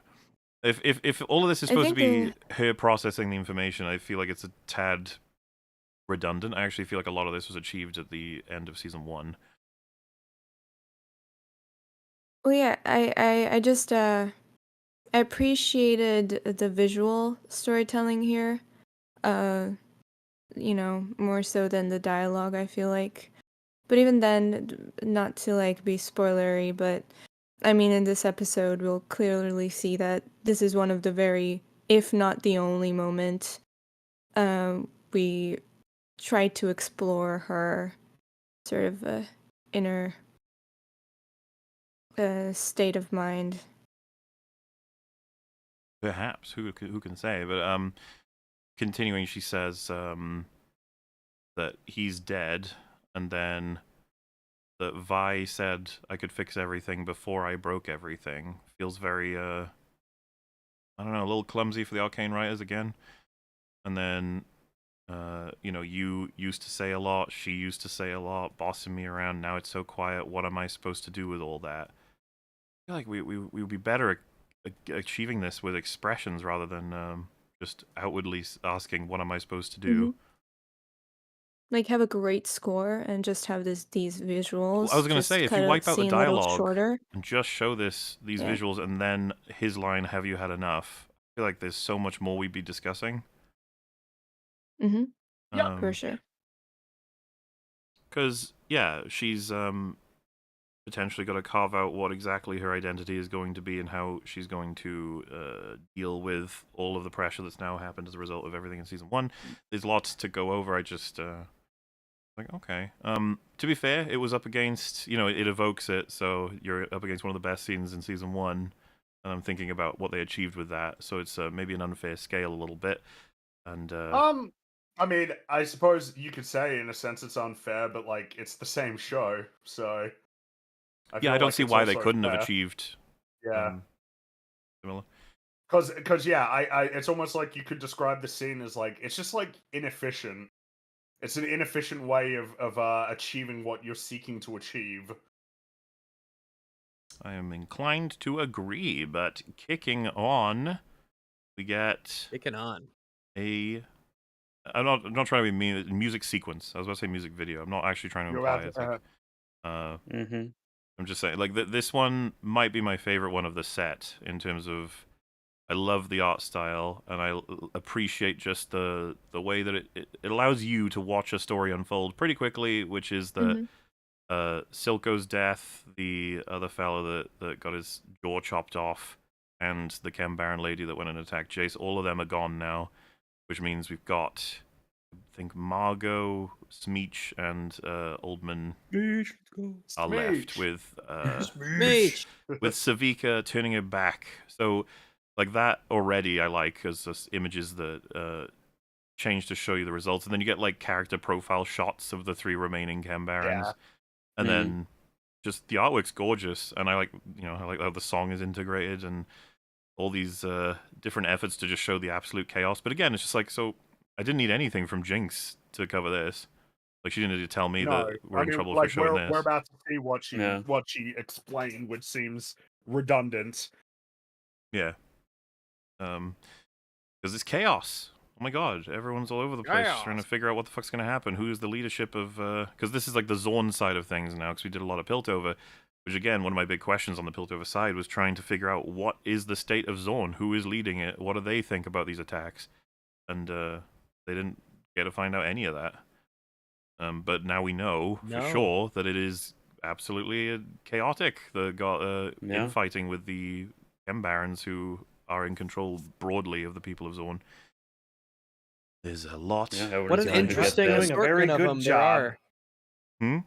What was that? Any of you? Seem like an Oh, I interesting... just said they're just not doing a very good job. No, not right now. But I really like their... I love me some... we got our themed gangs. Yeah. We got our very different Yeah. leaders. Looks like it could be shaping up to be a really interesting plot element. What happens down here in terms of what do they do? Do they work together? Do they not? Do they fight amongst each other? Is there like a mini war that's going on down here? I'm like, all right, I'm really interested to kind of see where this goes and what they do with it. Well, I even like Jinx hooded walking through the chaos, because it's capturing quite well that what I believe about her from season 1, which is that she's kind of in a nihilistic husk sort of format right now of just, I have no idea exactly what I'm going to do next, or how, like, none of this necessarily is any interest to her. So everyone like killing each other is just like it's whatever. So be curious how that goes. But you know what? We get a development quite quickly. We have the Oldman's crew are all chasing this kid, and the kid tries to escape through a little pipe, but she doesn't quite make it, and falls from Jinx's perspective, quite literally out of the sky and onto her head. Mm-hmm. Just curious to see if just how chat feel, how many episodes they've seen. But this kid landing on Jinx is a topic. What an insane coincidence to start things off. Yeah. The 3 dudes come down to finish off this kid, and Jinx kills them all before they can, and that makes the kid very thankful, obviously, and interested in following Jinx around is kind of the summary of that. Pretty much, yeah. Maybe other things will happen as a result of that happening. Who can truly say? Yeah, I maybe. sure I hope guess so. we'll find out. Jinx says you feel the buzzing behind your eyes, because you know in a moment it could all pow, being, I guess, dead. She says, best feeling in the world, kid. I guess she's still on a kick of kind of it'll all be over in an instant, and she's kind of flim-flammy about it, but hey, you know, a child fell on her, and we'll see if maybe the I don't know. Well, I'm just... I guess we'll have to wait and see what happens. It's funny because that's exactly what happened. The child fell on her. It's like, yeah, exactly. I would hate it if a child fell on me. Yeah, it would I suck. would be annoyed. Probably hurt. Anyway, we cut to a Smeech scene. Smeech! Smeech is a Smeech. fun guy. He's a I yodel. really like him. He's a yodel I like cyborg. Smeech. We've seen him in season 1, but we're getting way more of him now, and he now he's actually speaking. Yeah, he's not only a very interesting character design, but I really like the voice actor. He does a good job. I agree. Mhm. Yeah. He's really fun and unique. Mm-hmm. I really like the animation on his robot parts movement. Yes. The way Yeah, that he's his a wrist little- can spin around, and he's so used to. He's like mega familiar with how his robotic parts work that he can do stuff like that. He could do unnatural movements. And they his just show movements his are all familiarity quirky with- all the time. I just love him. He's great. Mm-hmm. like Like his when hat, when his he's big huffing hat. on his meth, you look at his fingers just go blah blah blah. I like the fact that his hat is so tall, as if it is it's like specifically designed to make him taller. So he wears a very narrow yet very tall hat to increase his height. Yeah, It he's doesn't got even come off his head. he's got extendo legs, and I like the use of them Yeah, in the scenes. You could definitely get a sense that he did not like being a short species in this world. Mhm. Because that whole set makes him quite intimidating comparatively. Because yeah, he's the same species as Heimerdinger, and Yeah. the lady who owns the brothel. I think I don't know if she just works there, but whatever. It's we need to see more yodels. They're cool. We need to see more non-humans. Period. Well, it's weird The because fact that we've they're got animated, these- so they have, they can There's definitely. no- Yeah, excuse. we got the yordles, we got the bats, we got the cat people, we've got the goat people, and we don't see, and then we got like some others like the chef, like the fish chef guy. Mm. There's Oh, like the you got fish all these chef, non-human yeah. species. You got all these non-human species, and it's like, oh, like none of them are like characters or anything except for Heimerdinger. So like it's that sucks kind of. All this potential for variety and non-human characters, and everyone's just a human, and even within our humans yeah. Oh well, that's fine. It's just a preference of mine. It would be nice to see more. It's like the Star Wars thing. It would be nice to get more non-humans in this Yeah. fantastical universe. It's fun. So he's got a numbers fella, and he says, "You hired me to run the numbers, and since we've been fighting the Chem Barons, our numbers are in the." And he's like, "Shitter." And he says, "Well, it's not just about the numbers. You got to be aggressive as well." Silco took hold of the lanes with his bared teeth. You can plan all you want, but the other half of it is using your brain to take action and make things happen as well. I enjoy this observation. Bit of wisdom from old Smeech there, you know? That's right. Smeech right. knows is what's the up. wise man. Luck is when opportunity meets preparation. Yeah, and the numbers guy is like, okay, but Margot had 10 hitters guarding the stash. Meaning, I think he's just saying that numbers-wise, we're losing to Margot's team. And then he's like, well, I'll be smiling in the end. Until I'm in Silco's chair, your only job is to make the numbers work. Which I thought was a funny end to that scene, being it started with him saying the numbers are not working. He's like, Yeah. well, make it work. It's Make like, 'em work. all right. Which is even funnier considering they're worried about what is in this place and they send the numbers guy in first. Send this guy in. It's great. It's like, I thought you wanted him to make the numbers work. What if he dies? Yeah. No more making the numbers work at that point. Also, yeah, I think it's actually a thing for his team. He makes them all wear top hats, right? Yeah, I think so. It seems like it, yeah. I Yeah. think The well, uniform. I think that's downstream from why he wears one. I don't think he's adhering to someone else's dress code. I think they're adhering to his. I think so too. Yeah, I Yeah, think that's they're what I said. probably Yeah. telling them to wear. It's like if you're gonna wear, this is your calling card, your top hat. I'd be happy to be a part of the top hat crew. Top hats are cool. I love theme gangs are great. Anyway, he goes in. It's all gassy, and we see a bunch of Margot's people are all knocked out. And poor numbers guy, he encounters 3 lights on a spooky image that we will discover more later. no. And he's like, "Wah!" And then we cut to a meeting for the Chem Barons. I think it'll make more sense to maybe say now what happened, so we can talk about it as it happens. But that was, from what I'm gathering, I've thought about it a couple of times, and I talked to a couple people in Discord, so I wasn't 100% sure. But those are the enforcers he bumped into, because, and we'll discuss this next episode, they have released gas into Mm-hmm. the Undercity. Again, I'm gonna move over that for a second. We'll talk about it next time.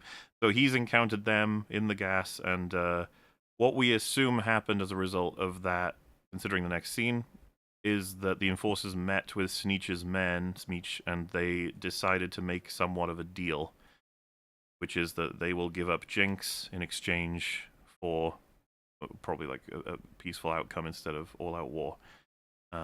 Hence why Smeech is a little off in the Chem Baron meeting, notably from the other Chem Barons. They notice he's a bit flumpy.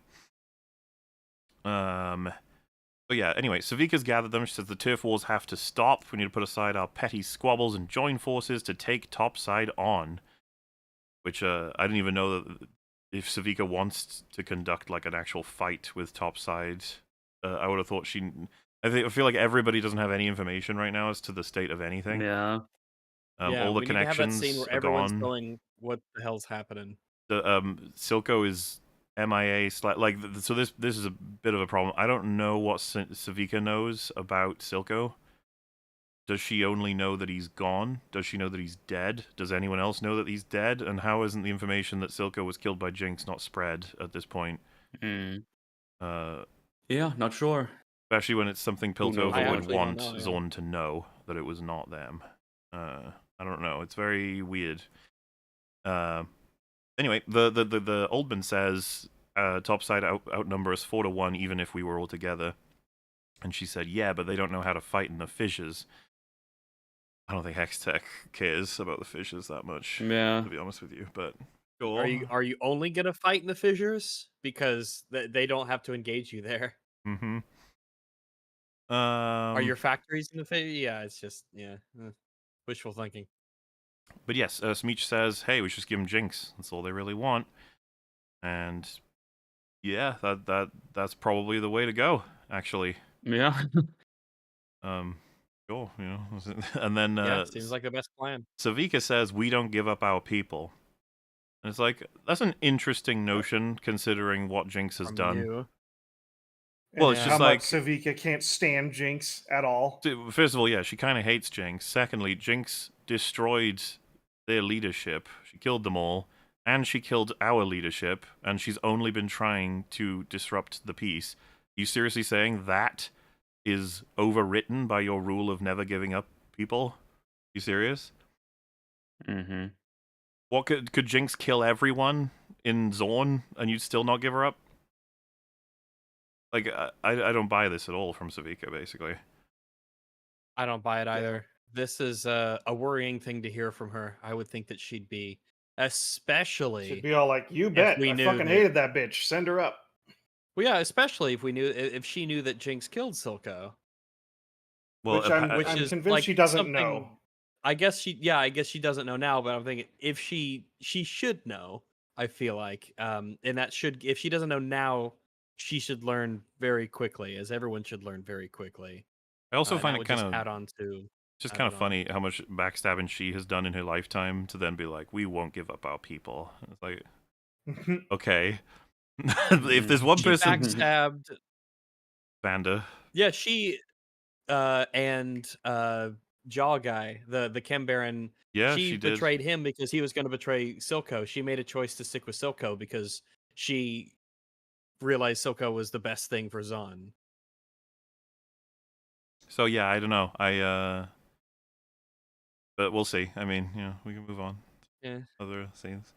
Well, actually, there's a part about this that I think is kind of glossed over a little bit. I feel like it would be so Savika.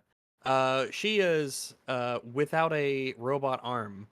She's only got Yeah. her real arm. She's one armed, and I Yeah, think Vi that her tore it not off. having a functioning left arm is something that would really, really bother her because she's very much a fighter. She's aggressive. She's a go-getter. She's very determined. So by not having that arm, I think that would make her feel a lot less capable, because it would make her a lot less capable. And that's something that would really bug her. That would really bother her, especially with what might be coming up next. And Smeech even tells her, like, hey, we could do it, and I'll set you up with a really cool arm. I actually think that would be a really appealing thing to Savika, even though it's kind of just not given much attention or anything, because she can't fix her own arm, and Right. this guy is in Well- charge of. Well, his. I mean, I think it's all but implied, right? Like that she fixed her arm in season 1 to get the blade arm. I think she was the one that did that. Well, I think maintenance and repair are like two different things.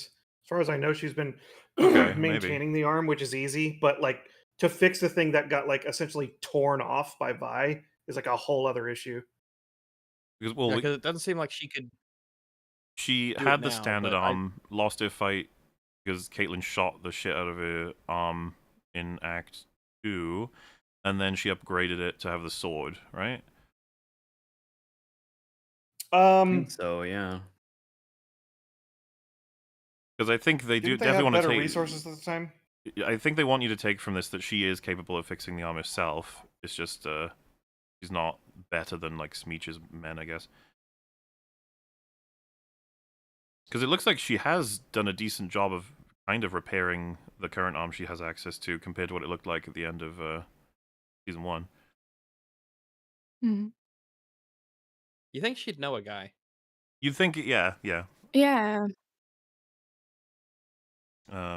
Anyway, And we move Mhm. to Savika going to Silco's office, in which she encounters Jinx, and he's well, before that she says I can't believe you're dead and I'm still mopping up your messes, which is an interesting sentiment.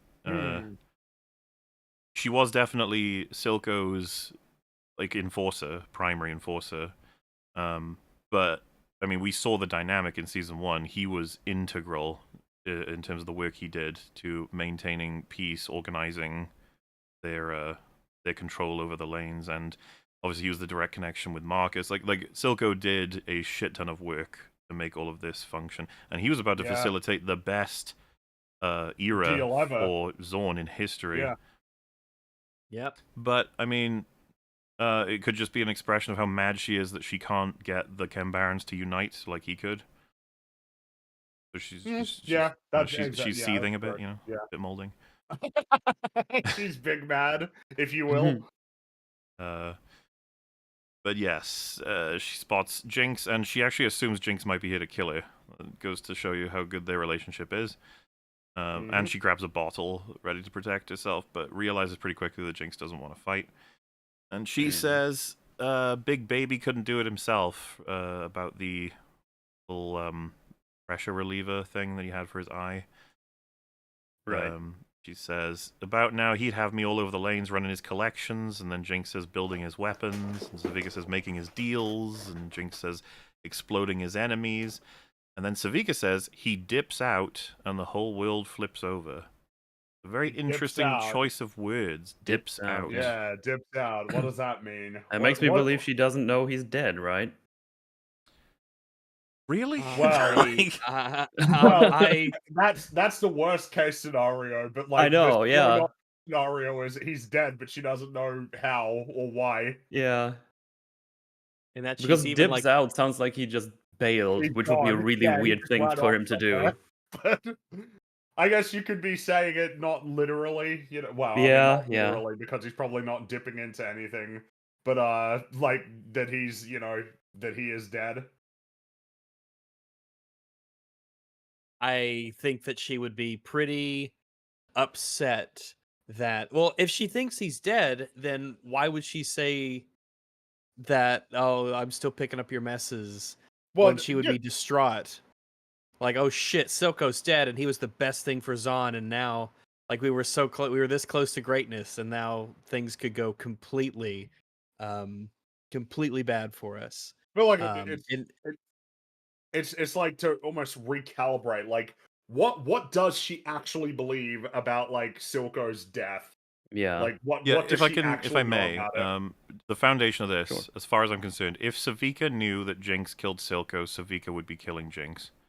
Yes. Yeah, if she would Yes. know There's that, this no scene way. can't happen. There's no way that she'd just be chill hanging out with Jinx if she knows that she killed him. Yeah, they wouldn't have this little bonding moment here if she knew that Jinx shot him. It is So, really... we can only Yeah, conclude I- Savika thinks that Silco either abandoned ship / left the whole area or dead, but that we don't know who killed him. Does she say? Does she mention he's dead in the meeting they have with the barons? Does she mention that? I don't know. I was just asking. I can't I don't remember off think the top of so. my head if I'll have a little look see. because she, if she thinks that Silco is dead, she would assume. But why would she assume that Piltover did it if they just offered peace terms with Silco? Unless they don't know about the peace terms, but surely they would. That would have gotten out. Like, that would have been advertised. Hmm. And if this is her way of, like, venting frustration to say these things, like, I'm still cleaning up your messes and stuff, but she never has that moment later on, to my knowledge, where she's like, no, I didn't actually, essentially, that I didn't actually mean that. I was just frustrated and emotional, because of the incredible respect that she had for him and how worried she would be that things would go bad now that he's not here. Hmm. I mean, again, the conversations, either the lack of them or just the completely wrong conversations that they're having right now, all they gotta be discussing. Oh yeah, no, you got it. I can't believe you're dead. Zahn. So she does believe he's dead. Okay. Okay. But she gotcha. can't know who killed him. Yes, so Yeah, she we can't had know that. She would be acting very differently right now. Yeah, I So the kinda thought we timeline had must be known that a such while that- ago. I don't know.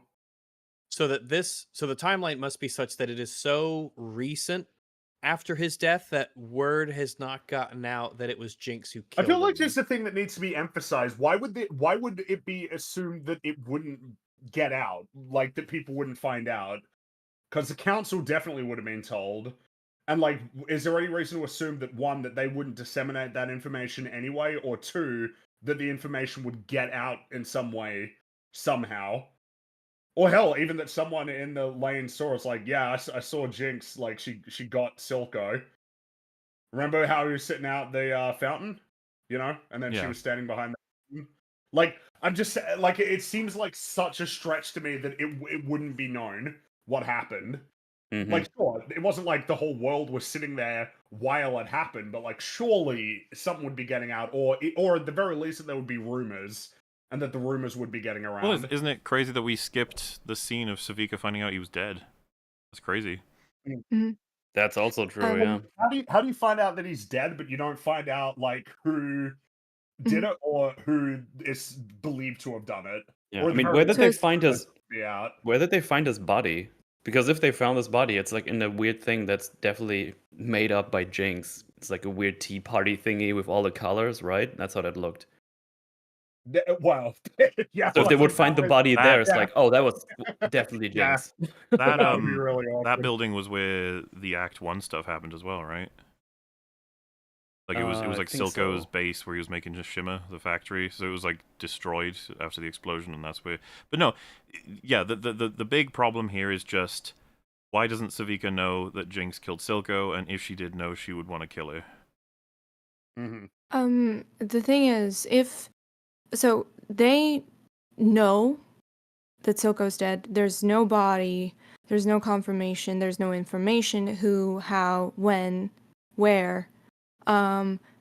There would be so many questions, and I think the discussion here would be, okay, what happened?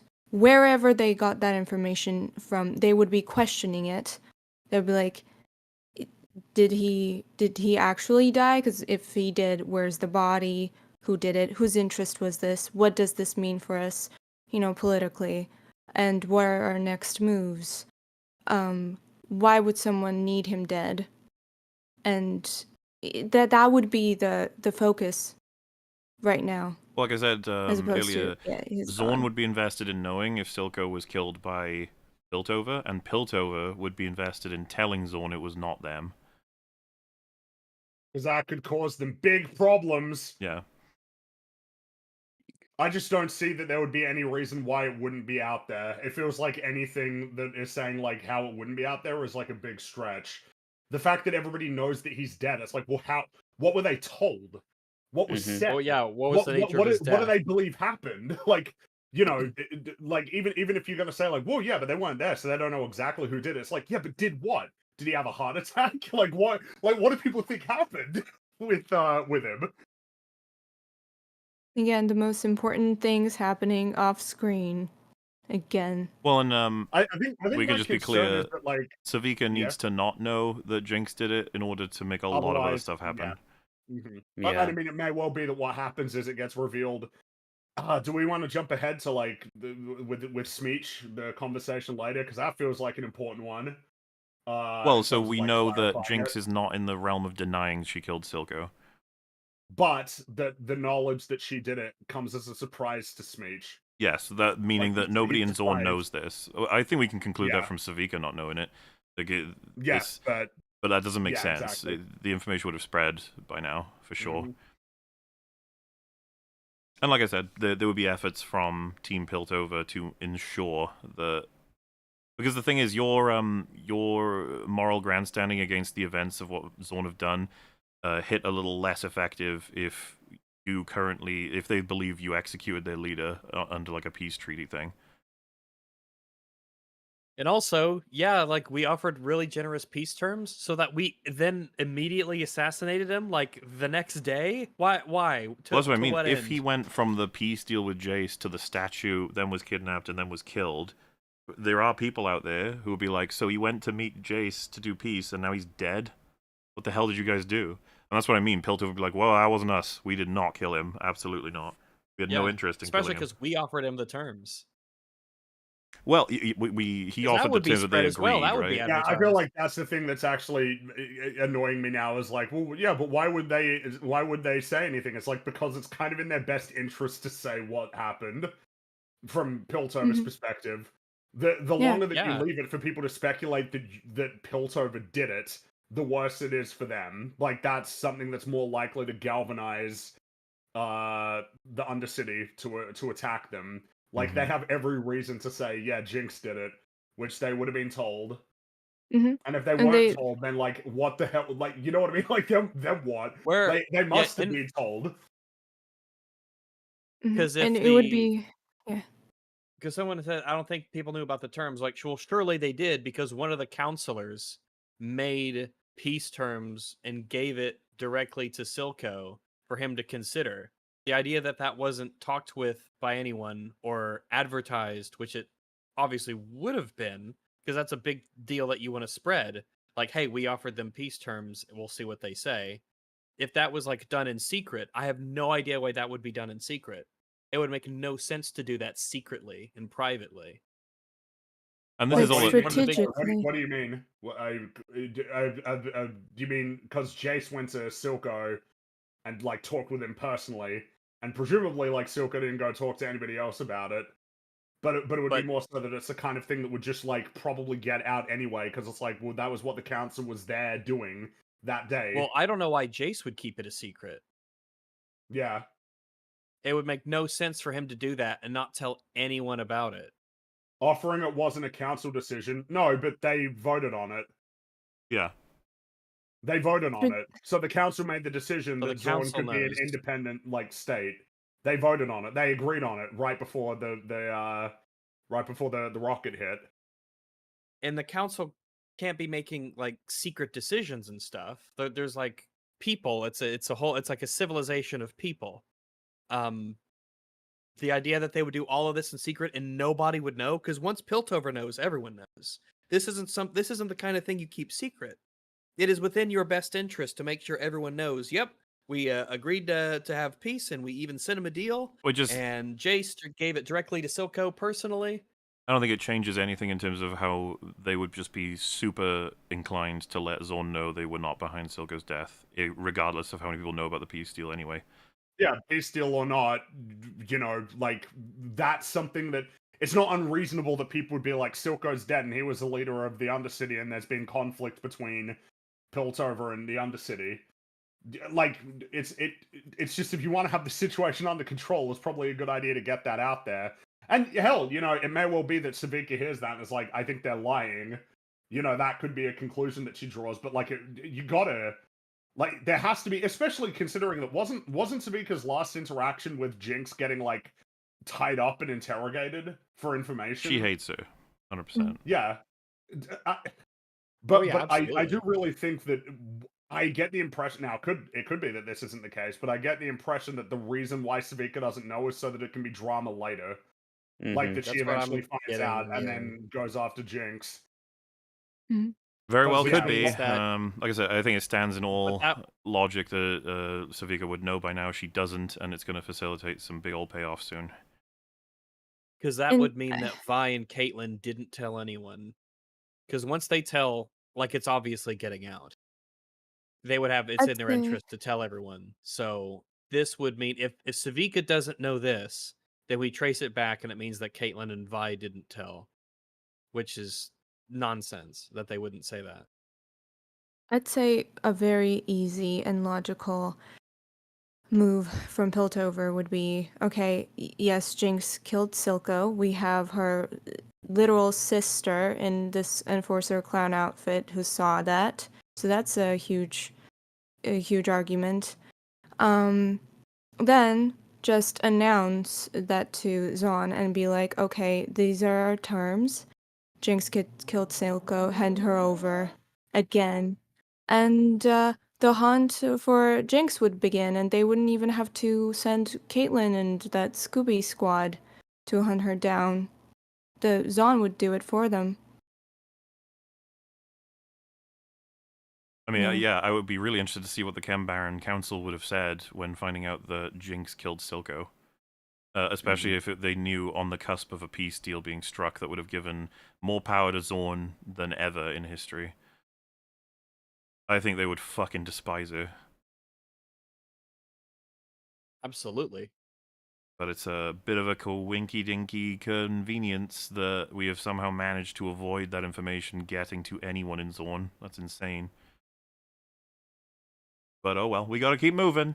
more episode to go over, which is this scene closes out with Vika says all of his plans, everything we built, the hell are we supposed to do now? And then Jinx says, "Watch it all burn,"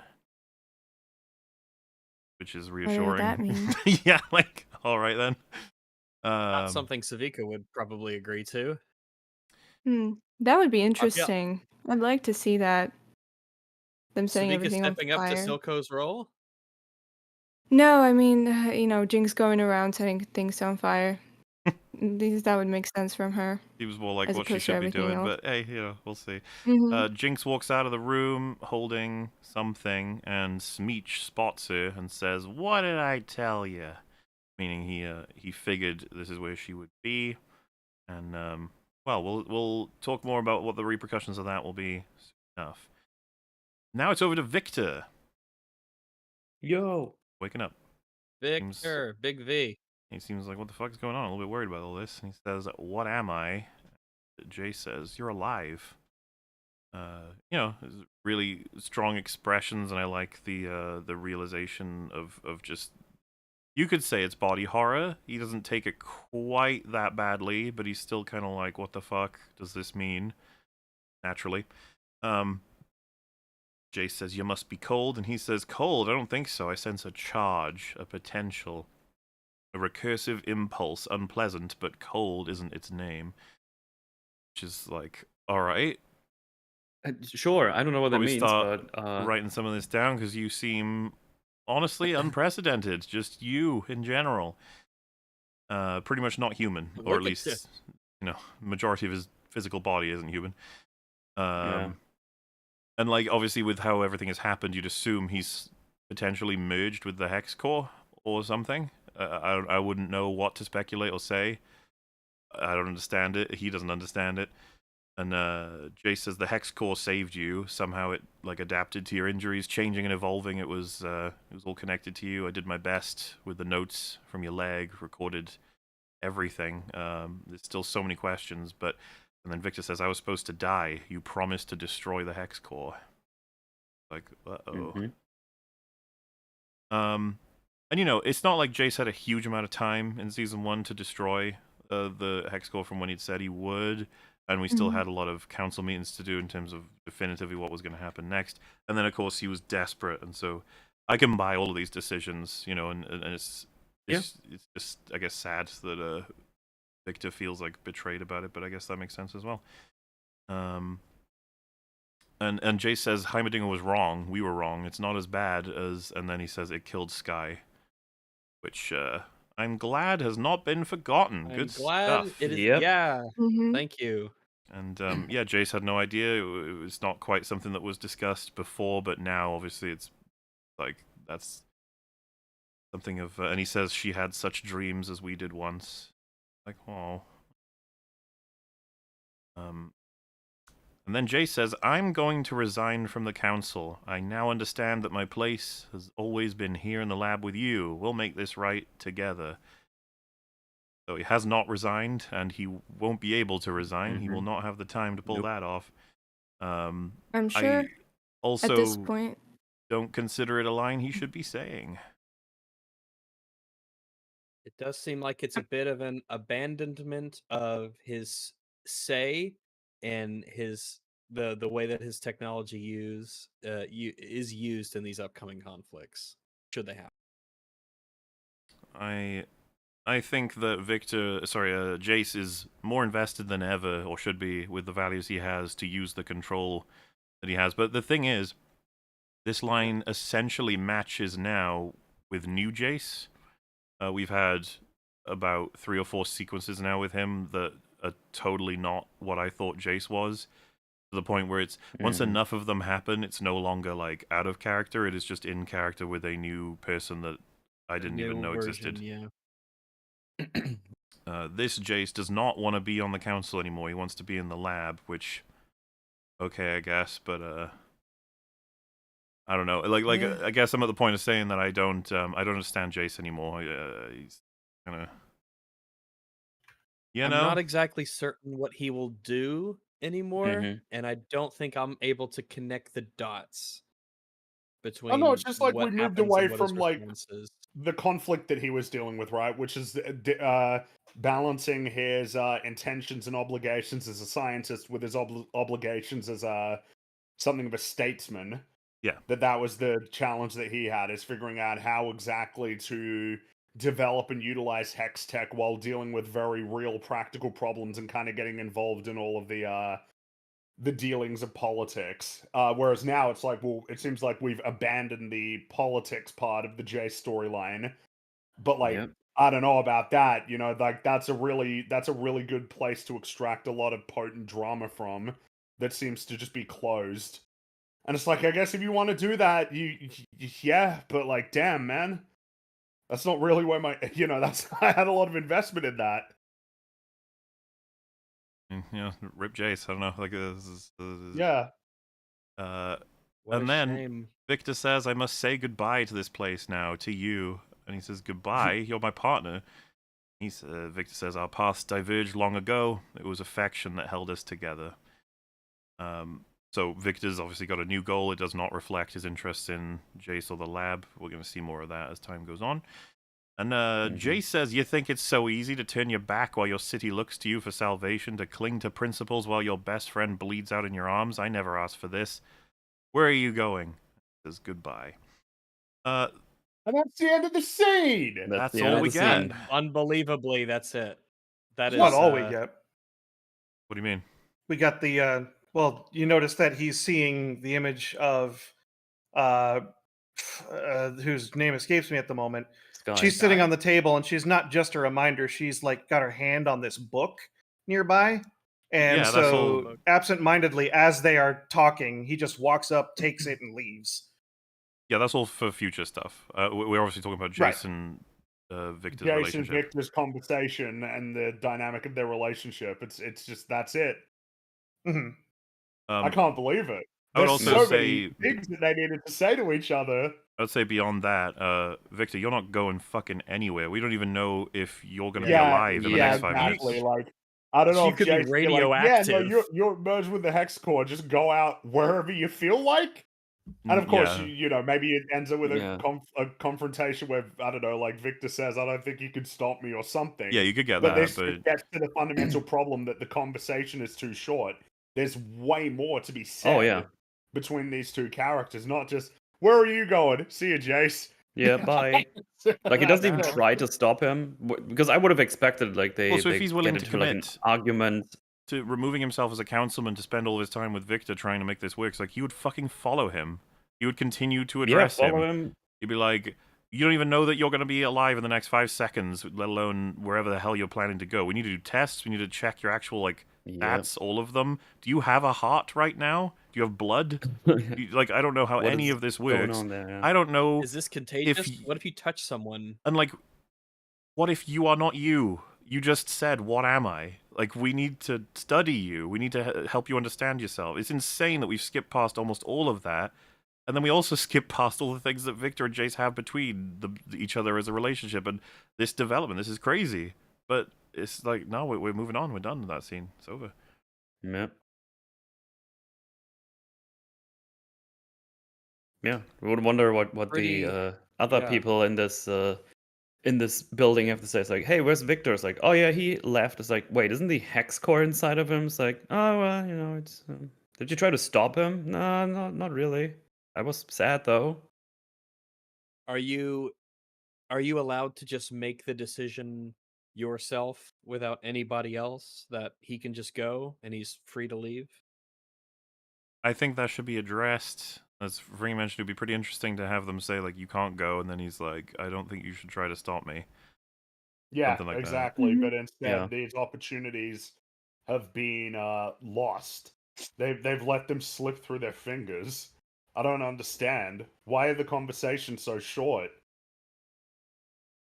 Yeah, hmm and no one is going to look for him in this chapter. So Because I think something I'd add is like, if you told me, well, something that's going to happen with the Jace Victor storyline is that they're going to basically realize that they're not even on the same path anymore. You know, you say that and it's like, yeah, I mean, sure, like that's that's entirely viable as sort of an outcome of that. But like, this is their first scene together in the season, and it's just Mhm. like, yeah, see you, bro.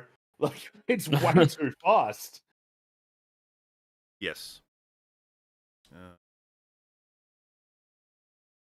I suppose, especially with Victor gone, then Jace should be even more reason to get back to Now council all he's stuff. got, all Yeah. he's got is council stuff because he can't even like study Victor anymore. Now he's Yeah. gone.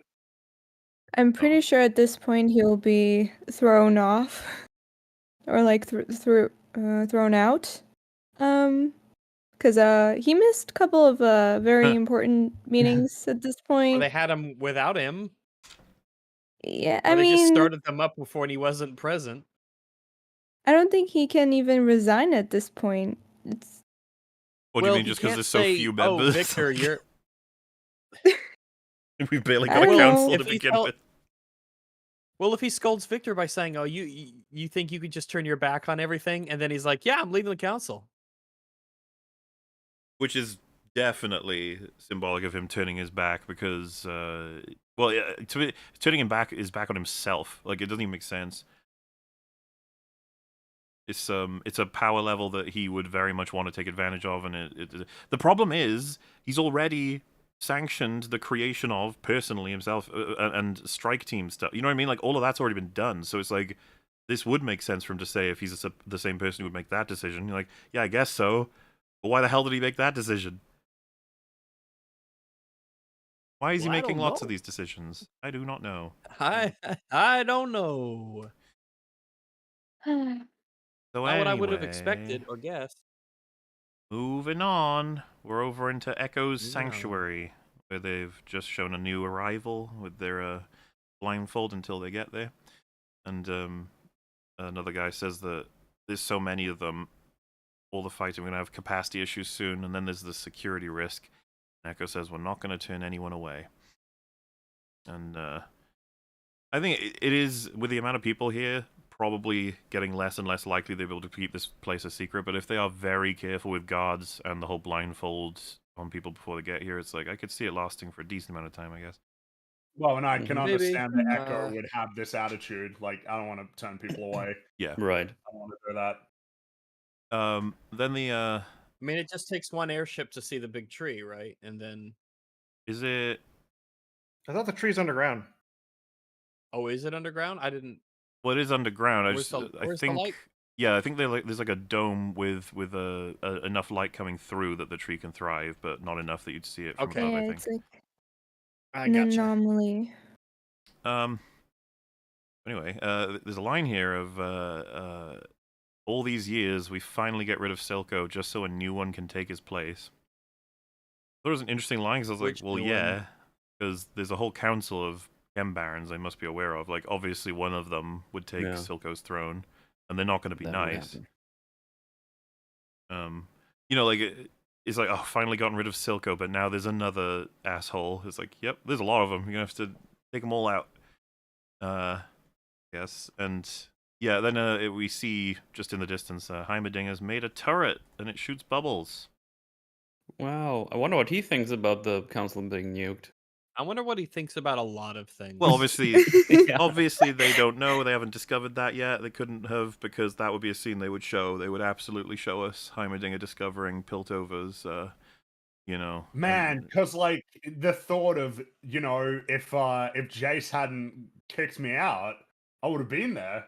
Yep. And who knows? Yeah, Who like, knows so what those would've are happened. probably. I'm sure that like my scene's on the way. friends. We'll Well, get I to mean, that. yeah, it's not among many things. Yeah, we're gonna get lots of yes, Heimerdinger right. scenes, I he think. doesn't know yet. He doesn't Even know. like even discovering that Jace was hurt in the attack and almost died. Victor, Like, oh, I should know, maybe I as should well. say like go visit or something. And yeah, Victor is he okay? Like I heard he's like hospitalized or something from the attack. All So I this guess I'll just stay puts here. him in such a sociopathic light at this point. Like the whole world is falling apart, and he's like bubbles. I very much love this scene in isolation. I think Heimerdinger would be great with Yeah, kids. I me think he'd too. entertain the hell out of them and make those little devices. Oh yeah. He's already All established good. that he likes Yeah. to do that. Like just from his first venture into the underground, Yeah, he was playing with like a little top and stuff for them. You know, he wants to do that stuff. I could buy it even bunch without that of- scene. It's good stuff. Bunch of like colleagues of his died, if I didn't mispronounce that word. Didn't he have friends there, like Caitlin's we're gonna get mom? that scene. or- It's gonna happen for sure. We're gonna get there. It's Yeah. gonna absolutely Mhm. happen where he finds that out and he has a very emotional scene. It's gonna be great, and we're gonna talk Yeah, about how 'cause- well they did it. Yeah, enough. because of how long he was in the council and his years and his connection to Piltover and So Yeah. we got echo spots from one of the leaves of the tree that it's got fungus goo on it. No good, bad, very bad. Oh no, Looks like sour on its back. oh no, it's like Rings of Power. It very much is like Rings of Power. The tree is corrupted. Damn it. Very worrying. Once again, I'm wondering what it means. Quick, get Galadriel. And he says, you know, it's Galadriel, The- save Piltover. the tree means everything to us. Can't let this happen. And Heimerdinger is like, don't you worry. If there's a solution, we're gonna find it. And he says he recognizes it, and yeah, it kind of looks like what happened to the sort of leaves and plants and stuff that they messed with in season 1. So, baby, it's connected to the hex core, which prompts Heimerdinger and Echo to break in to Jace's lab. So on the way they go. I guess he could have gone from the secret super underground location and gotten to here without knowing about the council realities, right? Probably not, because I guess you'd see it in the building when you're coming toward it. I don't know. You must know by now, right? I mean, Well, he'd you'd have think to know they- because it would That be everyone news. has to know. It's Everyone Yeah. would have to know. news. Must know. Guess It's like Guess, 9/11. Everyone knows. I guess we'll just that scene's coming. Maybe he doesn't. It's coming. We're gonna get it, I'm sure. Anyway, Maybe he's copium.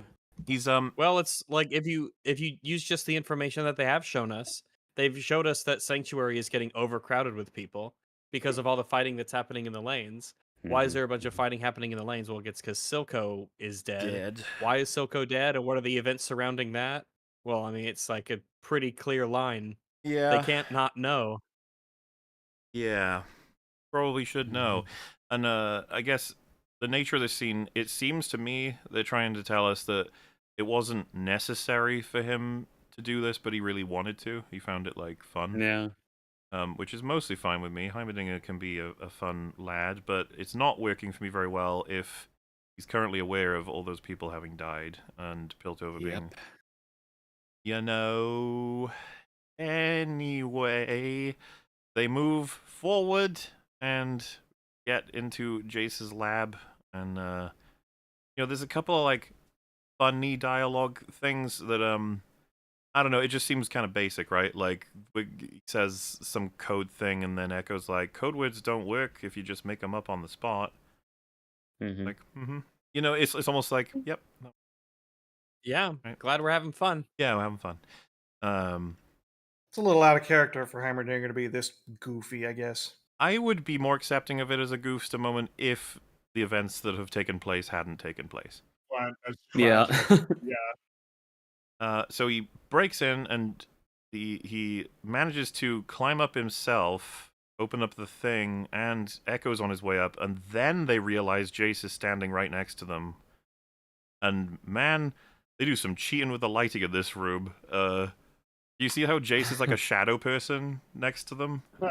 Like, Yeah. how did Heimerdinger climb all the way up and then have Echo come halfway up without realizing Jace is right there? Are you serious? Like, Jace is a sneaky Mhm. guy. he's Well, Heimerdinger has very small eyes. blending in so- with the background, I guess. But True. anyway, Which is I where everything guess- would seem bigger to Heimerdinger, I guess. But like the room I don't brightens know. up once he's revealed. Like, look at this shot. It's like, how are you hiding? What was happening? Whatever. Like, it's just weird. Mm, Anyway, I'm excited because I wanted to see Heimerdinger and Jace together for a while. Yes, we've- because boy, Yeah. they've got some conversations to have. That's They got a lot to talk about. Oh, Because, yes. again, as I'm mentioned, sure. isn't it? I'm sure he's feeling very conflicted now that on the one hand, Jace got him out, but like that one, it saved his life. Mhm. But also it's introduced Heimerdinger to Echo and everything that's going on in the Like it's it's broadened his horizons. He's more familiar with what's going on in the world, so it's more of like a mixed bag. There's so much to talk about. Someone just said Jace was about to shoot because he thought Heimer was another child to kill. Oh no. I hope your mom doesn't find out that I murdered you too. No. So yes, here we are.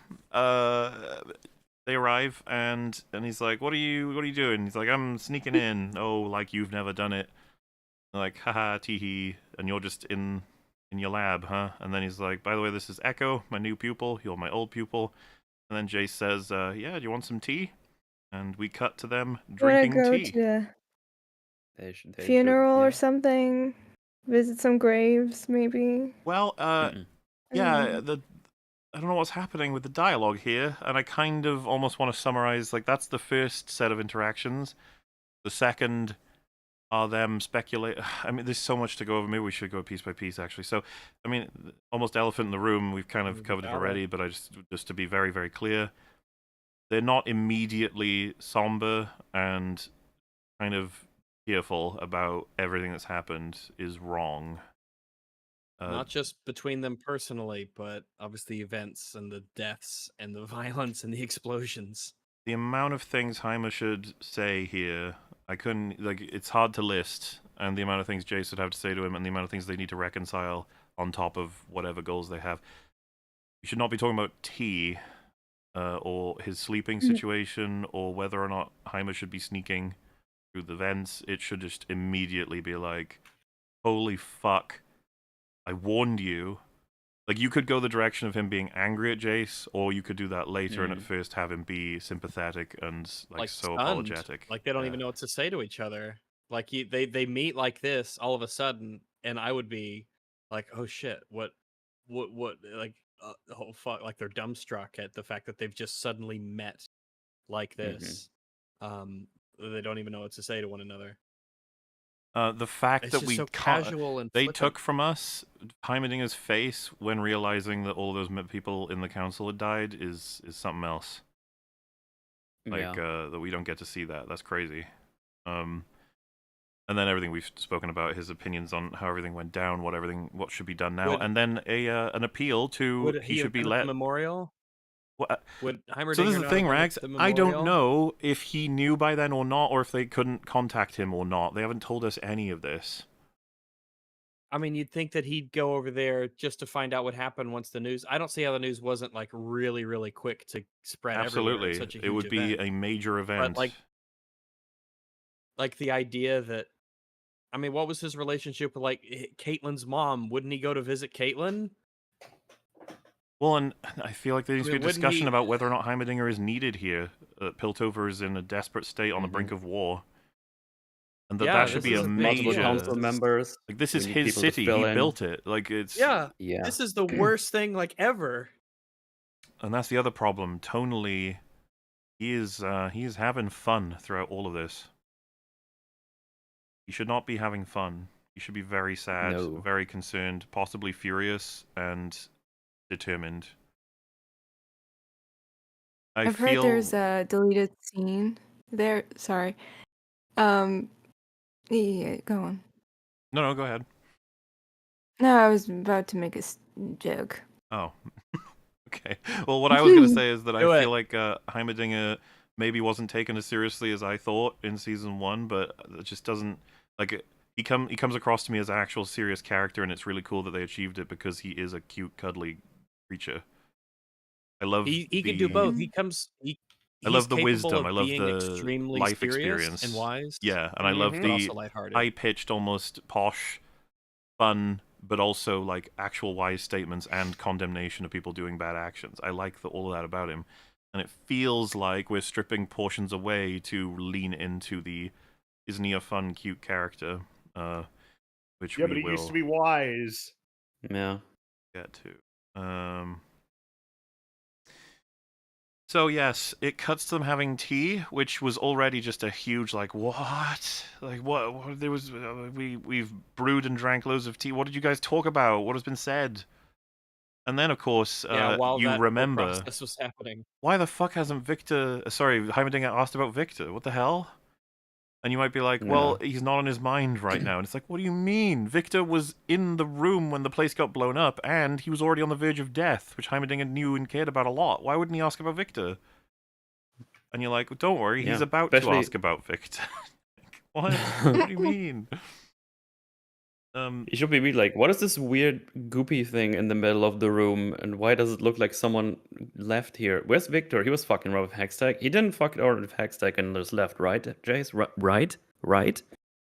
But no, we just have some tea and some fun stuff, and we meme about how, it's like he has like this location with people, but I'm not gonna tell you. It's like, what are we doing? Like, yeah, really weird moment where he accidentally almost reveals Echo's secret sanctuary like 3 times in a row, and he has to be told to stop, which is obviously done for cuteness. When it's like, bro, Heimerdinger is like the smartest character in the universe. What do you mean?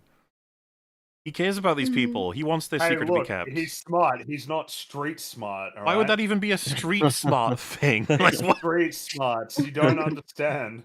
You do. Also, kind of off topic for Heimer, but remember when fireflies existed and they firelights. did stuff? Or firelights, yeah. Mm-hmm. Yeah. Well, they did stuff, right? They get a little reference later, but for now, I don't know. I guess maybe they've been told to wind down a bit while they're doing other stuff. Yeah, the Firelight's sort of organization and intentions seem to have taken a backseat, if not been dissolved for now. But anyway, this further conversation about the nature of what has happened to this leaf and how familiar it is, and you know the thing with the home, like his little sanctuary, is they eventually start on the topic conversation of just like what has happened. You know, what happened to the plants? What happened to the situation with everything that was being studied in the lab? And it's like, it's so weird. How could it have been in 2 locations that are so far away from each other? And Heimerdinger has this little moment of, what is this giant horrifying thing in the center of the room that I've been in this whole time? Yeah. It's so comedic. The fact that they sort of walk around it this whole time. It's just out of frame, but can you imagine the scenery there? Them just I don't understand it whatsoever. They show us the wide shot, and you can see it very well. This is no surprise. Yeah, once they pop up. And like, look at this. That is imposing. Yeah. And yeah, you want to convince me that they walked around this whole room, they had brewed and drank several cups of tea and talked about all kinds of things without having seen that? What's going on? I mean, if I would randomly stumble upon this room, like, and just like, immediately when I see this thing, was like, what the fuck is this? This looks menacing. Should I be worried about this? Can we drink tea here? Like, the Goon Tomb concerns me. And it's like, what? Why? And then he says, oh, yeah, Victor. So what's up with him? And it's like, bro, what? How have you not asked this already? And then why are we cutting away when he asks that question? Hello? What did Jace tell him? What did Heimerdinger think? It's literally the combination of a human life and the hex core. That sounds like a nightmare to Heimerdinger. Yeah. Now, I don't enjoy saying this, but this is something that was kind of infamous in Rings of Power, where you'd have these scenes that right before, like, really important, relevant, powerful information was, like, discussed or people talked or conversed, the scene would just end for tension, and the things would just move right along. And I'm like, don't be doing this. Don't be doing this. We're better than this. I want to know what's going on. We need to see these conversations. They're very important. Victor has become a weird, like, almost semi-magic mage Jesus figure from Jace's perspective. Yeah. As a result of merging with the hex core that was clearly alive in the sense of it had its own self-preservation shit, and it was getting a little bit out of control. I assume that would have been covered in the notes at least if Jace didn't know about that overtly. Heimerdinger has already got those concerns anyway. I just don't understand this. That's like they'd have so much to talk about with the nature of Victor, and I feel like Heimerdinger would like we need to find him immediately. You think this shit that's Yeah. going on with the tree has nothing to do with what's happened to Victor? Feels like that might be a That coincidence. should be his immediate thoughts. Like, wait, the guy who was doing hex tech stuff was in this thing, and now he's walking around, and now our tree is fucked up. We should find him. We really should, and it's fine though because we just cut away, and so we don't have to worry about that. Get more tea to Oh. drink. Well, all right then. Also, Jace's first reaction to seeing Heimer would be, "Oh, thank God you're here. I have this thing going on. Help. Victor's Please. gone. Yeah. This is a good time for you to show up. Everything's effed up. I don't know what's going on. Help me figure this out." But no, let me make you some tea instead. Oh, it's so sad. There's so many lines I need to hear that aren't tea. I don't want the tea lines. Get them out. Give me someone else. But oh well. Yeah, we see Victor is moving around the Undercity, and he's starting to gain a couple of people following him, likely to try and mug him, for all we know. I suppose we'll see what will come of that. Back over to old Jinx, and she is using all the different parts and pieces of the arcade to reconstruct Savika's arm and stack it up as a little present. Now, what we're supposed to have sort of inferred is that after Smeech spotted her, he went and found the Enforcers and told them where Jinx is, being in the arcade. So while she was building the arm, the Enforcers have now been pointed directly to her. So here they come. They're spreading their little gas in here as well. Not very nice, and Jinx starts to choke. And artistically speaking, this scene is, once again, gorgeous. My God. Oh, it's awesome. Mm-hmm. The way they present the Enforcers in the fog is so cool. They're like spooky ring wraiths coming in, which I buy as a perspective from anybody having to deal with these guys. As we said, we'll discuss whatever this means in episode 3 when they give us the context for it. But Jinx... I don't know if this is an artistic direction or if that thing, the fart, is actually like alive. I don't know which it is. I assumed artistic, but... Yeah. Because like you see how it's like it's got a mouth and shit. It's like, wow, which is it? Yeah, I mean... Art can have a mouth. So yeah, she spots her sister Vi, but with an Enforcer outfit, and it like has this combination effect of it's like she's glitching in her head. She can't possibly combine the two pieces of imagery, which is a really great payoff. It's just it's done. You know, like I didn't buy that Vi would be in the Enforcer outfit anyway. You know, from the other end, and then I'm not entirely sure what's happening with Jinx's story right now, but like that's some good shit in terms of things I know about Jinx and how she would have to deal with this sort of event happening. But yeah, they're searching the whole arcade and they're not exactly having much luck. But there is a moment where Jinx has left Clagger's goggles on the ground. Vi picks them up. I think this is just a little nitpick of a mistake, but there's this shot where Jinx is considering shooting Vi, and she is definitively like angled, so to speak. I'll just show it. Not above her. Yeah, you know where I'm going with this.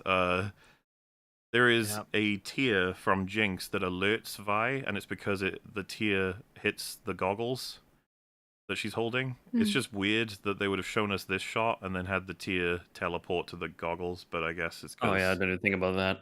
They would have been like, it's worth it for the, for the emotion of the scene. But, it was just funny because I was like, wait, what? Where is she? And then it's like, yeah, she's running away.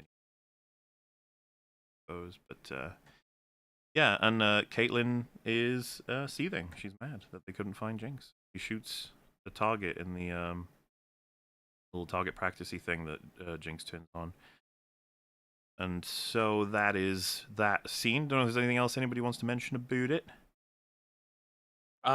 With all of her coughing, you think that they'd hear her. She was doing like coughing, but you'd think they probably that would not be possible.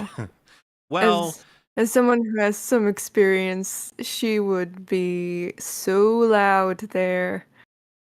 It would be impossible from And the you amount of consider that smoke she's there. got shimmer, so that the shimmer definitely gives helps. her Yeah, an edge. maybe. General That's super right. soldier. I guess. Yeah, got Yeah, you. shimmer in her Got you good. lungs. She's a shimmerman. Yeah. Mm-hmm.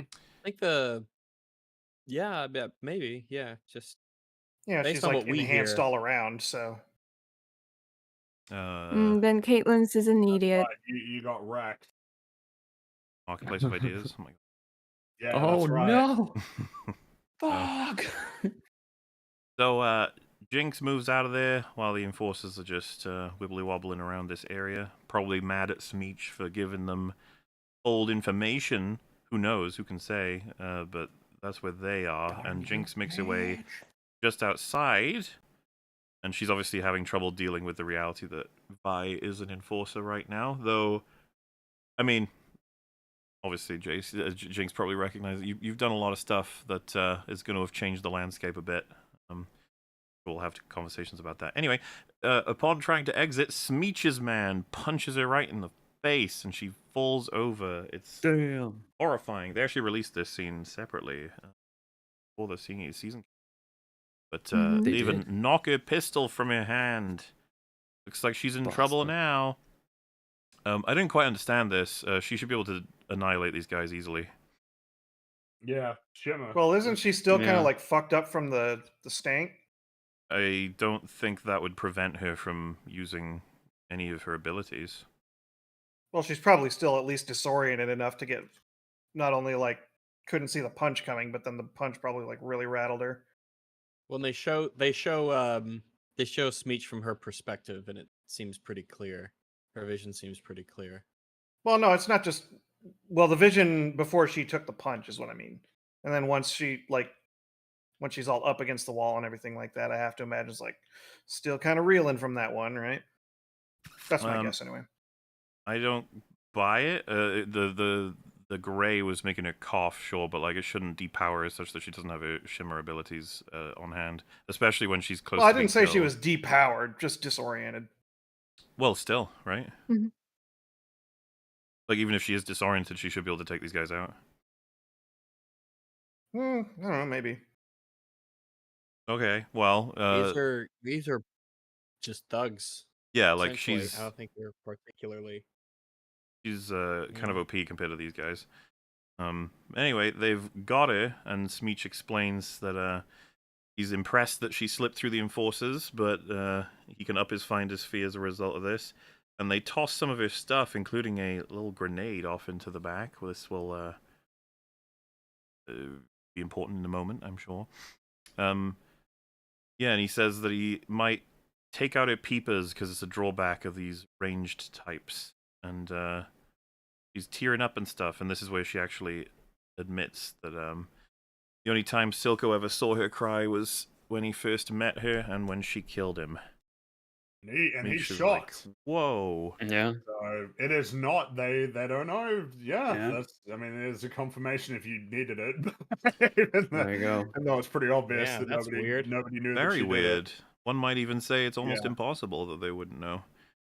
Yeah, There's that no was, way. There's no way. quite, Sorry, I don't accept the crazy. idea that yeah. There's no way. Sorry. I don't see how it's possible either. It would mean that Kate and Vi didn't tell anyone. Well, They which would have told them that Silco's dead. So what do they say? Do they say they did it, or that a piano fell on him? we don't. We don't need to restart it. It's bullshit. That's it. It's just Sorry. bullshit, yeah. Yeah. So, luckily for this team, there is no effort to get the enforcers here, even though they're very close by, and all of the Very commotion close. for every bullet fired, fireworks dropped, and screaming and shouting, none of the enforcers are alerted. If they were, it would be the end of this scene. I Yes, it kind of would. want to, I think, summarize it total, and then we'll go through it. So, Yeah, go for it. before Yeah.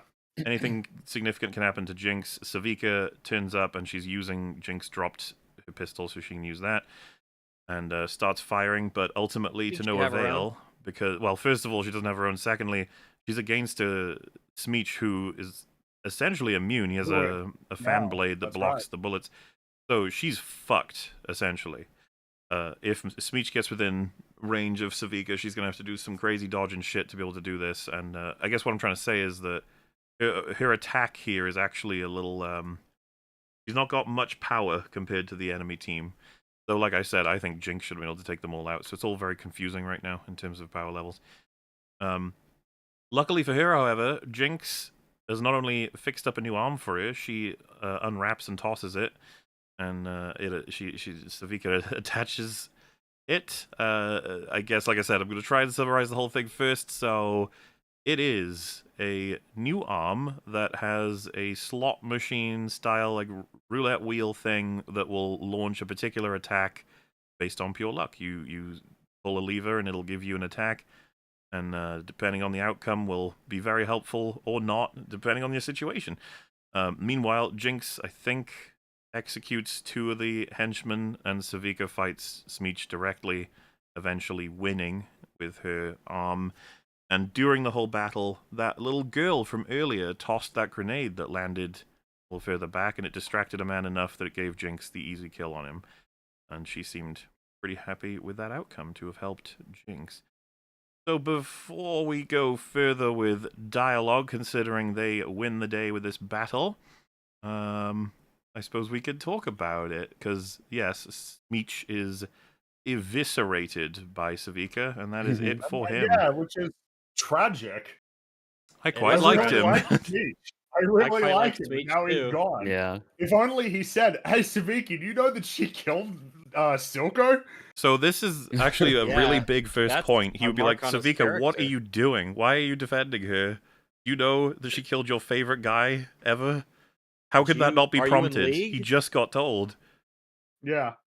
Did you want to take over so you're both in cahoots? Yeah, you could say that. She is so fucking lucky that he didn't say anything. Because he says a lot. He's quite a talker.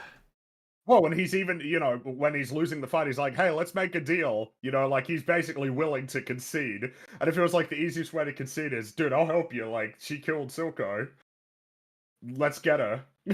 So, actually weird he doesn't mention that. Yep, yeah. There's that. I mean, do we want to talk about the arm? I suppose we will. It's a big conversation from contentious thing that everybody is split on this arm. Everyone's been arguing over it. So to consider when you think about someone like Savika, when you think about someone like Savika Rags, look, she's a gambler. All right, we know that she's a lot of people gamble. She's a gambler, so having an arm that's like gambling, that makes sense. Fits her character. So yeah, that's the end of the conversation. That's not an actual argument that people would make. Yeah, it is. Yeah. I've heard that one before. Listen, I like cheesecake.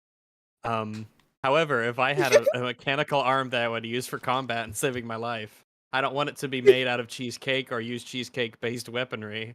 Okay. Don't knock it till you try it. Maybe it's really good. Hey, maybe it's better than I really think. If there's one thing that people don't like in combat, it's reliability. That's like, oh yeah, people do not want yeah, that's true. Yeah, you don't want it to be that you can rely on your weapon. You want it to be unreliable. That like every 5th reload, it screams. It goes, well, oh no, not every. But you know that it's true. It goes. The more unreliable and inconsistent it is, the less your opponents can plan to defend against it. Shit, yeah, that's a good point. Yeah, there you go. How could you possibly defend against this if nobody knows what the fuck it's going to do? Oh, game, set, match for Rags. All right.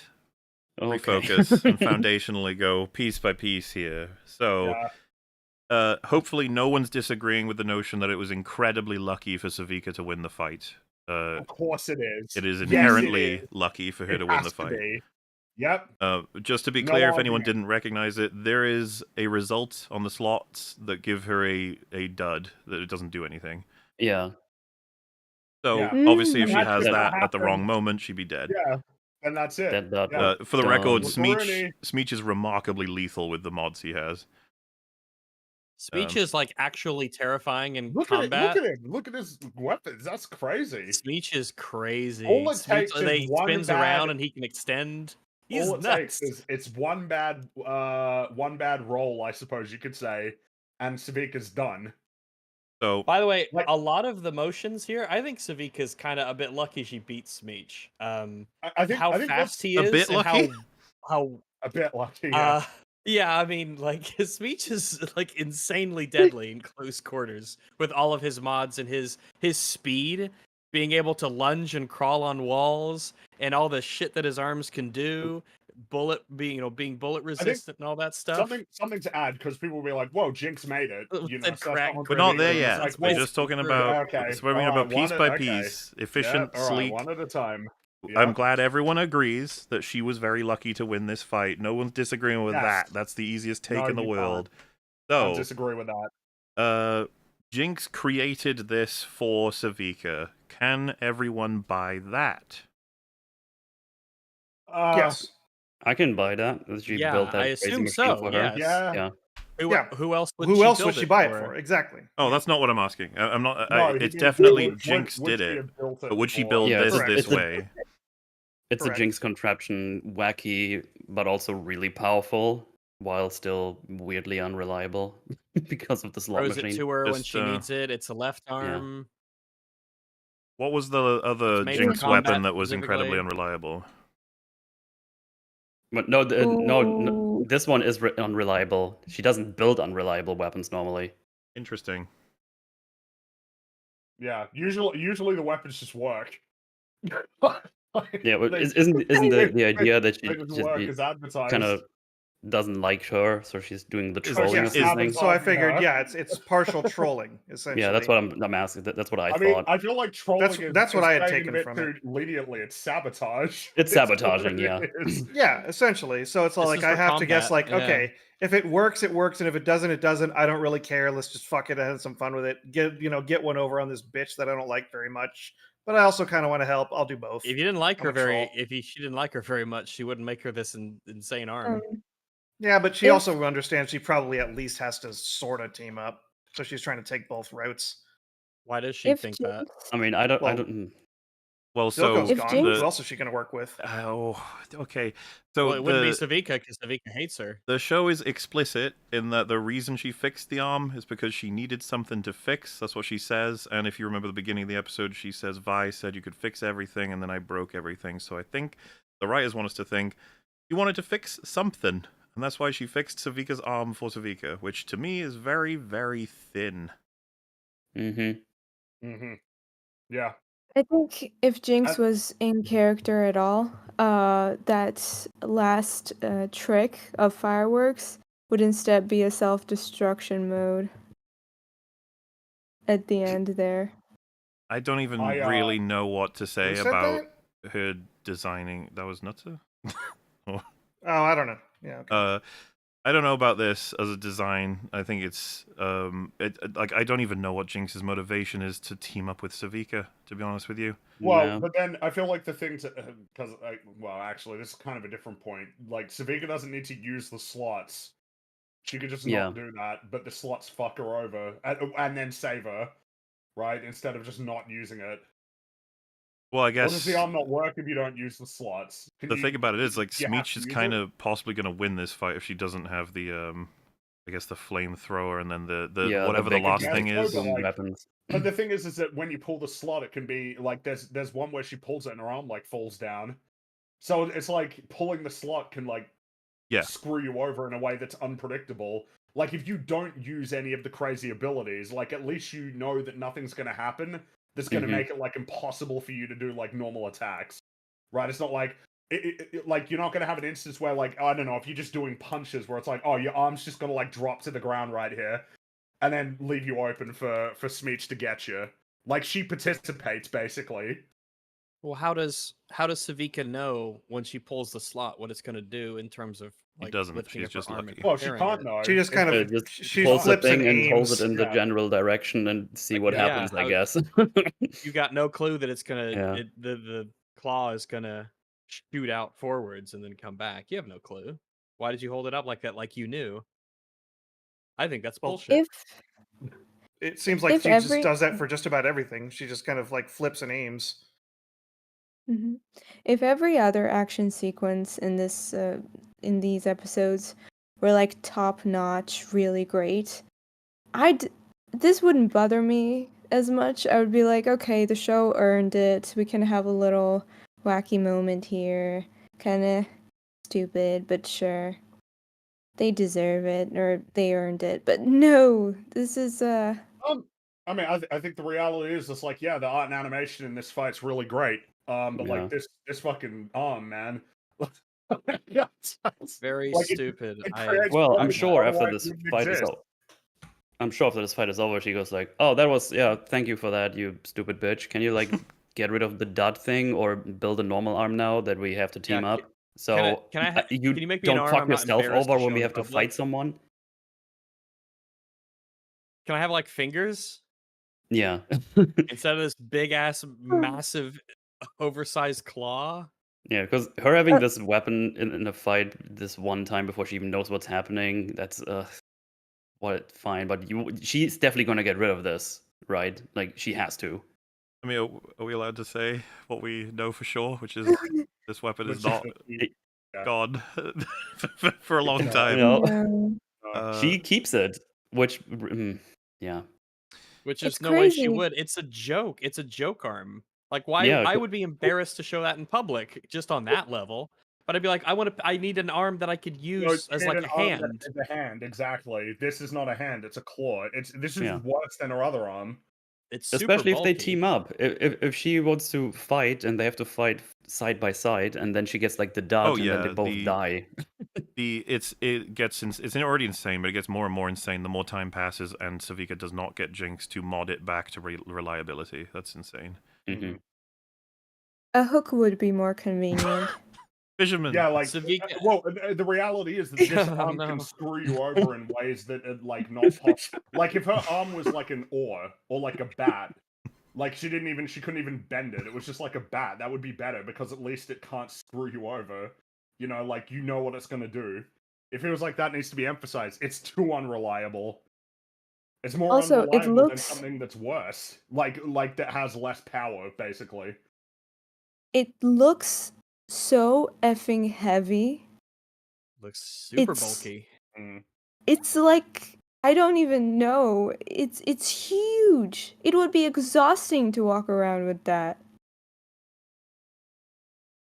There's no way she It's would also be just tired after taking 2 steps. we know she knows how to get it repaired beyond Jinx, and it's actually been a decent amount of time since season 1, episode 9. It's just like, how is she not getting it repaired herself? She should already Why have would she even one. trust to give it to Jinx?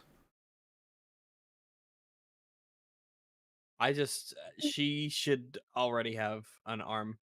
You should already have an it arm. anyway. It should She be should know someone. reliable. She's probably got many connections. Well, It should be an improved version of her last arm. there's a part as well where she blows smoke at Smeech, and he activates his fan blade, which is lethally sharp. And if you watch this part, Savika's decision after he starts up his fan is to come in head first, which, yeah, see this?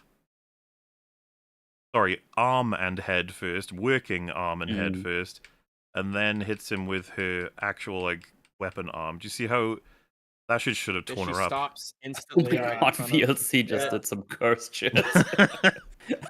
But, like, her face went like, "Raw." all it is they clash, she pulls the lever, and it does something either perfect enough that it harms him, or perfect enough that it doesn't do anything. Like, that's how it always works. And the animation is phenomenal, amazing.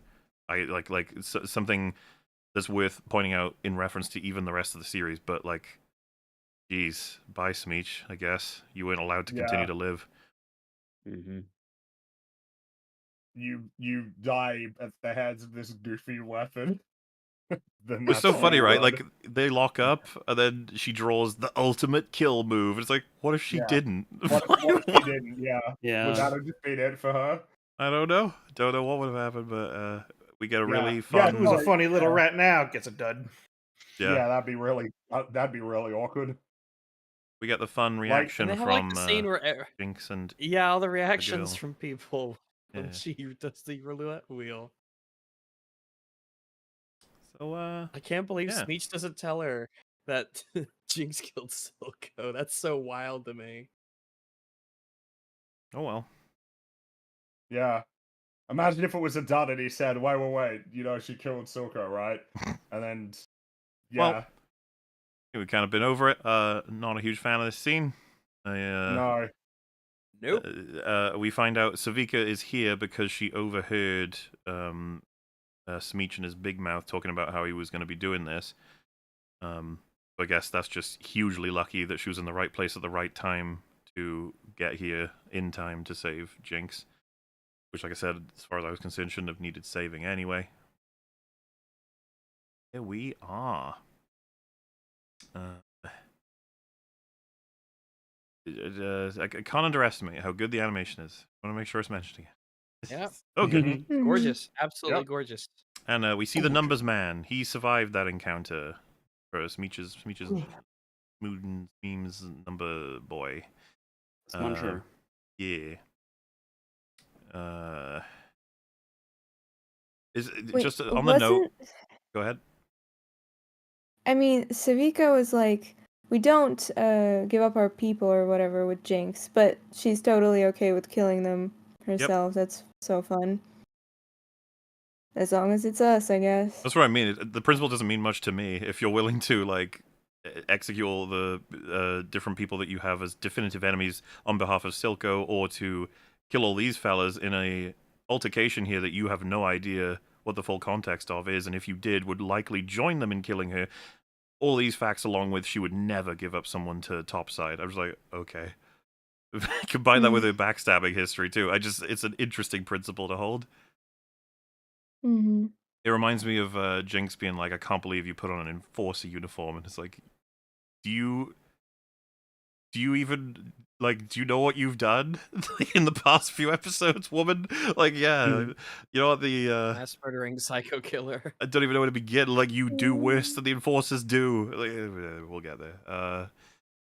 Yeah, the it's interesting, the whole like Savika enjoys the slot machine element of it, and that's why it actually works well. Is he does not use this in a fight with Caitlyn at all, the slot machine part of it. Mm-mm. No, so that's a bit why, because if she used it, it would have had a crazy power that would have killed her. Well, I mean, hopefully she's smart enough to realize she probably shouldn't risk it, and instead just beat But she Caitlyn to risked it death, here, which she can though. do. She decided to keep Well, I guess risking you can it make the here argument she didn't know over what and was over going to and over. happen entirely, but at this point, I don't know. I feel like after the first one, it'd be like, shit, man. I don't know what the hell this is gonna do. I can't trust it. I think it's reasonable for a lot of people to, once you draw the dud, be like, okay, I'm just going to try and work this with my arms. Like, I'm not going to rely on whatever this thing does. Yeah. It is a spectacle scene. It's done for fun, and it was very effective in that nature, but writing, not so much. Bit of a shame. We didn't in the first season have to choose between the two. You just could. Well, yeah, knock like out 'em both. Vi versus Savika was just a good fight. Oh, Yeah. yeah. There was none of that, like, man, what about this big problem though that kind of looms over it? No, not really. Anyway, yeah, so she says, what are you planning? You got to look in your eye, and she says, I'm going to finish what's left of my family. So Savika has decided she will join Jinx. Man. She essentially, Okay. I'm not even lying, she essentially functions as Jinx's lieutenant for the rest of this Bad. act. Pretty much, yeah. Oh, man. Well, there goes Savika. As far as I'm concerned, that's just like wild. Don't know why this is happening, but yeah. And I don't know what's going on with Jinx either. She seems very fun. It's not at all. Not like destroyed or or broken, I suppose would be probably the more apt word that you would think would describe her after the end of season 1, but nah. I thought she was quite I the guess she's lost, given up on empty, violent, Well, and rage-filled wasn't like ghost, essentially. And especially when you juxtapose this scene has come right after she encountered Vi in the enforcer uniform as they were like gassing the place. Yeah. And Well, like there's 5 that. minutes There's the later, now death it's of back to like, oh, haha, fun times. the death of games." Silco. All the most significant relationships in her life are currently in maximum turmoil, and she seems more well-adjusted than we've ever seen her. Yeah, normal. Yeah, like not. Yeah, exactly. Remember her reaction Like, of like about just seeing Vi next to an enforcer? Yeah. well, yeah, all of the weird hallucinations she had of like Caitlyn laughing at her and taunting her and stuff. Obviously, Milo and like in her ear constantly berating her. Mm-hmm. But nah, she's Um, like pretty chill at the moment. Like all things considered, which Mhm. is just odd. Very Motherhood. unusual. Motherhood fixed her. Just adopt children if you have trauma. It will What an fix you insane right and up. crazy thing you just said that couldn't possibly relate to this storyline whatsoever so far. Hmm. Definitely isn't going to play into any of this, for sure. No. Victor is got lots of shimmer addict people coming at him. They're all like, bro, gonna get you. And one of them has a little shank, and it's like, nothing personal. It's the guy we saw from season 1. As early as Yeah. the first episode, and then the results of all this shimmer stuff are now here. And Victor puts a hand on him, and boom, he turns into, I guess, an arcane person. I don't know what else to say. He's been arcaned.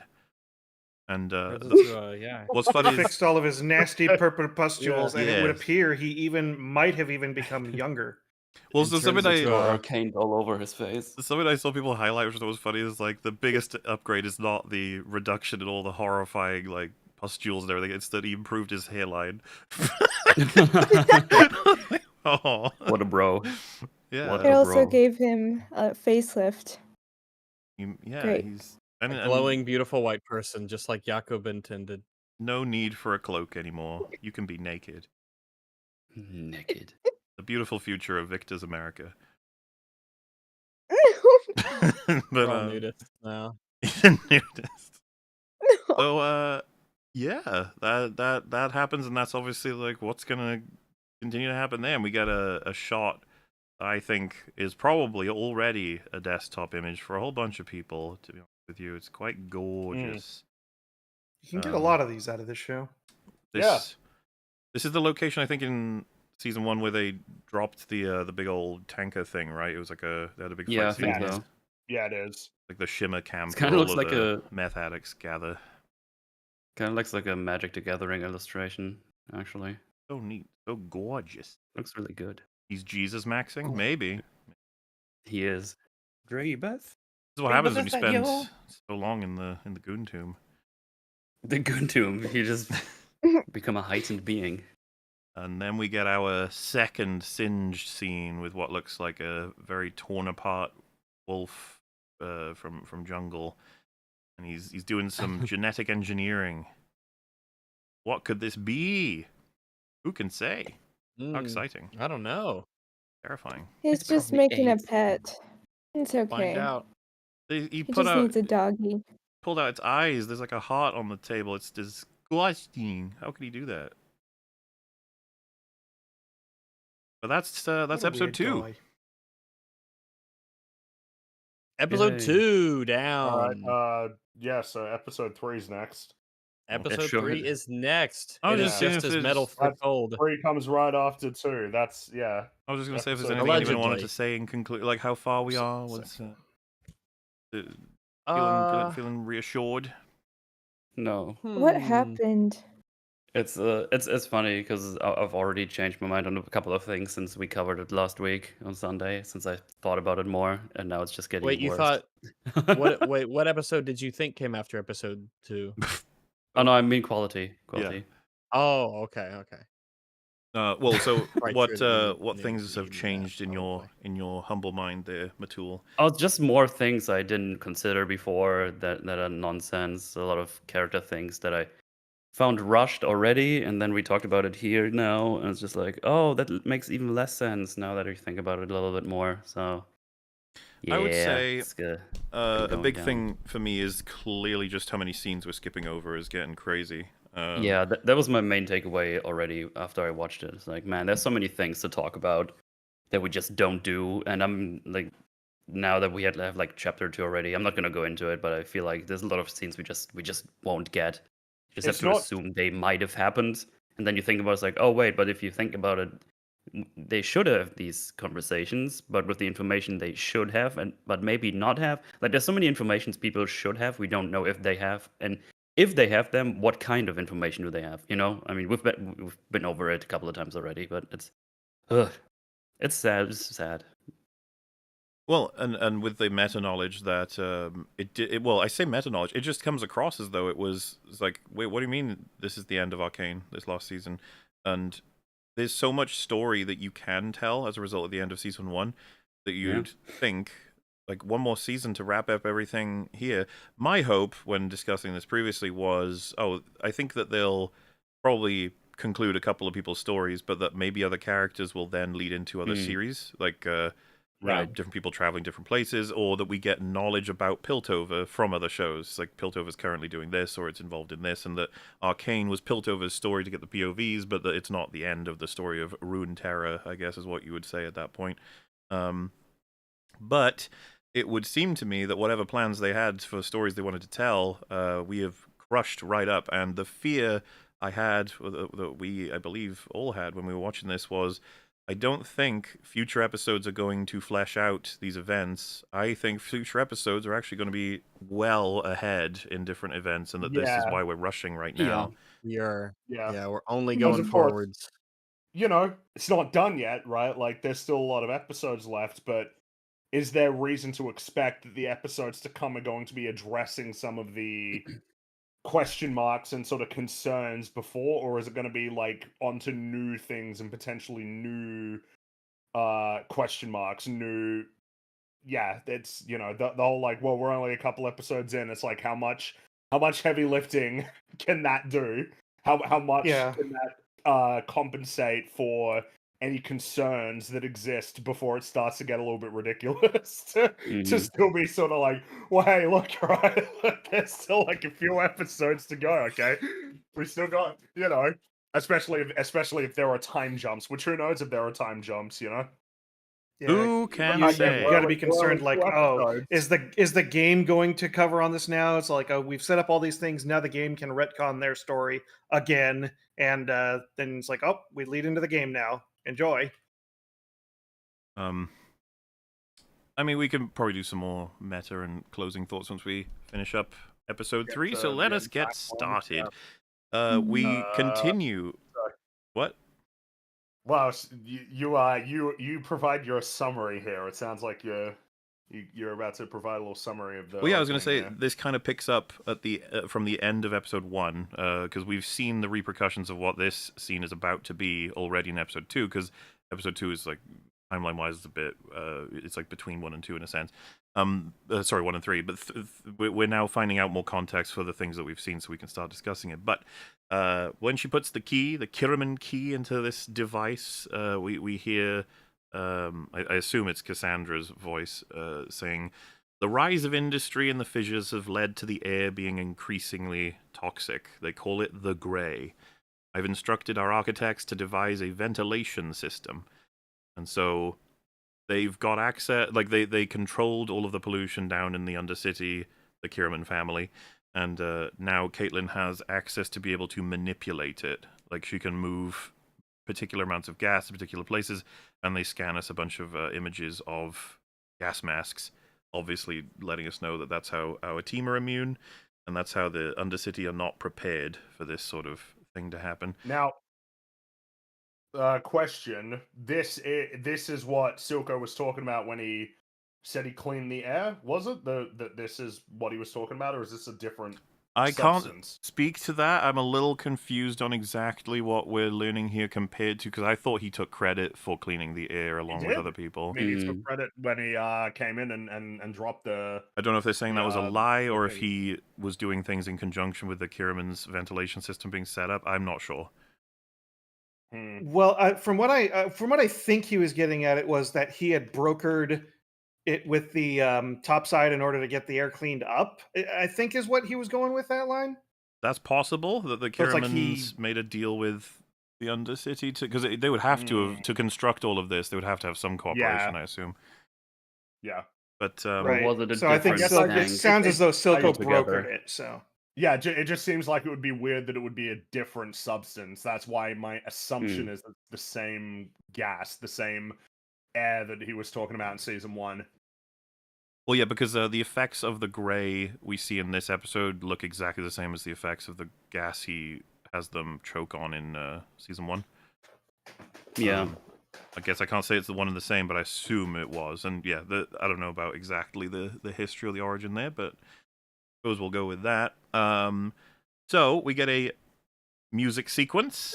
Yeah. So okay. Mhm. So now is the time where you can start being like a little bit Peter Yep. Griffin. It insists upon itself. This is a Yeah. little bit absurd. This is, I would say, one of the most common criticisms I've seen from broad discussion about Arcane Season 2 so far. It's kind of interesting in terms of different things you could talk about, but this is the one I've seen a lot of, which is stop being music videos, be more story, which is an interesting criticism considering some of my favorite story beats from Season 1 are music sequences. Well, So, yeah, I mean, my favorite scene in Yes, season yes. 1, the Echo and Jinx on Yeah. the bridge, is a music Mhm. sequence. But The thing is, It is.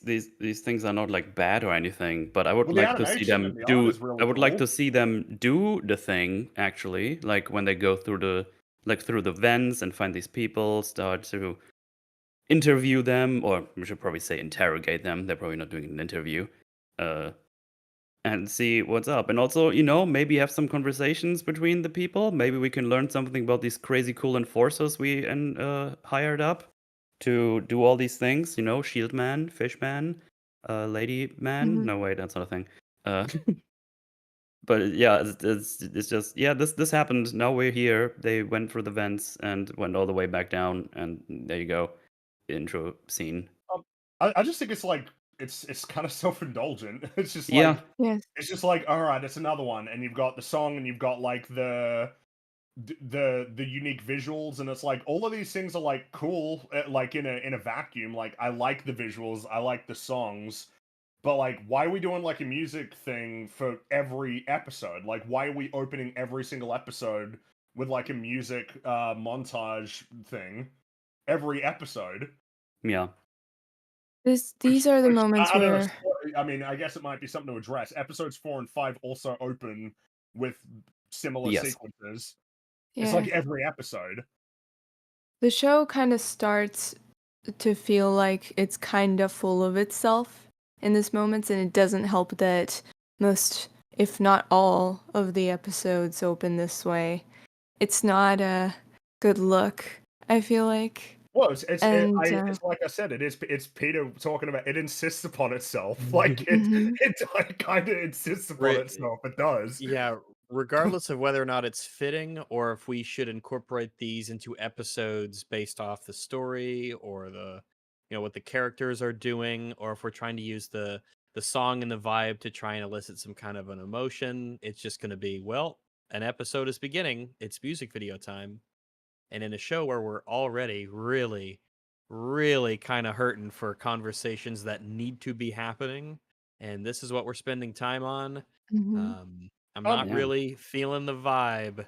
This is where all our new Mhm. characters are. They're all in this montage, and that's it. I don't know I who mean, they are. The thing is that like information is being conveyed in these sequences, and a tone is being set by these sequences. But like doing one every single episode is just like a bit over the top. Mhm. It's just like it's a bit too much. Especially when even though there is a means of conveying information through these sequences, you are, in doing so, like Metal said, you're foregoing opportunities to convey the information through, I suppose, what you could say a more conventional means, which might be like the better means of doing it. Because I Yeah. mean, basically, Mhm. like the information that's relayed here is that they've got access to the gas, and they're releasing it in various areas throughout the Undercity while beating people up and Yeah. looking for Jinx, and like dismantling operations. And then there is a thing there of like tone of like maybe this isn't the right tone to set Yeah. for this particular sequence, right? How effective each of them are. This is probably, of the first three, the one that I think is like the weakest. I think I'd say. I think this one's the weakest, Mhm. and the episode 2's was the best. I guess I'd say, I assume this is still where you're going with it. Like, I love the animation, and I'm Yeah, totally fine with art the is song. really It's cool. just Yeah. its placement, which we'll get to actually, its tone in a moment. Mhm. What I will say as well is this Yeah. criticism was not non-existent for season 1. This did come up. People did say this. Like they Mhm. didn't like it as much with all the musical stuff. For me, if you categorize them in the ones I love versus ones I'm not as fond of, almost all the ones that I love are incorporated directly into the episodes with events sort of smoothly moving into them, as opposed to Right. Mhm. we're near the beginning, it's time to play this Oh, video here's that the we've music made. video. Yeah, and then the episode begins.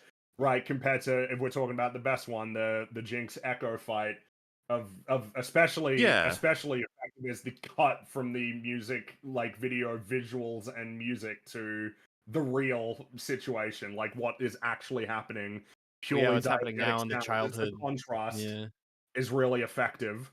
Um, Along with being a really cool song as well, and cool visuals. Well, and to compare, the the Firelights sort of music sequence is played, I think, directly after the intro in one of the season 1 episodes, and that's an example of where it's just like, Yeah, I think recently that's went the through same Arcane with episode, someone who found that very jarring. They were like, "Wait, what?" And I was like, "Oh, just yeah, it's a musical.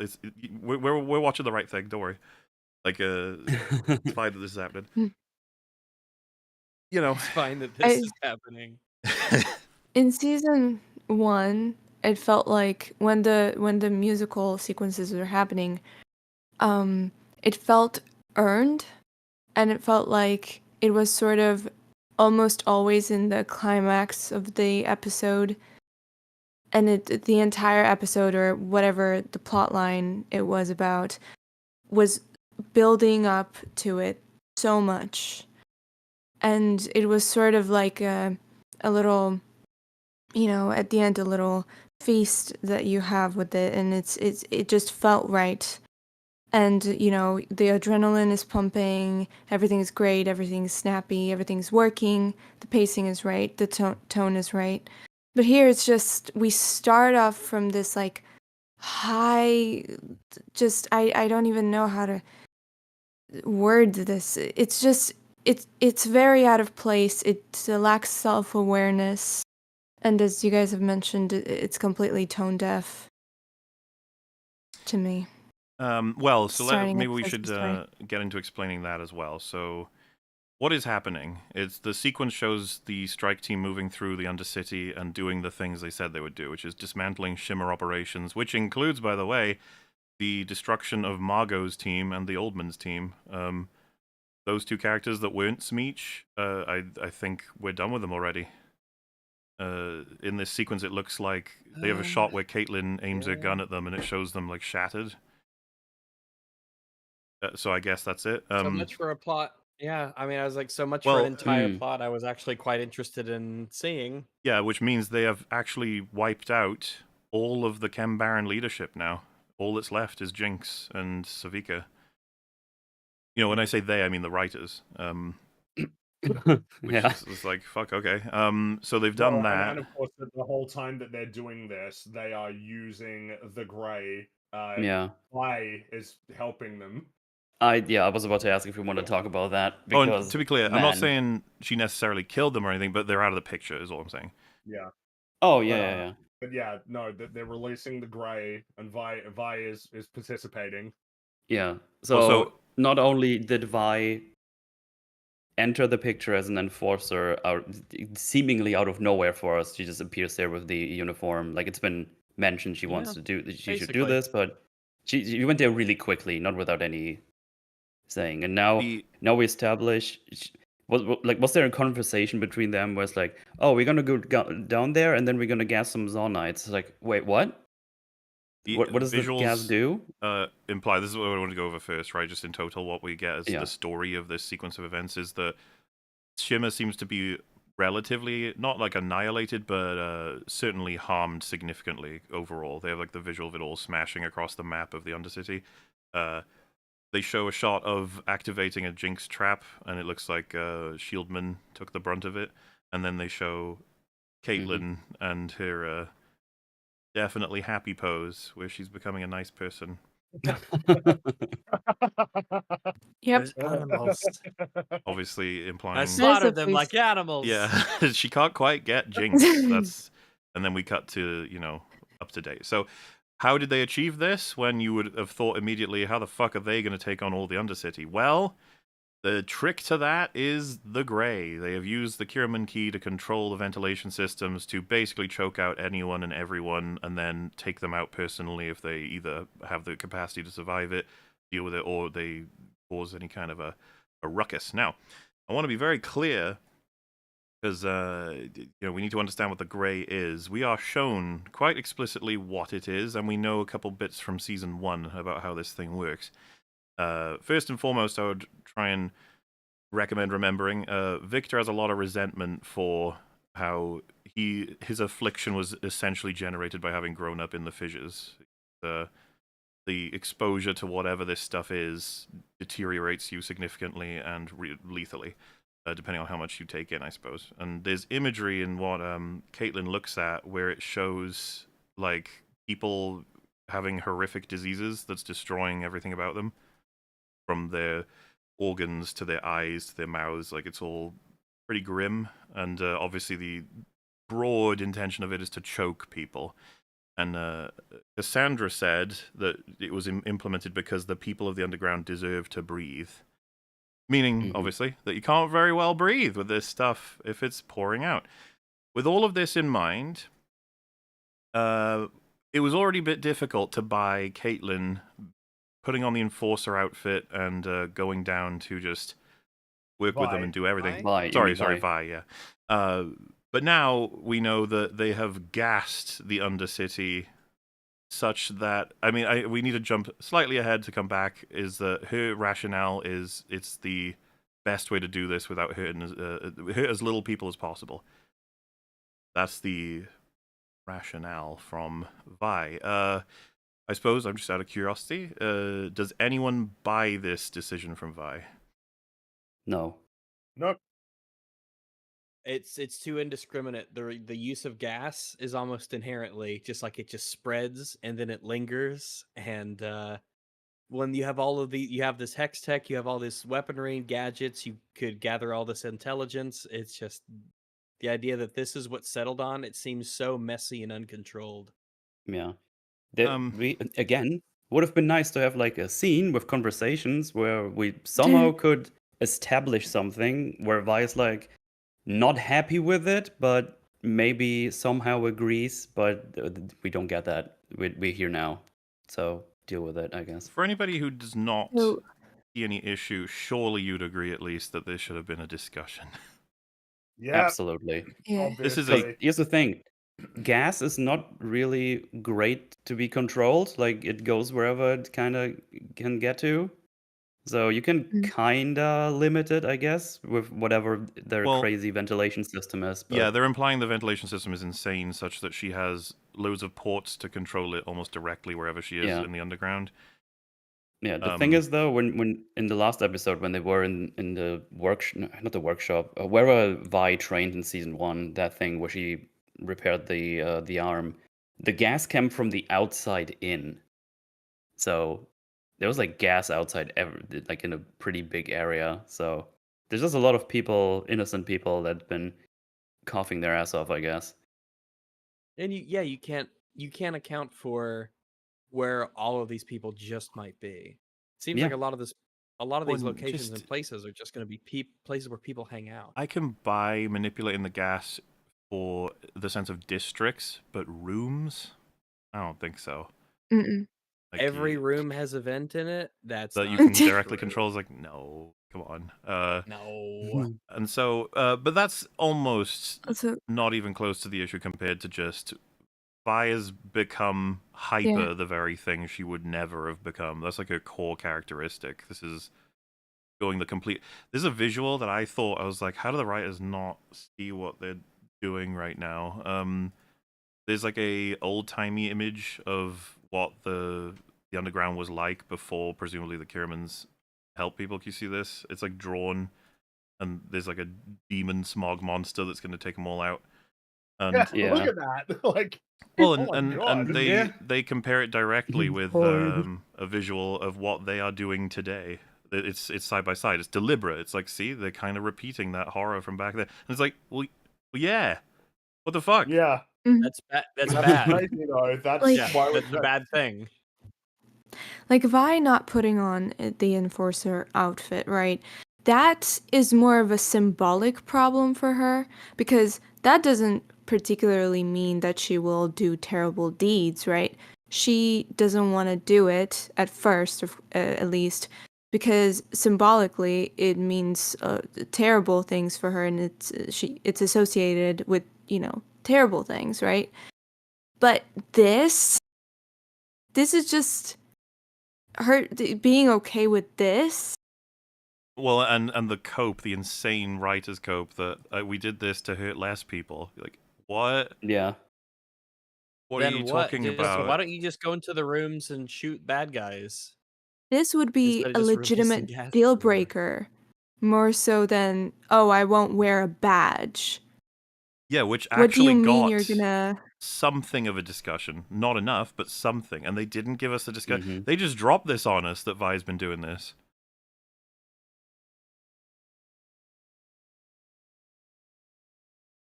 You can Are tell the we're writers very happy trying about to- this. Yes. Maybe the very. writers are thinking, "Oh, we can pin all of this on Kate."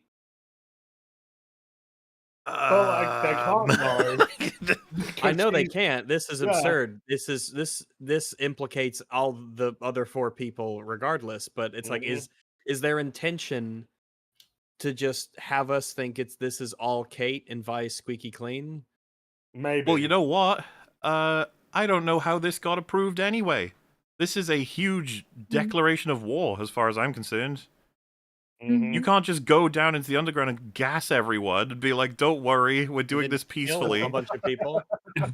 What the fuck are you talking? Knock out Like the barons Also- and the kill obvious their thing would be like, men so and what do you think they're going to do in response? First of all, they will try to kill all of you, and if your response to that is, "Well, we got hex techs," like, what do you? Jace, someone do something! What is happening? Like, what are we? We've escalated like crazy. You can't just gas Zord. Like, what the fuck? It's fine. It's mostly peaceful And gas chamber, bro. No. What's the logic? What's the logic behind it? there Like, isn't. how is this gonna happen? Help them capture Jinx at all? It's Because just it's gonna like make her cough. She'll cough and then they can Oh, capture her. Yeah, and then they'll hear her and get what? her.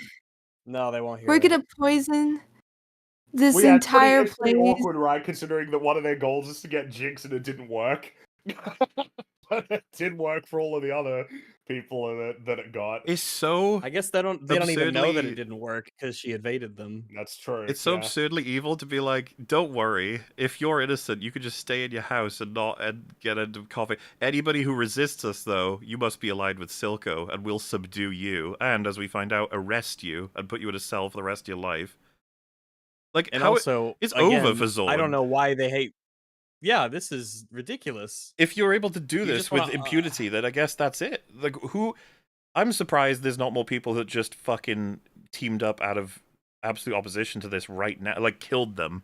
I know that you we're dealing with Vi and Vi and Caitlyn, but like a regular person can kill any of you guys if they have a gun. Yeah, one bullet. Yeah, they don't look like they're. And particularly how better bullet to even unify resistant. all of them by the gassing them all? Like, what the fuck, man? Oh, they'll understand your nuanced position that you're doing this to avoid hurting them. Are you kidding me? Or we just tell Zon that Jinx killed Silco, and Savika will hand deliver her Jinx, yeah, to you. probably. Oh, What this is- about that? Yeah, all of this is so No. much less interesting and logical than what they could have done. Oh, I was so looking forward, and it's not bad because they didn't do what I wanted, but I was so looking forward to this idea of Savika maybe taking up the mantle of Silco, or at least trying to unite the Zonites and getting all the barons to stop the civil war and work together and have them become actual like sort of like mini characters that interact with her and help her to run things because they each have their own areas and expertise and it kind of balances the scales a little bit if she's able to unite everybody like Silco did, and that makes Piltover go, oh boy. And this is just so May I This ain't it. assist all of you with understanding that through the lyrics of the song, maybe we Please can do. understand the scene better. Oh, no. yes, please, Oh, please. you know what? please That's a I'll, good do. idea. Yeah, because a lot of I'll times the just- lyrics they use in these sorts of songs, as opposed to Yeah. you It's know, a little tell unusual, us but something. Rags, you wouldn't mind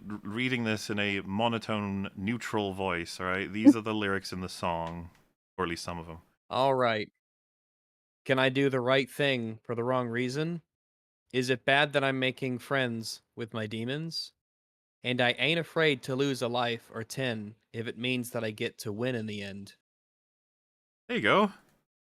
See, it's like she's like considering that this yeah. is wrong and that maybe it's worth it because ultimately they're doing a good thing. Are we the baddies? Are we the baddies' energy is enormous in this scene. This is enormous. Are we the baddies energy? Yeah. Is it good that I've killed all these people? So, It's basically we can what now- it says. Wait, how does this make sense? Doing the right thing for the wrong reason. The reason is wrong, but the thing is right? Yeah, I guess shouldn't it be doing the wrong thing for the right reason? No, I don't even. Yeah. No, Can I do the that's- right Yeah. thing? That's like a saying that can work of doing the. I'm Potentially. pretty sure it was in I think it was in there was a South Park episode where yeah, it was the one where Kenny got run over and he was on life support and Cartman was trying to get his PlayStation Portable. Yeah. Where I think I'm pretty sure that like because they basically they decided to pull the plug on him, and then I think Stan said so Cartman's right, and it's like, well, Cartman's right for the wrong reasons and we're wrong for the right reasons because obviously they cared about Kenny. Yeah. They were looking out for Kenny, whereas Cartman just wanted his PlayStation Portable, but they eventually come to like conclude that that's like the best thing to do. So yeah, I don't have a problem with like a saying of doing the right thing for the wrong reasons. No, I that have was a that. lot of I'm literally just seeing if it Mm. applies. That's all. Oh well, Yeah, I'm the trying to- big one that annoys me is it bad at making friends with my demons? It's like okay, Generally, yeah, that's typically chill not out, positive. all right. Well, Can we have a it's just- scene I guess we where all have a guys different- become friends with them? I guess we all have a different pick for the least favorite line. 'Cause for me, it's I ain't afraid to Yeah. lose a life or 10 if it means I get to win in the end. It's like, ugh. Yeah, that's that one's What are pretty you bad. winning? Who even are we talking about? Are you talking about Caitlyn? Like, is that her perspective, or is general the strike team's perspective? And the thing about it is, like, this is where we can circle back to the tone of this whole thing. This song is a vibe. It's a bop. It's doing things. It's kind of fun and interesting and sort of action packed. And it's like, what the hell are you guys doing? This should be a horror sequence. This should be like sad and Yep. scary. Not fun. So that's how we begin episode 3.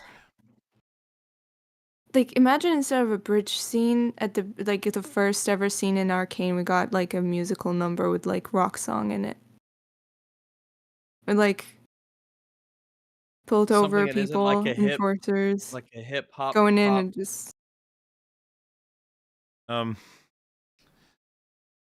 Zorn have every right to hate Piltover forevermore, you know? Like, what could you say about the relationship between these two? And what the hell? Like, Jace, what the hell, man? Just what the hell? Yeah. Whoever this guy Jace is now, I'm They erased him. He's gone. He's removed. They snipped him out. Like, you can't have him in here. It wouldn't make any sense. He can't be a part of this story. I say that as if Vi isn't the same thing right now. advised. So anyway, kicking on as you do. We got Yay. they Yeah, find kicking Smeech's on. number man who's attached to like a fan and he's been choking on the gray just indefinitely. That's a fun fate for him that Jinx, I guess, set up. And I think she planted him there deliberately so that he would tell them what they need to know to find her / go into what will be the big. Given all the puppets that drop down around them that are shaped like their squad mates, yeah, I'd say Yeah. she was doing that. Then he says, thanks. I was a goner, and she says, "You're Smeech's man." Not anymore. I decided it was time to retire. And then Caitlin says, "Looks like someone decided to retire you," which is very okay. Like, what's you think she'd have more like a pragmatic question to ask, not a zigger? Yeah, I got it. So yeah, he says timing was never his strong suit, and that he's like coughing and sniveling and unable to talk properly because of the gray, which just keep that in mind for how long we've been over. It's fine. Sounds like a terrible fate to breathe a bunch of that in. Yeah, very not fun. But while he's trying to focus and explain that he can barely speak properly because of the gray, Caitlin says, "Tell us how you got here," and aims a gun at him. It is the most what the fuck are you doing? And all the other characters are like, "Whoa!" I can barely and talk. then all of the characters and all the audience turn to the writers and go, "What the hell?" And the writers are like, "What? What do you mean? It wasn't me." They are racing ahead with Caitlin. She is unhinged definitively now. Yeah. Mm-hmm. A shame. I'm not going to say Caitlin was anyone's favorite character, but it doesn't mean she doesn't deserve the respect of being written correctly. I think that's something we didn't remember. But what was the state of the top characters? Most people went with Silco, right? Silco, Jinx, and Victor were generally in the top. Silco's gone. Silco's and, probably. We didn't have a lot of Victor in this. We don't see him in episode 3. Nope. So not a lot of Victor, and Jinx is we got lots of Jinx stuff happening at the moment. Yeah, a lot of people were not that fun. Like Caitlin would make it onto a list, but she'd probably be lost, or at least somewhere around there. She was, I think, generally kind of, but still. Still though, yeah. There were really no bad characters in season 1. Yeah. Yeah, and he says she's planning something big, Jinx, right here in the Pipeworks. Pretty big place down there. She was heading toward the old tunnels, something about rerouting the vents. And then Caitlin's like, "Cuff him. And he's a confessed criminal. He'll spend his retirement in a cell." And everyone's like, "No, so mean." Because, even though that's what they've been doing the whole time. I thought that's what they were doing the whole time. Okay. No, that I just thought Maybe about they're it. like, wait, this why one's are they... choking on the gas. Aren't they all? Then we visit Ambessa. How's she doing in a little ship? Neat. She's having a meeting with Amara, who was in season 1. One of the merchant guild people who spoke with Jace at some point to do with the Hex Gates, I guess. And there was speculation based on her makeup that she is a member of the Black Rose. Some of her identifying factors match LeBlanc in League of Legends, who was one of my mains. LeBlanc is fun as fuck to play. He's all about when you get those combos down, just as you go in, deal damage, and you back out, and it's like when you can coax out an ulti with your clone, you're just like, ha. They're like, "Oh, you son of a bitch!" But distortion and subdiffusion, magical illusion spells and stuff. She's a fun one, and that's I saw people speculating that this lady could be that, and it looks like they were right. She is meeting with Ambessa to kill her. Which, would have been a shame, because Ambessa I find to be quite interesting in the show, and she's still interesting. Mm-hmm. She's not in any way been changed as far as I can tell. Before this all starts up, we get a pretty overt look at Rictus is his name, the bodyguard's runes. Yes. With the really cool beard. Yeah, well, he's a cool dude, and he's got runes on his halberd, I think it is. I'm not a weaponsman, but he it's a notable element. It's going to come up in just a moment. And Amara attacks by having them both get stunned by creepy hands that grab them. And it seems she's here to kill Amara. She gets a blade out and she puts it to her throat. But you gotta watch Incredibles. Don't be monologuing. You can't be doing this, Amara. Right. She says, my son is dead. Isn't that enough to sate your bloodlust? And she says, we know what you're chasing in Piltover, and we won't allow it. Which, what was interesting about this is that the assumption I think everyone would have is going to be Hextech. I saw some speculation being discussed about that might be a misdirect and that Ambessa's after something else. But, and it's not spoiling or anything, but going from Act 2, I think it is Hextech he's actually after, just definitively. It seems, Mhm. yeah, it seems like it.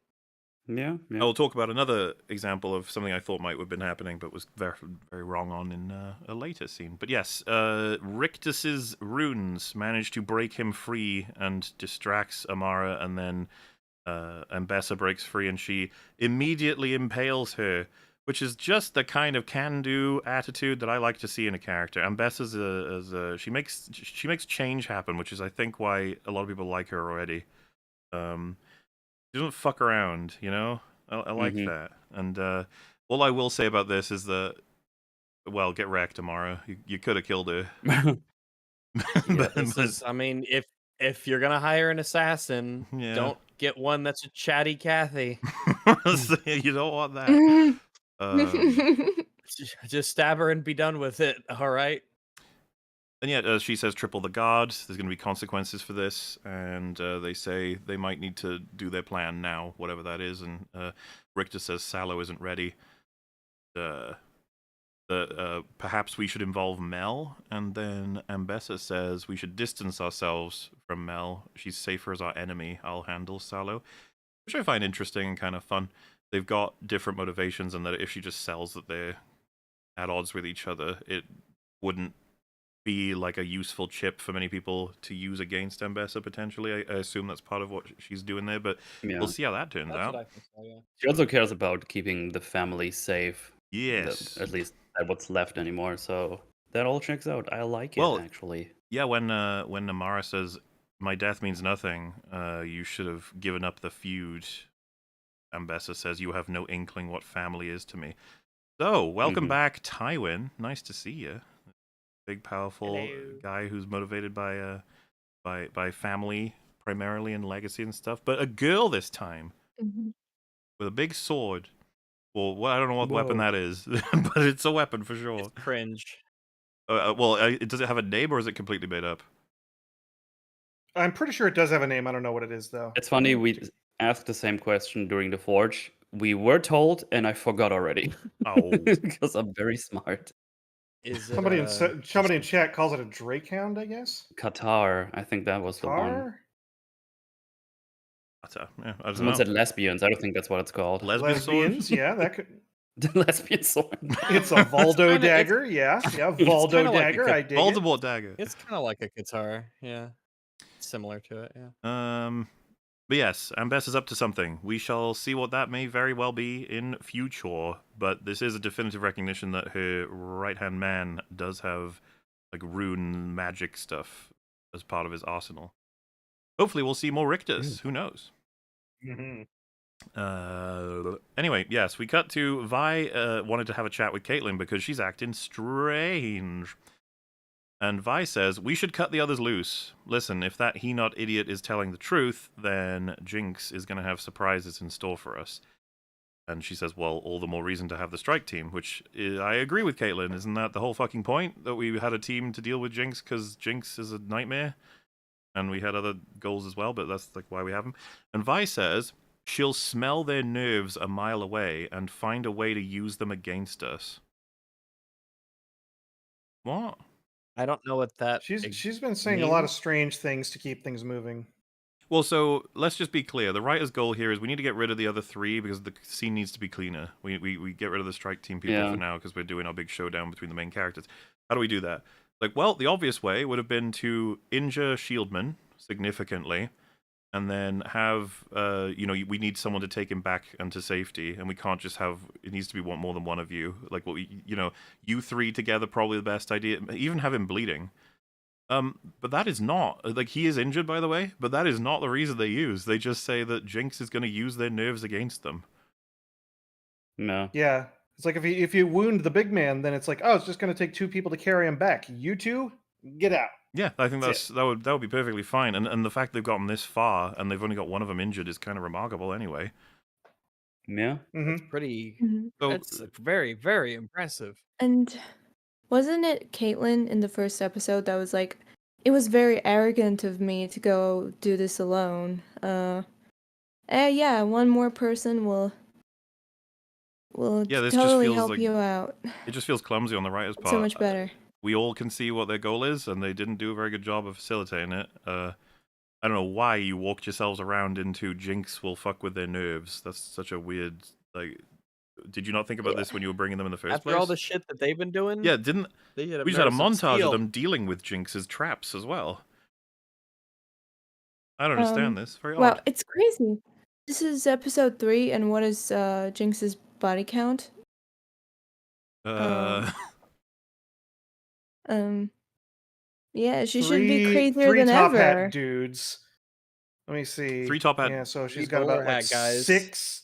So The she's got like maybe 6 bodies on her hands. 6 yeah, she took out the thugs. Oldman Two guys with two the Smeech mouth guys. things. Mm. Mhm. Yeah, and then 2 Smeech guys in the alley. Not the Smeech guys, no. Smeechman. I miss Smeech. Yeah, I I mean, miss Silco and Smeech. she I could miss Smeech. Yeah, I miss Smeech already. Yeah, and his could fucking use glitchy one or body. one or two more, Oh, sacrificial lambs. well, so I actually think, yeah, you're onto something with that. The strike team could have really, if you had built them up more in this scene, been a big old tragedy source by having Jinx Mhm. kill one or two of them. Oh yeah. Yep. It could have been good shit. But they remove them. They're out. Yeah. Yeah. They go Man, Yeah, you know they're those gone. guys. They're outta They were my here. favorites. The Shield Man and Fish Man, Ocean Man. Shield Yeah. Man, Guy Man, and Girl Man, as you We said. we learned Girl man, yeah. we learned so much about them in that music video. They did things. It's crazy. Because they keep them alive by doing this, but as characters, they couldn't be more dead now. Yeah. So, yeah, she says, I can't let her get away again. Are you sure you're ready? And she says, my sister is gone. There is only Jinx now. It has to end. I'm so sorry about your mother. Sorry I can't bring it back, but please, just everyone in my life has changed. Promise me you won't change. Which, real We're interesting there, line baby. for us right now. Everyone in my life has changed. It's Yeah. like, Yeah, Jace has changed. Heimerdinger has changed. Oh, Sadiq has Jace. changed. Jace. So yeah, and then they do the kiss that was shared around the world of Twitter until they got to the end of this episode, I guess. It's so stupid. It's yeah. this line of like don't change or everybody changes and I won't change bugs me so much. Because what is the next thing she does? I wonder. The next It's thing for so everybody. stupid. Why?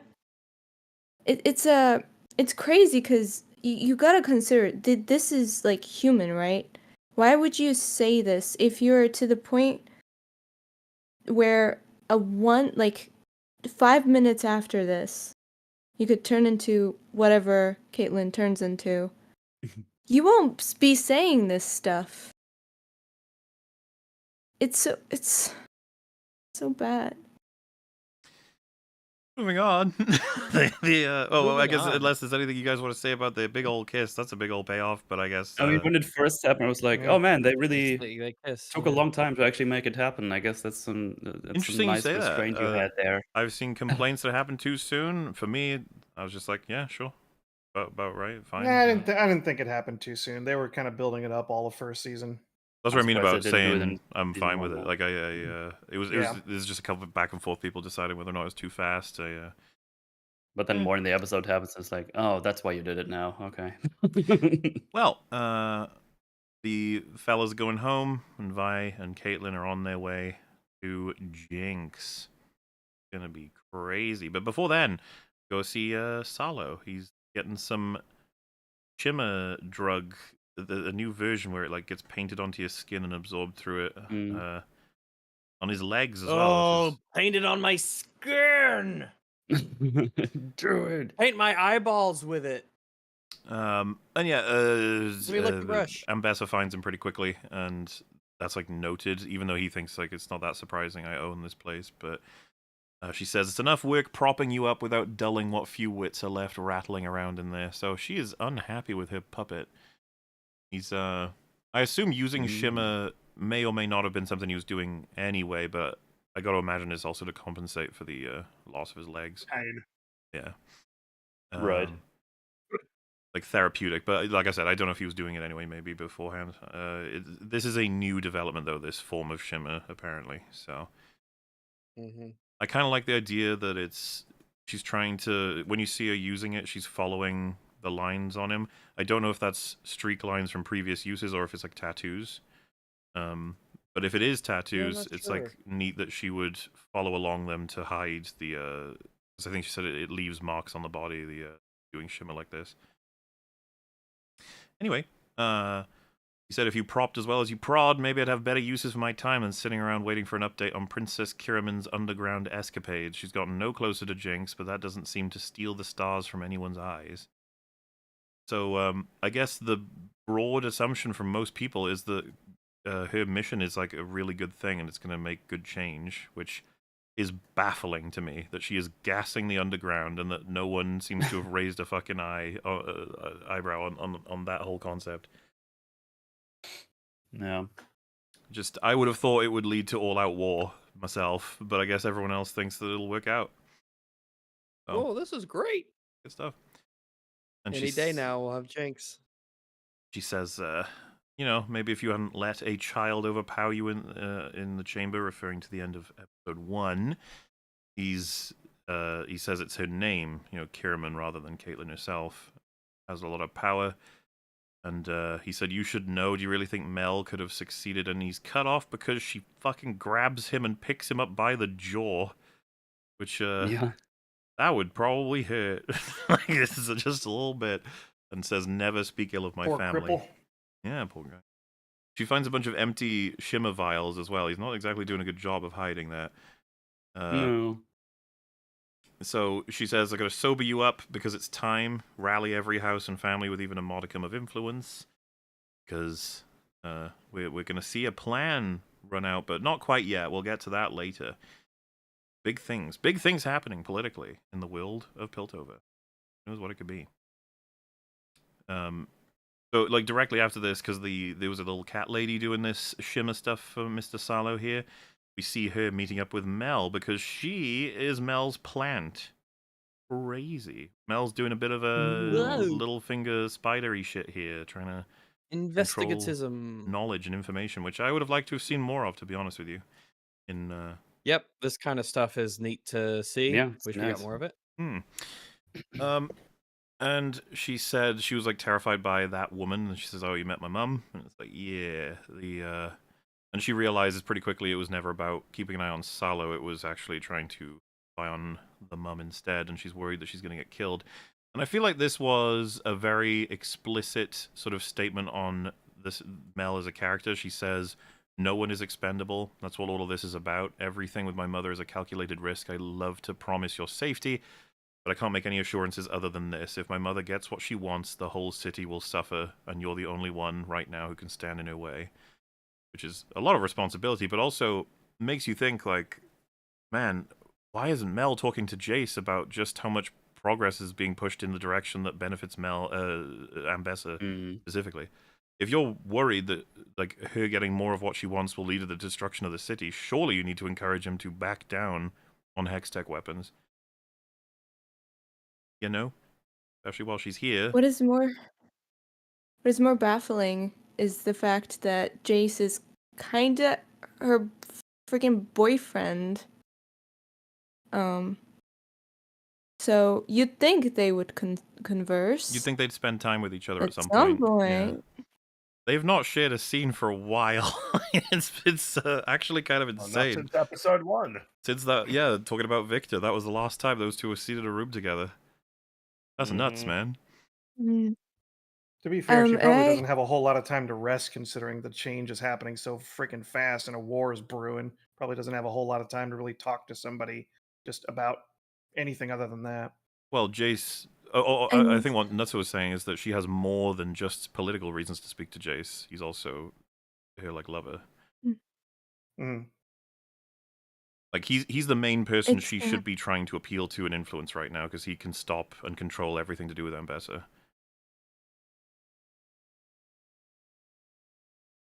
They have a bit of a like. what's Go ahead. yeah.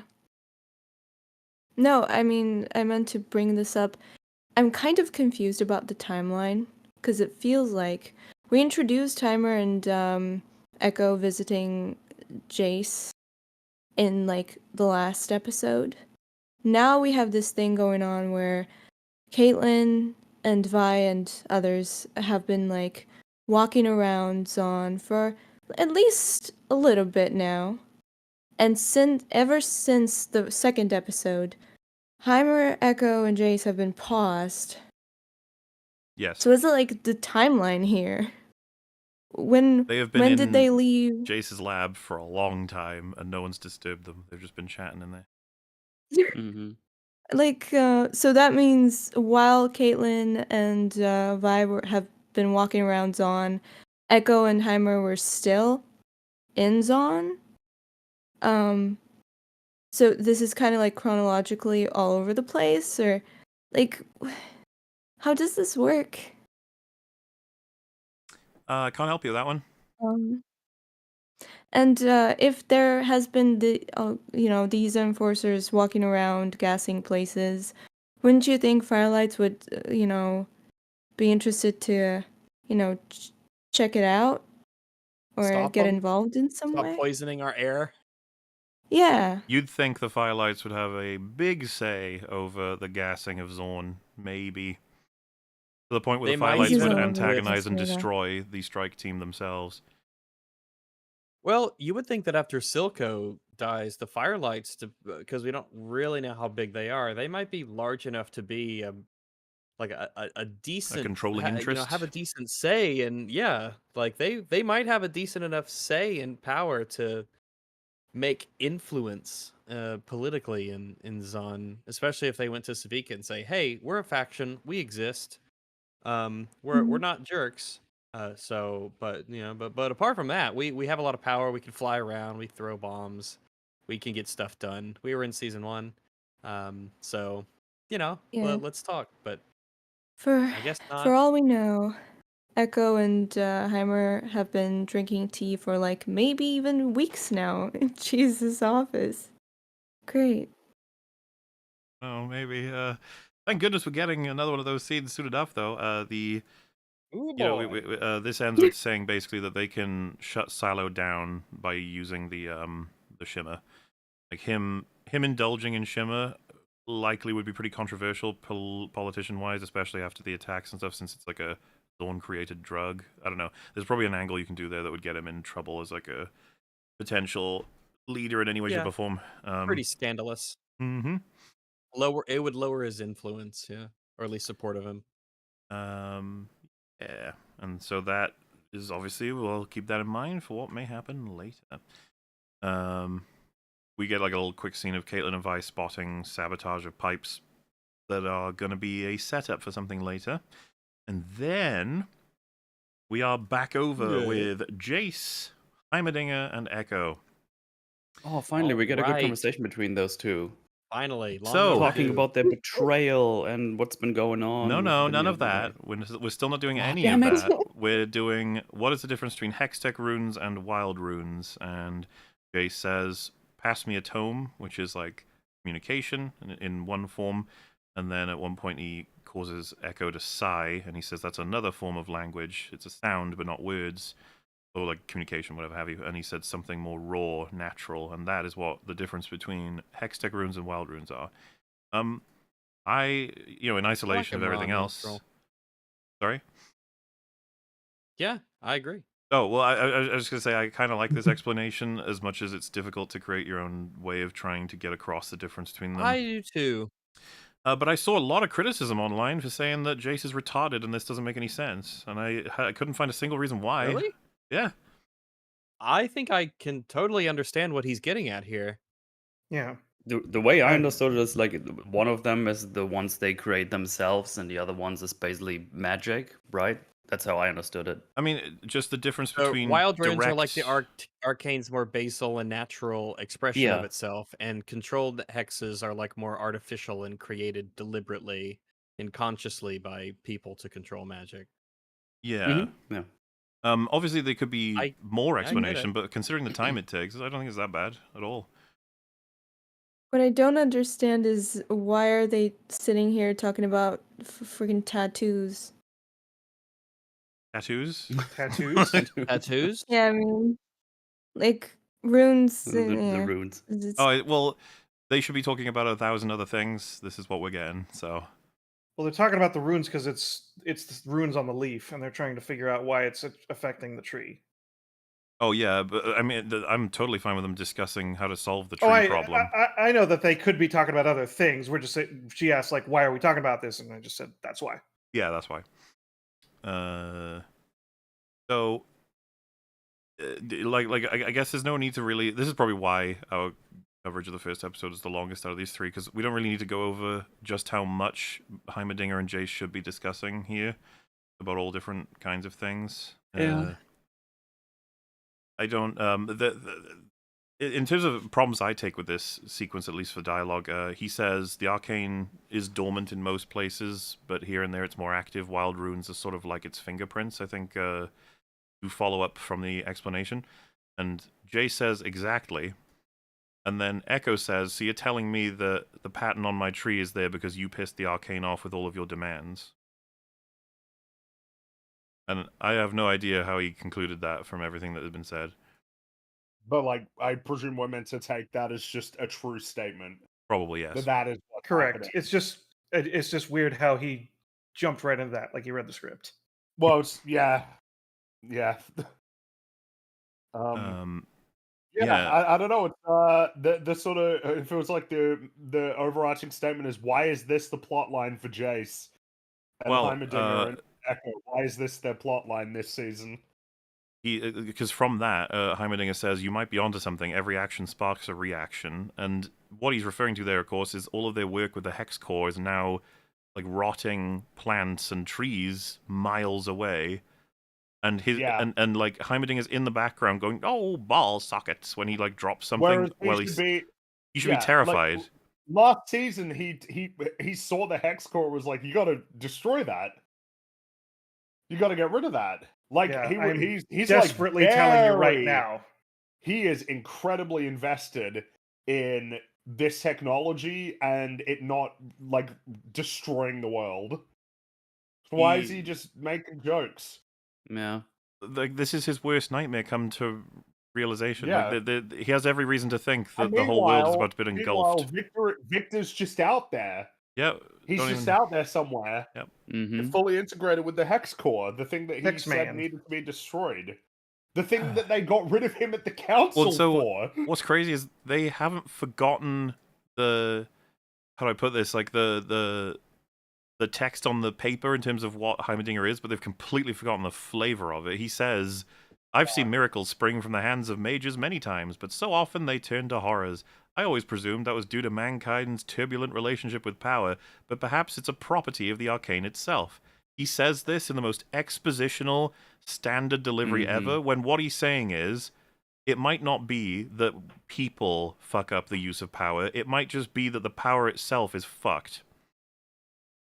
Like, that's terrifying. That's horrifying as a realization if you think that's true. Exactly. We're using the power all the time.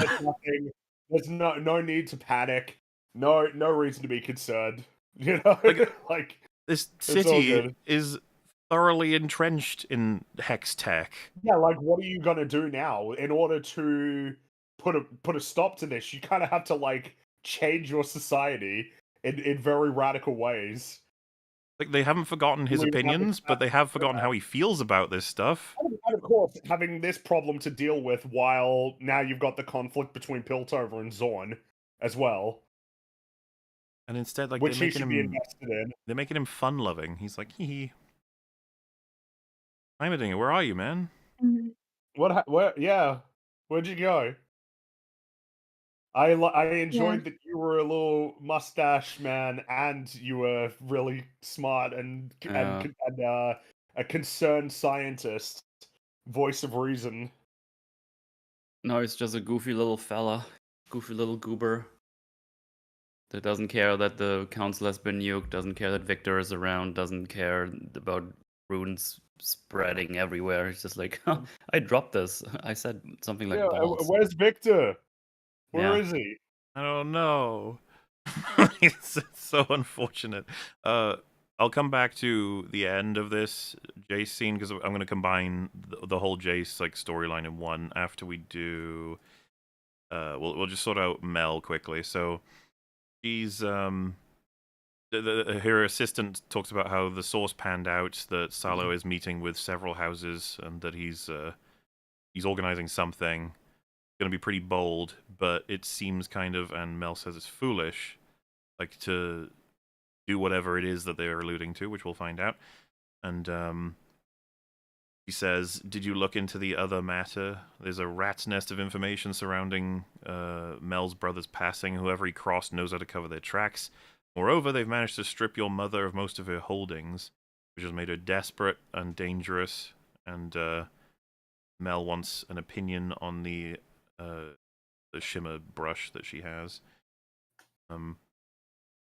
Which I guess for the sake of efficiency, we can probably toss in the second scene for these lads now, because we get a bit of montaging everything. So I'd rather do it all, one story by one.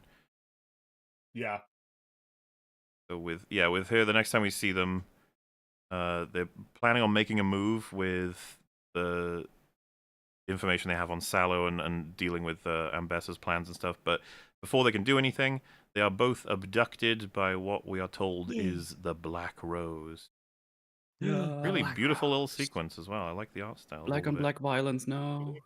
Black Rose on black violence, I think you mean. But also this No. lady who like eerily twists her neck all the way around. It's like, what's going on there? She looks Are you okay? pain. Or Hope are she's you? alright, yeah. Okay. I hope so. I hope she's okay. They're gone. And I thought from this that because she got so close to sabotaging Ambessa's plans, that this might have been Ambessa kidnapping her herself and framing the Black Rose to get her out of the way for whatever plan she has for Piltover. Oh yeah, that might be. I didn't even think about that. Well, you know what? Yeah, we can maybe. I'll just say that's what speculation I had about like how this may be working, as opposed to the Black Rose just happened to teleport her now. But we'll see. We'll talk more about that the more scenes we get for her in the future. So, Wow. with that, Okay. we'll do now all of the Jace stuff, which isn't too long when you put it all together. And it'll be you just have to imagine it's happening all the while of talking about a different scene. In a line. Yeah, concurrently with another plot line. So, Okay.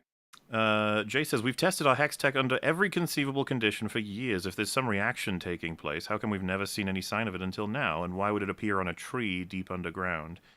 And this is a difficult thing for the writers to solve, but they have a solution, and that is a giant piece of technology that we've never seen before.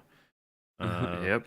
It is the hex, like it's like a fail-safe system designed to, if the energy overloads, that it would. Well, it's pretty much how he describes it. Because Echo's obviously trying to figure it out, and he says it's 200 feet below the surface. The entire structure is a channel. It focuses the Hextech energy into a precise beam. The mesh is above ground, but we weren't sure what would happen if it would overload, so we installed a failsafe at the base. And Echo says, so instead of exploding in your neighborhood, it blows up in ours. And Jay says, well, no, we're miles away from the main fissures. And then Echo points out there are utility ducts that carry water and facilitate ventilation from here to there, and that would explain how it affects the tree.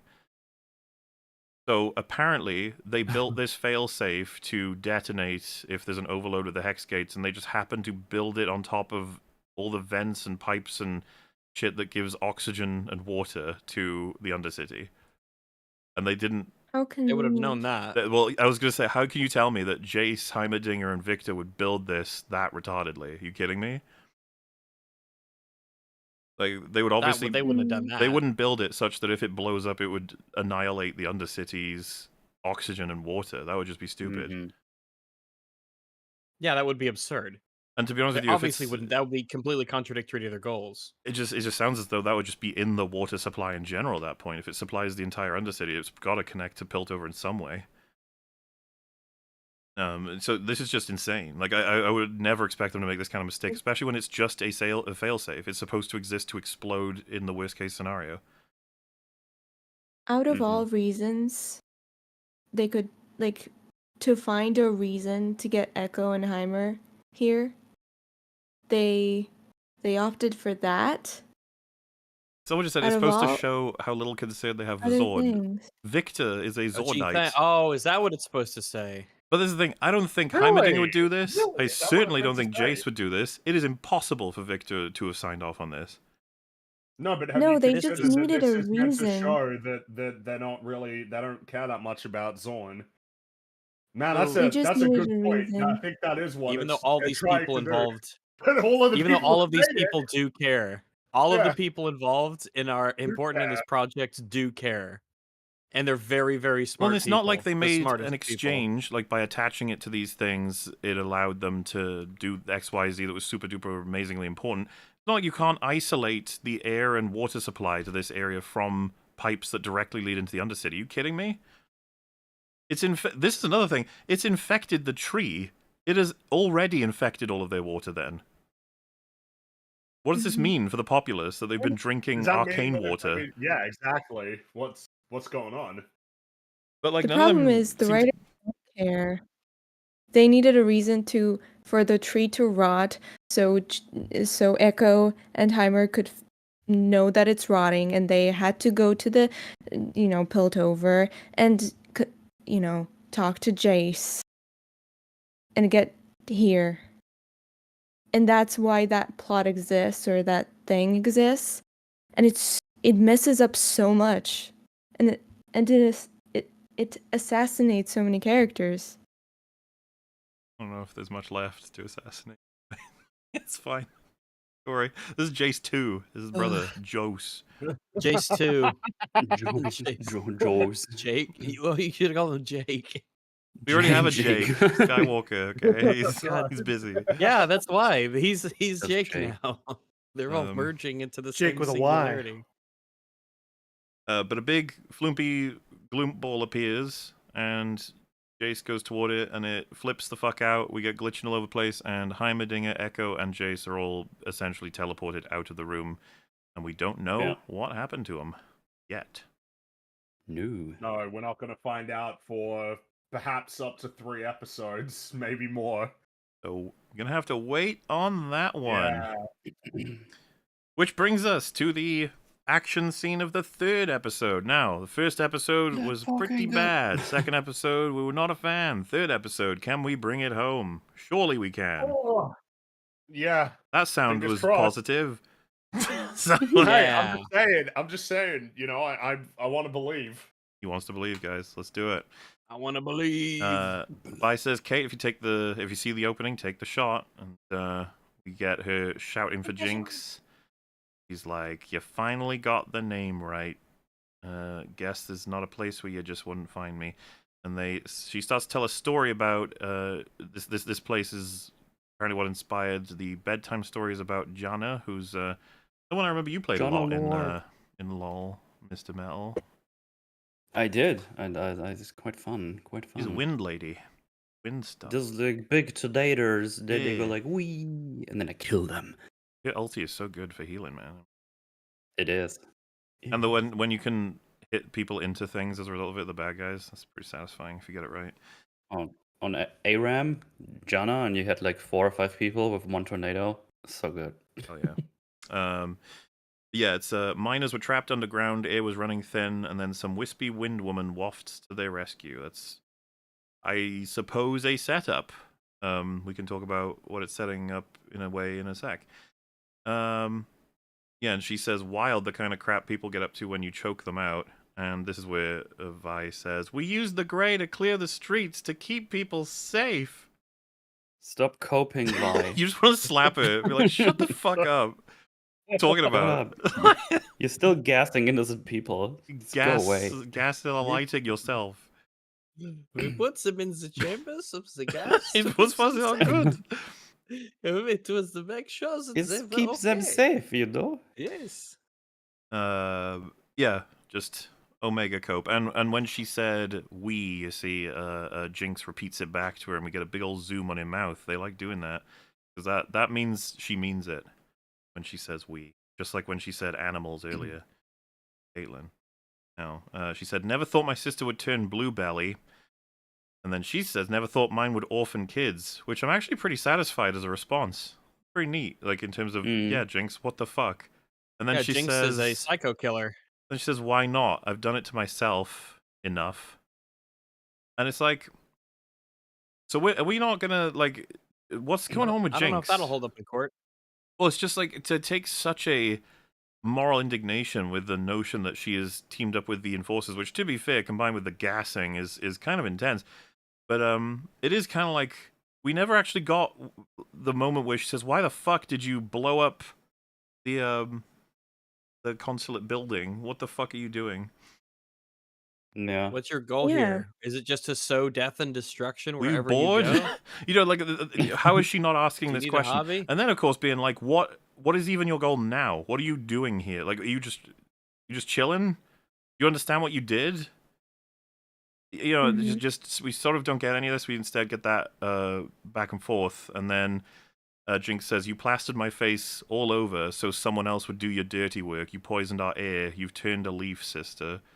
And then Vi says, "I'm done blaming myself for your mistakes. Done pretending you're my sister. You're not. You killed her. I'm not gonna let you stain her memory anymore." Feels to me like we kind of jumped here, man. Like, I don't know. I feel like we're missing some scenes that either explore how Vi has managed to understand and process the whole situation at the end of season 1, but similarly for Jinx too. And then I would have thought the discussion would be a little bit longer and address some more things, but it's like we're skipped to, "I believe you're dead now. We're done. No. Let's fight." Mhm. Okay. Which Yeah, I mean when that. Yeah, the attitude you should when have, basically. when did we establish Vi's mindset on Jinx? When was that moment I for don't her? remember. Because all we know from the end of the season 1 is that she still loves her sister. That won't change just because she realizes that she's kind of crazy and she kills a bunch of people. It's really hard to unlove a relative like that just by being like, "Oh, but you were a terrible person." You gotta That would do go it for through me. a lot of psychological torture. I mean, Maybe. you wouldn't particularly like them, I but would say it certainly it won't applies to change the Vi. fact that She was pretty forgiving of anything Jinx had done. If you remember when she meets her in season 1, she says none of it matters because of like what you've been through and what we've both been through. You know, that sort of perspective. I get what you're saying. Like, where's that conversation where she processes everything she has done as a human being and what that means to her? Because she's mentioned prior that she's like, yeah, Jinx is donezo. Yeah, definitely. Like, yeah, but it's like it's nothing. We haven't had anything that like they actually talk about what it means to you, what her collection of actions, and how that reflects her relationship with you as a sister, and then how she feels about you. Obviously, referring you as Vi. It just feels like there's a lot of conversation we could have, but we are getting into. I mean, another example would be she just said straight up to Vi, "You poisoned this world," and she doesn't like go any further with it. She's just like, "Yep, well, fuck you." I was like, I don't know, that was huge for your character, but okay, I guess. But I guess we don't have the time because we got to get moving. We got other scenes on top of this one to do. You know, so it seems like the fight is about to begin, and you guys excited? You cool down. Yeah, let's do it. All let's right. let's have a fight. Let's do this. Let's do the fight thing. I gotta head out. Damn. Oh. Yeah. do you mean like completely? What or? timing? Yeah.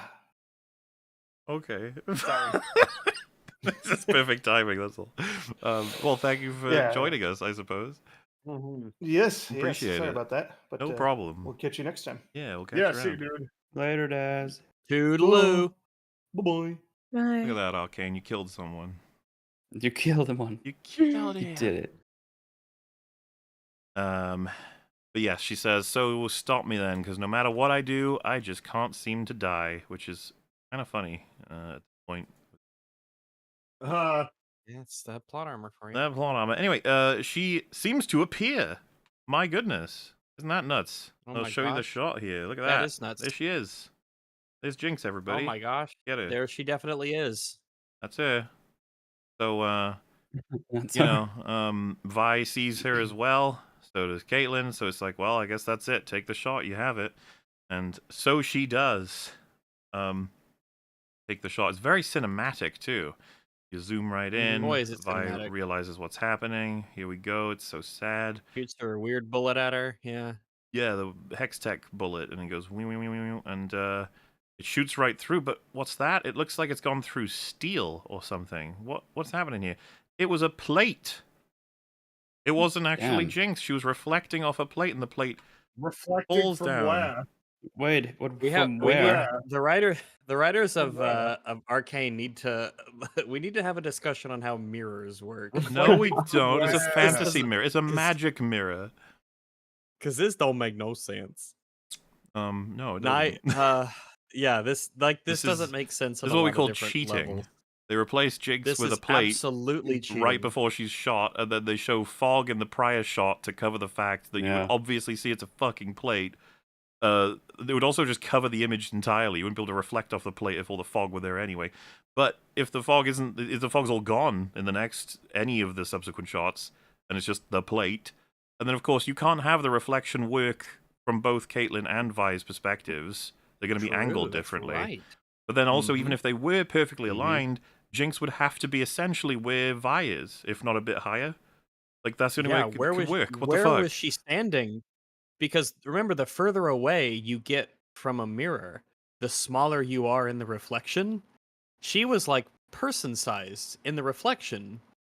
Yeah. I How don't know how is how she that's so possible. big? This is really annoying because this gives away Caitlyn's position, so now Savika can fuck her up. It's So, like, yeah, pretty hey, consequential. cheating. It's not fair.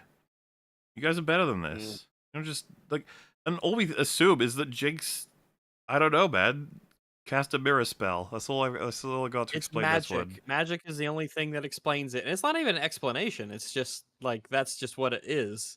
That's you can't say she does this because of mirrors and reflections and then also break all of the rules for what mirrors and reflections are. You can't have it both ways. That's a fuck up. You can't do that. It's cheating. So then you get this. Now, this is GG for Jinx, because that's actually her. This isn't a plate this time. Unless, of course, Caitlyn doesn't fire fast enough, and Savika interrupts. Boom. Boom. Fucking close there. Yeah, she could have fired. That would have been it. But it's also I mean, annoying, it's a good like I thing said. she if didn't it went fire for when the... someone. Why did Savika walk in front of the gun? As she I was know, like you could have. aiming it? He could have been Why shot. Why are you making Savika stupid? She's not stupid.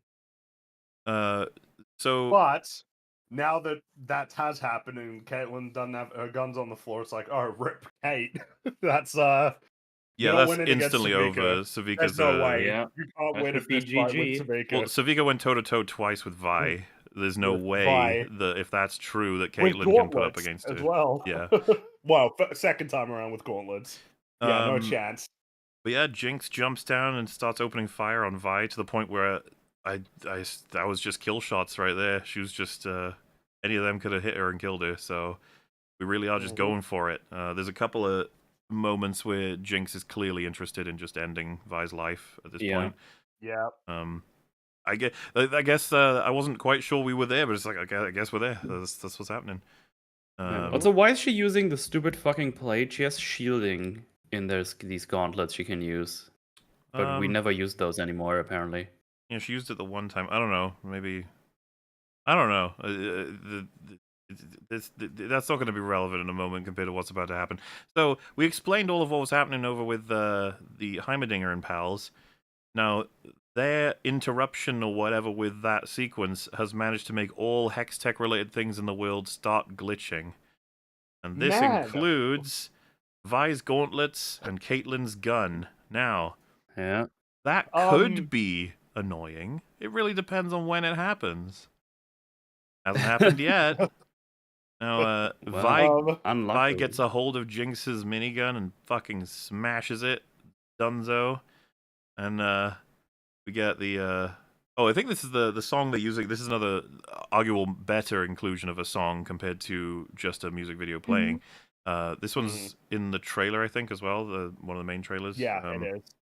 So I quite like it. But yes, Caitlyn has the shot on Savika. I have no idea how she got to this position from what we last saw. But she did. And she's rolled her. She's got the gun. This is it. It's over, Savika. Your number is on the number plate. You're dead now. But unfortunately for Caitlyn, boom glitch. Man, Damn it. how inconvenient. Damn it. What? Now, what is the likelihood that Jace, Echo, and Heimerdinger are going down and messing with all the Hex Tech stuff right as this fight is happening? You know what? This is I think it's unprecedented. pretty low. This has These never two happened events before. they're not related. They're not doing what they're doing because of what Vi and Caitlyn are doing. They're on their own adventure. Yeah, they're not even The aware timing that is any of the just other things are happening. Really unlucky. Yeah, there's nothing that connects. Really unlucky. Have you considered? Yeah. Have you considered though that Savika used her jackpot gauntlet arm, and then she got a really good roll on it, and that gave that caused Can I it? just say, Oh, and there's someone's pointed It controls out as the well, universe. You know, the only reason that Echo was even in a position to be dealing with the tree is because the leaf fell in front of him at that particular moment. What if it fell like 2 hours later? Then this would well, we could say, what if it fell seconds later? Yeah, Caitlyn wouldn't have been glitched like exactly. this there and then. Yeah, Can I just that's say how right. ridiculous Savika's arm looks here? It's such a Yeah, like come on, that's so goofy. So Yeah. big. But also, once again, Ripperoonie Caitlyn, you're done. Yeah, she's dead. This is it. It's game over. Well, that's where this This- whole thing this- gets real interesting. Go ahead.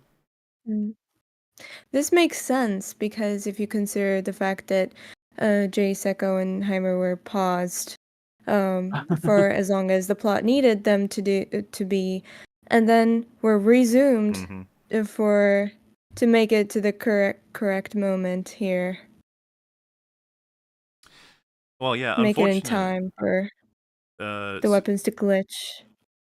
So it looks like Vi has the kill shot on Jinx too, and she goes And then to it finish her, glitches. but it glitches both of her gauntlets out. So Oh, no, both unfortunate. at the How- same time. Inconvenient. Damn it. How Both of them, right? inconvenient. When they were about to take their kill shots. Oh no. So if Jace, Echo, and Heimerdinger had done their adventure down, you know, to like underground, if that had happened just at any moment, like even a couple of seconds later, even if there were a couple, like even if one of them said, "Hold on, I need to take a shit," just wait for a minute, and then we'll go downstairs and we'll sort that out.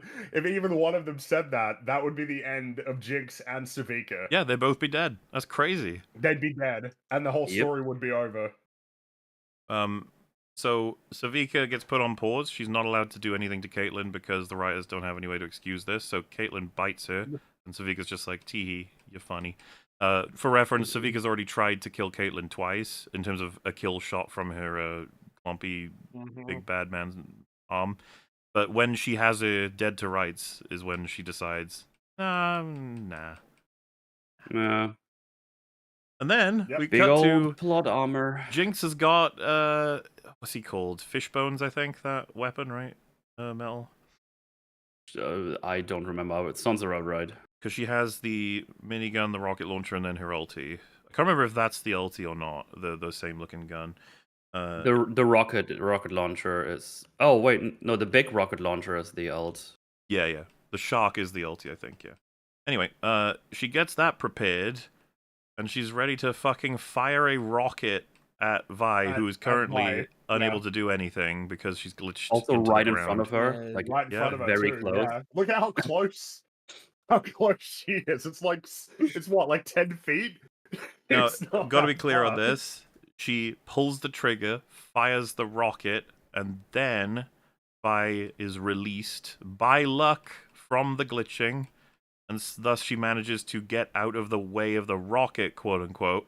But what you'll realize from this trajectory, the rocket wasn't going to hit her anyway. It was going No. straight into a fucking gonna wall in hit. the background. Now you might be thinking, wow, Jinx, that's retarded. But you'd be wrong. It's double retarded. She just fired a rocket into Savika, which has Yeah. now prevented her from killing Caitlyn. Mm-hmm. Like, wow. But also both of them are unharmed. Yeah, they're by both this explosion. completely like alive after this. And the Yeah. crazy thing, I guess, is like, man, the fight between Jinx and Vi could have ended up at any angle, and it ended up at the perfect Yeah, angle to set and the it rocket ended into Savika. That's right. Man, Oh no! that's crazy. Damn it! There's so much gosh darn I don't know whether to unfortunateness. say it's convenient or inconvenient because it depends on who it's helping at that particular moment. You know, what can you do, eh? What can you do Yeah. against such reckless Dude. writing? Look at that. Yeah. Watch it burn, I guess. See what I So, did there? I mean, can you understand, hopefully anybody who's listening to this and is like, you're such nitpicky blimblams, there's not much here I can compliment. I'm only noticing the writers put people in danger and then they get them out of it with cheats. That's all that keeps happening over and over again. But I don't know, like, you remember how in the Marvels it would always be that they switch their powers like at the most convenient or inconvenient times for the plot? Why Yeah. we weren't? I don't remember getting criticized for nitpicking too much for that. Did you just say that Interesting. Arcane is worse than the Marvels? Is that what he just said? I think that's what he just said. Oh my Oh man! God. Oh fuck! You got me back. Did you just Damn say it. Like, that Arcane is the Oh, worst thing dude. that ever happened to cinema? No, look, alright. My God, how could you say such things? How Does could you Arcane say its such kill? things? Does you is well, not likes? I'm not saying that Arcane is worse than the Marvels, but I will say that it's more disappointing. That should be a fucking easy. Yeah. Everyone should agree with that. Who was disappointed by the Marvels? Really disappointed by Who is disappointed by the Marvel? There's one person out there that's like, ah, damn it. I was so excited. I was the most excited for that one. Yeah. And that person Yeah. is me. So, Jigs is now doing a big old super rocket fire. And this one looks like it's going to be dead on. She knows what she's doing this time, 100%. And when she goes to fire it, it glitches, unfortunately. Because it's got the hex tech in there. Yeah. Oh Whoops. no! Whoops. So unfortunate. We're getting like kaleidoscope shit Mhm. for the lads over there, but that's supposed to reflect Yeah. how they. Again, the visuals are crazy and super duper cool. but, Animation's like, what the hell is going on? amazing. Yeah. See, look, she's like, Wait, ah, how's blah. Yeah. how's Victor doing? No, we don't talk about Isn't him. he glitching? Oh, I mean, think Is he must- glitching? did her rocket just explode? Like the weapon itself? it- Damn. the weapon like split apart. Boom. Yeah. Lucky she's How okay. is she alive? I mean, she's got Shimmer, Is Shimmer? but like, Is that damn, going to be man. the reason for don't- everything? Yeah, At this Shimmer's point, like yes. their Yeah, get but out of the jail. All thing right, is then. that the big Chongo guys have Shimmer, and when Jace blasts them, that's just game over. This is pretty You remember amusing. When someone throws a spear at their face, Oh they yeah, this is an interesting one that like Vi seems Oh. to catch her instead of just punching her. Yeah. Because if Oh, she wow. punched her, that might have been it. Yeah, that might have been it. Game over, Ripperoonie. And yeah, so Savika and Caitlyn, they're having trouble. And, was she pulling the roulette wheel? No, she's just going for a general grab. Okay. I was going to say, slot Yeah. machine. Savika, come on, you love your slots. What are you doing? Yeah, that's right. But yeah, there's this shot here, and it's such a like, okay, you need to decide what the fuck is happening here, writers. If you have Jinx's head in your hand, she's dead. That's it. Yeah. Mm-hmm. That's Yeah. it. Just squash it. You Yep. can squash boulders. She has not got a more dense skull than that. You've got it. It's done. Kimmy. Get And you it. can't say that Vi is holding back because right now she's fighting to not die right here. Yeah. I don't know. Obviously, Jinx, At that point, it's Jinx just is like trying it. it doesn't feel like No, there's any I cause know and that. effect, does it? It's just entirely. Yeah. hmm So yeah, what we saw was Savika was chasing Caitlyn to the rifle, and then Caitlyn grabs it, looks up to find her, she can't see her, and it's because Savika ran behind her to grab her So, by the yeah. neck. Why not Yeah, deliver a she's kill fast. shot from behind? Why are you doing Yeah. this? Yeah, the You neck have snap like a right there. You fucking gotta, a caveman robot arm. arm. You could just go, "Pfft," Yeah. and she's dead. plant Finger that to the down on her head, claw. and then that's Or it. the And see, now we're wrestling. Everyone's wrestling. But look at That's this right. shot. She's dead. How is this happening? Yeah, that's it. You're done. And see, that gun's getting awful close to Vi's head, too. At this point, she's like, fuck, everyone's dead. Yeah, a little bit. What can But the you do? glitching, the That's glitch. right, the glitching. Yeah. Yeah. Little girl who fell out of the sky is noting all of this, and it looks like she's coming into action. I wonder what that might mean. Who knows? But yeah, it looks like we're boy. coming down to it now. Vi and Jinx are really going at it with their punchins. Being very mad. Lots of screaming. You know, cutting back with everything going floompy in Jace land, naturally. Yeah, this gets real weird. Caitlyn's gun fizzles and glitches out such that it, like, affects, I think, Savika's arm? And then... Yeah, like combines with it, or It's like it the made me frazzly wonder if glitchiness her arm was passes over to her. Yeah. It made me wonder if she made that arm using like hex tech something, but I don't know where she got the stuff for it. She didn't, because It was arcade parts, just right? like, yeah, it's just like Maybe the same it's a tech hex that tech they use. arcade. No, I don't. Well, then why did her arm glitch throughout the whole fight? Yeah, I Because guess if it is were actually a only hex tech thing. If it's not hex tech. It's just got to be like, just, the Jace crazy built shit it that to they bring build. the nations together. He built a hex tech arcade. Well, in any case, it's This is one it of the is fucking up conversations we didn't get. Savika to the point where she's like disabled by this process. Luckily for Caitlyn, because obviously Right. Caitlyn would have died 7 times over if not for that. I'm sure something would have happened. And yeah, and Vi's kind of just straight up winning against Jinx, which is probably pretty expected. Caitlyn makes a decision here to not execute Savika, even though she does not know how long she'll be down for. That's gonna cost her big time in future. Uh-oh. But anyway, she's getting ready to take her shot, because Savika is in the process of recovering. Which, I don't know, to me, I'd just be like, you with the gun, and you're trying to go and help your other friend who's getting fucked up. You might want to make sure the job is done with the other lady who's behind you when you start trying to take shots. But that's just me, not a fighter, not a sniper. What would I know? It's what I would have done. I wouldn't be taking chances like that. Not This with a lady's lady who trying just to nearly kill killed you you. several times, yeah. Yeah, she is trying to kill you. And so, yeah, Jinx is almost seeming like she's getting a hand on the fight here, and she gets shot by Caitlyn. Now, of all the things that you could have happen as a result of Caitlyn shooting Jinx here, what do you think it is?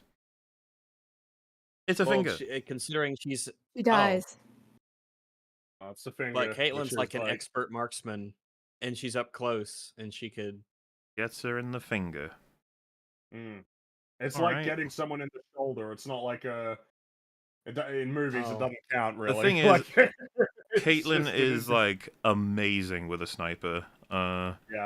I'm a little She's a little disappointed that this is how the finger came off. I was like, oh, okay. Yeah, don't know about that. I feel like the shot is very far away from where Caitlyn would have aimed, which is probably around the head and torso. That's where she would take the shot, I'd It's imagine. not even close. Yeah, it's really far Well, away. why would she aim there? Well, like, I imagine the excuse would be she took the shot quickly, she blah blah blah, she blah blah blah. It's like, Caitlyn's real fucking good, guys. I don't know about that. Real fucking good. And Jinx seems to be set in this position for quite a while now. It's not like she's erratically. I mean, she is moving, but not so much. Well, I don't even know why she would stop shooting. You have. Keep I was going. about to say, after this, you keep shooting, you keep firing. Why have you stopped shooting? She's clearly not dead.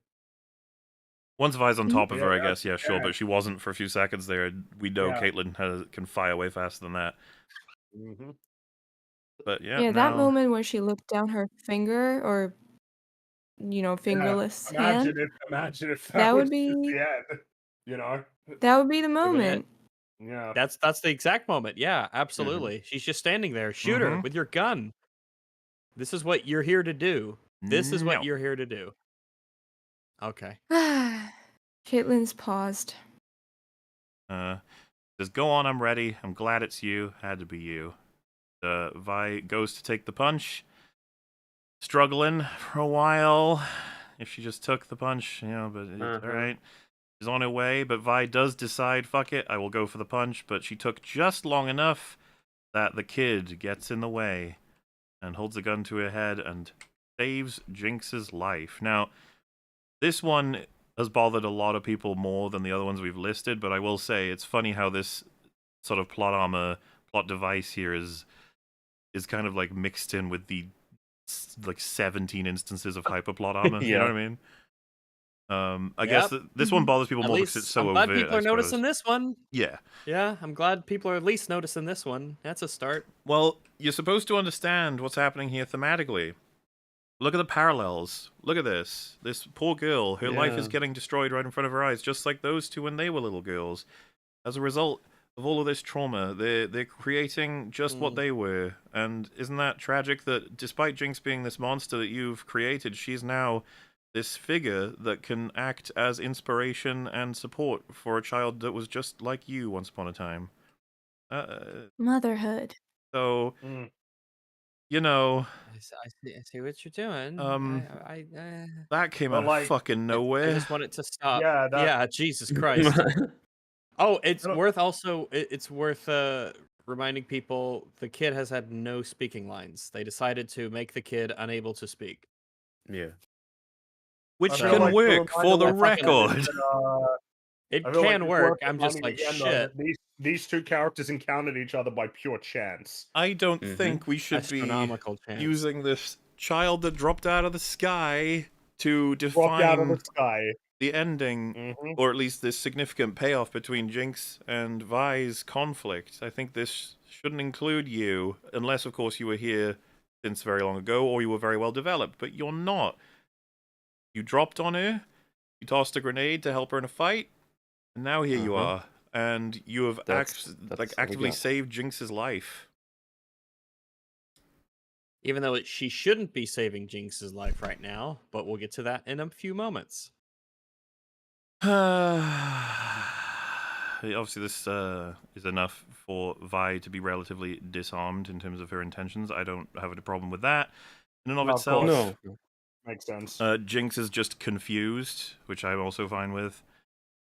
And, we get the kid is gradually pulling further and further on the trigger until it looks like she's gonna pull it, and Caitlyn had her eye on it the whole time, and so she shoots it out of her hand before she can. Oh, great. What So an now incredible marksman. put the kid away and then punch Jinx in the face. No, we can't do that. Oh, okay. She Kid. could have instead aimed for Jinx there very easily. She could have blown Jinx's head off in that Yep. whole sequence, yes. Easily. Which would have been Easy fucking target. baller, to be honest with you. Imagine this Yep. shot that we Mhm. see here, and then Jinx's head just cracks open and Well, blood it's just totally splatters. more of Well, we a hear the more of a- gunshot. More We- of a risk aiming at the gun because the kid's holding it. So Yeah. that's way more likely that you could injure the kid than if you shot Jinx. Which itself is is just like a already free it shot. is like For a it's sniper like not- Caitlyn at this range, that's a free shot on Jinx. This is a free Yeah. shot. Mm-hmm. This is a difficult shot for this is hard to miss even for a moderately experienced rifleman. This is pretty difficult to not hit. That's a pretty crazy gun, and that is a decently sized still target. Yep. There's no excuse. Well, in any And Uh, the case, it's just- only she thing just- getting in the way, I guess, is the kid shooting Vi. But the possibility of it. But I don't think that would happen. The kid would be too, concerned with Kid might have gotten Jinx in spooked that by the moment. shot, but even it doesn't even matter because either way, Jinx can't live through this if the characters are even remotely intelligent. Yeah, there's so many. They really want this payoff at the end with Vi and Caitlyn that they just don't do anything. Because there's so many parts where Jinx should just be dead, shot, punched to shit by Vi, What's kind of whatever it amusing is. is But that the kid's not even looking. It would just yeah, be funny if Vi moved her head back just a bit. yeah, That'll be That's that. what that's what I'm thinking. The kid is not even looking. If I was Vi, I'd be like, "Oh, I'm gonna move my head. I'm not gonna keep my head in front of the pistol. I'm gonna move my head, and then I'm gonna grab the gun." Grab the Because gun. the kid's not even looking. I have free reign to do whatever I please, and then I could just crush it in my hand or yank it away or just pull the kid off, and Kate can shoot Mm. Jinx, and that's that. Like they're like you could use your arms. I don't know what to say. You could use your arms to do things. Well, no. the gun gets shot out of her hand. She's hugging Jinx, and then Caitlyn's like, "All right, let's go. Let's finish off Jinx." And Vi's like, "What are you talking about? There's a kid right there. You crazy?" And she's like, I think there's actually a lie where Caitlyn says, "Move, scrab, kid." And it is kind of like, well, yeah, I guess. Could you? I mean, you could could just move the kid. Because the Just dumb thing is now their heads are aligned. So if she would shoot now, she would Well, actually just get the take the kid kid. off. Use your Exactly. Use your magic Insano gauntlets Yeah. to just pull the kid off. Probably need like one hand to do it as well. You need a finger. Well, yeah, this Yeah. could You have just run pull- you so just many pull the kid different off. ways. Vi could have picked the kid up immediately, and that would have been that. He's got mega gauntlets, but she decides instead to sort of let this, whatever it is, play out and instead tell Caitlyn to stop. Which, it is amazing, right? After all of everything that's happened and the amount of times they've both nearly died, this is their, like, one chance to end it, and Vi's like, no, let's not. There's a kid involved. Fucking move the kid. Move the kid. Yeah, move the kid. But instead, we do this, and so Caitlyn then shoots Vi's gauntlet, and a second shot is taken, but it's clear that Vi has already moved the rifle down, so that's that. And before we can truly process all of what's happened here, Savika blows up the big old symbol of Jana, and it, like, No. makes wind fling through. I'm not exactly sure what is happening there, like if it's a reserve of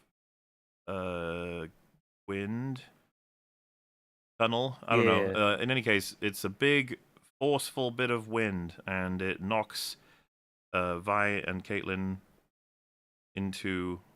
This is a bit weird. It knocks them into a room that is then followed up by a bunch of debris that falls and crashes into it in such a way that it blocks them from the room they were just in which Savika, little girl, and Jinx are now safe in. You think you can? So she like can that pick up. didn't happen. So do you think she can pick up a kid with a giant gauntlets? Yeah, pretty Yeah. easy. Come on, man. Really? It would be Like, what? extra. If you're defending this, you're retarded. I don't know Oh, what else no. is there to say. Like get your shit together, man. Come on, what are we doing? I know it's Arcane and we love Arcane, but at what point? Are you just like, man, just use your arms? They have fingers at the end. You could grab things with it. This But there's no excuse for this. There's no excuse for this. this gas erupts in multicolored plumes all over Piltover. It's a big old gas attack. This was, I guess, Jinx's plan the whole time, was to disrupt even more. Look at her doing this. Naughty. And, yeah, the people of Piltover, we see, like, a little kid and some others just getting horrified by the whole event. This will come up seen a little bit later. But the result... Well, somebody has almost certainly been injured by this. Oh, yeah. Somebody has, for sure. And they imply that a bunch of the Undercity people see this, and they're like, woohoo, this is awesome, good job, and they're gonna have opinions about it, but we'll cover that in the next stream. It wouldn't be in this one. But yes, for now, Caitlyn realizes, oh boy, you stopped me. And then Vice says, I shouldn't have had to. He's like, I had the shot, and there was a kid, what if you missed? Wasn't gonna miss. You know, that back and forth. Well, I guess I'll just do the whole thing. She says, what is wrong with you? And then she says, I keep telling myself you're different, but you're not. It's her blood in your veins. And then Vi What? says, "Why are you acting like her?" And then Caitlyn hits her with the butt of the gun in a Bellatrix. Bell. No. Oh, damn it. But they Mm. just the belly. kissed. No. So, Vi has a cry, and Caitlyn leaves. Now, I think it is fine that Caitlyn believes so hard in her aim that she could have gotten that shot clean. I think a lot of people of that kind, like, they can believe that about themselves without being crazy. Especially when she's that familiar with her rifle and her aim. And she hates Jinx that much. I also think it makes sense for Vi to think, no way you're taking that shot. That's too risky. So that's all fine to me. And I love the animation, love the performances. I even think the bit here is quite sad, Vi's reaction.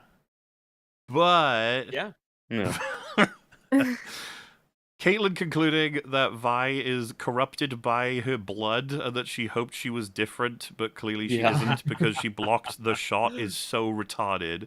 Vi has cleared out the fucking Undercity with Caitlyn. Like, she gassed her own damn people, proving unequivocally an insane amount of loyalty to this cause.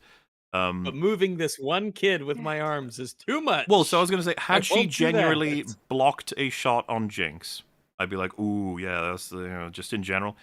But she blocked one that had a child right next to her. Like, are you kidding, How Caitlyn? dare you Like, what do pick you think? children? No, that's indicative of the evilness coursing through your veins. Oh. Okay. And I you feel could, bad now. you could be like, oh, but We must Caitlyn's sacrifice this having child. an emotional moment right now. It's like, are you kidding me? It was a child. What are you like? Oh, your blood is tainted. Like, what? Stop it. Sit down. Have a glass of milk. You're not like you when you've not had your Kit Kat, whatever the thing is. Have a break. This is insane, and she actually gets to a point of thinking Vi is a lost cause because of this. Like, Yeah. what are you talking about? I said it as a meme a couple of seconds ago, but they kissed this episode. Where like, yeah, please don't change. Like, I won't change. Ha ha ha. And now she's And then punching she the did changed. change. Damn it. Not- change. Oh my god, no. Just this episode. It was like an hour ago. Yeah. And yeah, they have this shot to be like, look, Caitlyn's even more. The hinges were off, but now they can't find them. The hinges You fell can through the tell cracks. it's Even in the more floor. hinge. Yeah. The hinges are missing. Where'd We those can't hinges even find the go? hinges. Who threw And away the if you headshots? consider this is like a dead end now, this room, and Caitlyn's just gonna walk back through injured through the Undercity. I'm like, bye. You can cry later. Get going. First of all, you don't know what's going to happen to Caitlyn on her Yeah. own there, but you also have more to say. You could just be like, are you insane? You're going to judge me for trying to save a kid's life now? Is this what we are? Is that what the strike team is for? Do you know how many fucking... What are you talking about? Look at my blood. We can go get her still. In fact, the gauntlets could have been easily used to break through the debris there. But they just, like... It's like enhanced mining equipment is what it's based off Yeah, of. they treat it as though it's like, nah, it's GG, it's over. And you're like, no, it's not. This is one of those video game walls that you can't interact with. Oh no, they're real strong. You can't They're deal with those. impenetrable. So, yeah, not happy, and I know exactly what they're up to, as did everyone else. It's like, Caitlyn, she's going down a dark path, and Vi couldn't save her from it. Sad face. Oh no. Oh no. Maybe biting Savika corrupted her. That was the. Savika pulled the roulette wheel, and there was an evil aura expulsion thing, and it affected Caitlyn. That makes sense. We see some of the folks recovering 666 and got possessed. from the paint attack. The L scene, but we are. It is a paint that. attack.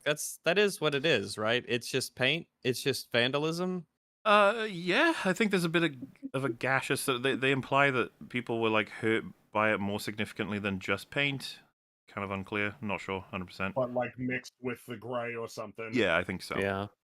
Yeah. I just wonder when they set all of this up, because those were a lot of bombs that went off and a lot of I don't know where she's getting the paint. materials and the Well, it's like time she to do all this rerouted it stuff. all and Yeah, it the all implication went is she back up. damaged the pipe in such a way that she managed to send all the gas all the way back up, which that's quite a job, but she did it, I guess. And It's she all had enough different. time It's to all do different. paintings and stuff as well. Yeah, it's all different colors as well when it comes out of the floor, the ground, whatever. The Mhm. vents. I think that's the word I was looking for. It's We all right are because there are no other people in this town. It's just 10 characters that we know. It does feel very That's it. small. There are so many NPCs. How dare you? Look at them all go in the background there. Around. This is the Yeah. final scene, essentially, by the way, except for one more singed one. They have a thank you all for answering the summons, and Salo introduces Ambessa as like a expertise person who's going to speak on all of what's happened. This is the big meeting they were building up to. And she says, yesterday she met with Amara, the guild merchant, and they spoke of rebuilding and restoring the great city, and 2 assassins came on them, fell upon them, I mean. And Oh my goodness. tried to, Ambessa tried to save Amara, but she was too late. A blade had pierced her heart. I assume they've got, like, corpses that they've labeled as the assassins or something. They could probably sort that out. It's just, yeah, that's probably the whole Probably. framing job, yeah. But I don't know, it's just a big claim for what could only be corroborated by Ambessa and her own people. But I suppose there's enough strife in the city to be able to work with that. She says, our families need not fear an assassin's dagger in the night. It's time to end this. You've given Zorn opportunity to repair the wrongs, and they haven't. Well, how have they answered? Half the council is dead. Your memorial is a massacre, and no more wrath shall be met with wrath, not math. You must declare martial law, appoint a general to lead until this threat is vanquished. Someone who will not pale when faced with Zorn's degeneracy, whose conviction never wavers. A pillar of the community, whose house has always stood for progress. You see, they're building up Salo. It's definitely going to be Salo, isn't it? Get him in the position. That's what all this is leading for. It says, who may consider my experience an entire detachment of Noxian soldiers at their disposal until all families are safe. And of course, I could only be referring to Caitlin Kiraman. Oh, Bum. Surprises. An obvious choice, of course. Mm-hmm. And, well, you know, we're all like, oh my god, what do we do with this? This is crazy. And she does like a salute thing where she's banging her chest, and while that starts happening over and over again, they reveal to us that it was Ambessa that was behind several things that happened, including the paying off / giving the sort of the opportunity to Chem Baron lady to, I guess, cause the massacre. No way. Yeah, I know, it's crazy. But unfortunately, I wish they hadn't shown us it because, 1, subtlety, but 2, they show Rictus going to meet her just as Rictus. Like, In his outfit, in his Yeah. Zon outfit.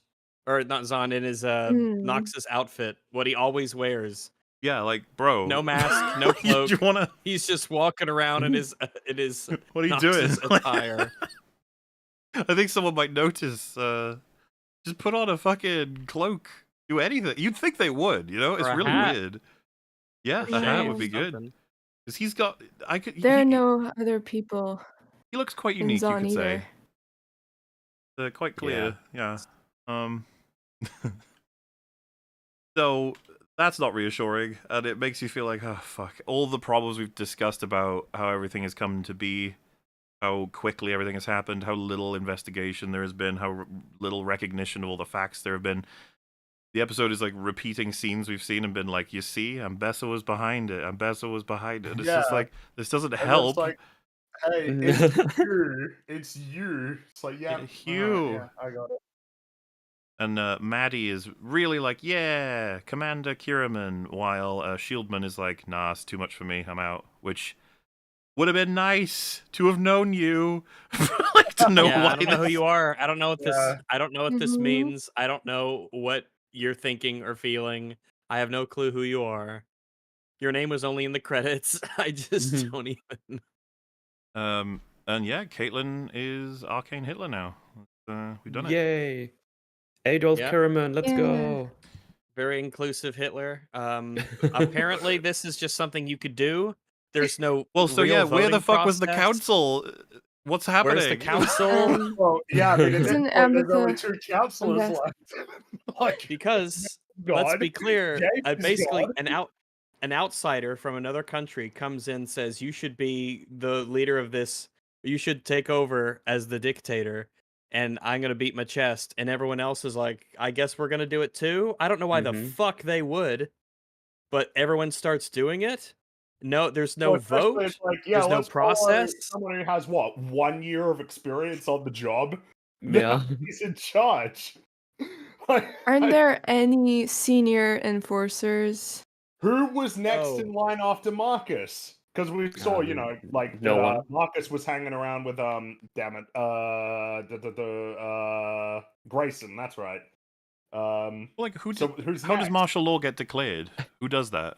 Oh, well, You who beat does your that? chest, Especially and when then you this now is the walk way it into is. this Yeah. with 2 counselors, because Jace is gone and Mel's gone, inexplicably. No one knows where they are. Isn't that really Mel fucking got- suspicious that the 2 councilmen that would have Yeah. disagreed with this had disappeared? Hmm. What is the council now? Why isn't- Literally just Salo and Necklace Lady. Why isn't Ambassa like, where's my daughter, by the way? Where's she? We didn't. Where We don't she get that should be here for scene. this meeting, unless she Um, knows something about the disappearance. But at this point, I actually don't know. They didn't give Yeah. a shit that Jace wasn't at the other 2 meetings, so who knows with this show now? I'm actually at the point where I don't know if it's a character decision that's deliberate, or if the show just fucked up. It's not a good feeling. Yeah, Caitlin's taken over, And and she also- is Ambessa's puppet. That's that. And at this point, it feels like, okay, so the conflict, so it's gonna be Piltover and Zorn versus Noxus, right? That's probably where it's gonna Well, end by up. the end, yeah. But Yeah, by the end, that's what it like. This seems like the clearest indication. Oh, we're shifting the conflict now. Noxus are like the ultimate bad guys. Yeah. In this conflict, which I mean, yeah, we obviously- killed all the good bosses down below, so yeah, they're all gone. There's no They're one all to gone. worry All the about fucking there. chem They're barons are all gone. Yeah, exactly. I guess it's more so that it's like, okay, we'll have to see what that means, like how exactly it's going to manifest. With like Noxus being like the main antagonist, but yeah, like I mean, I don't know, man. Feels like everything's moving really quick. What did Like, what did Yeah. Caitlin tell Shieldman happened, by the way, and the other yeah. guys? Did she say like, oh yeah, Vi, No, she decided to stay down there and we didn't get Jinx? Is that yeah. it? So what halted the mission? Why was it stopped? Why didn't they continue going after Jinx? I don't know. They could have continued. no idea. They weren't lethally wounded in any way. The materials still worked. Don't know.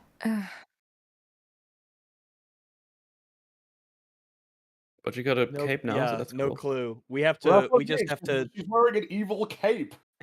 We have to turbo speed to Look get Hitler look at how Caitlyn, big and the none of this collar makes is. sense. None of this makes sense. Look at how big the collar is. It's an evil. Mhm. cape. It's Hell very big. yeah. I'm Count Caitlyn. I come to suck your blood. Oh, Be clear as well. We got Oh, our boy. final scene is singed with First- Warwick getting ready. Gonna be great. Get ready. Mm. I'm Yeah. sure. Warwick all over the place. Warwick. I'm warwooking. Well, And that's Act 1. Act 1 completed. Act 1 is done. Act 1. All All right. set. A third of the way through. So, chat, So, how you let's- feeling let's- about it before we discuss anything further? We haven't checked in with you for a while. We've been talking for 7.5 I love it. hours. Well, they did say that Jace wouldn't be here because he totally resigned from the council and he wouldn't be here. So we get to hear that again. That's always fun to see that repeated, as if it's the panacea for all criticisms involving Jace. Always fun to see our good friend.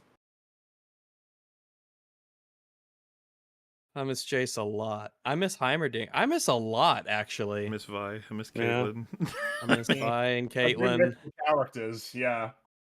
At least, it's at least definitely- Singed is okay. Yeah, Yeah. This is all we right. had 3 This scenes is where he didn't all say anything. He didn't even have a Uh-oh. present tense scene. They were all That's right. Character- Yeah, that was, season 1 scenes in a sense. It's He's probably just not a clearing great his sign jungle. when the character who has no lines is kind of squeaking out being the top character in the season so far. Not a great sign. Well, I like Ambessa.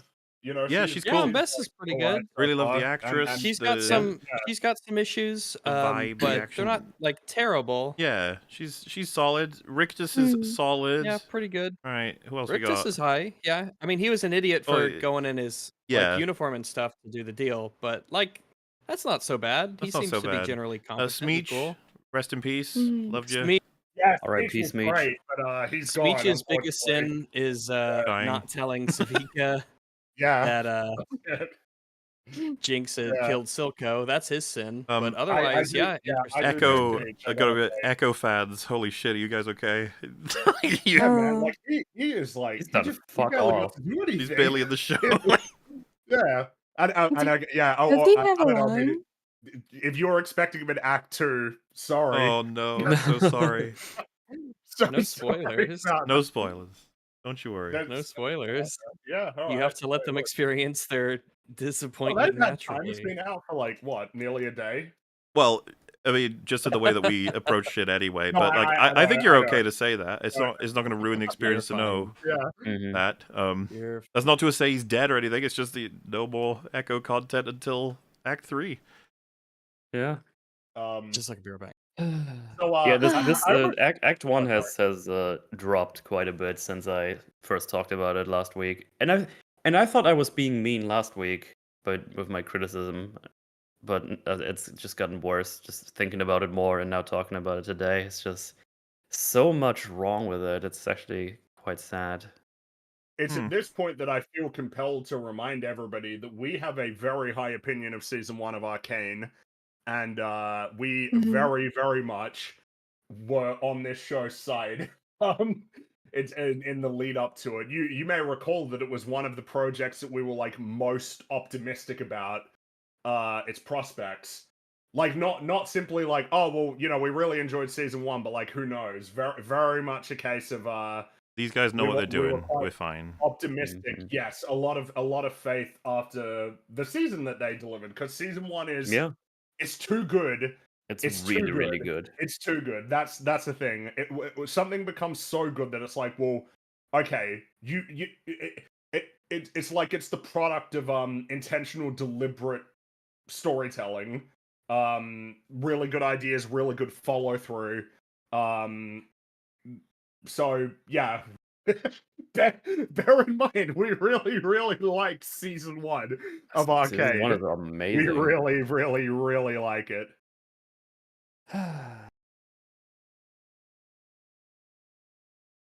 Yeah. It Kaya. seems that the ending of the show has meant they've had to crush a lot.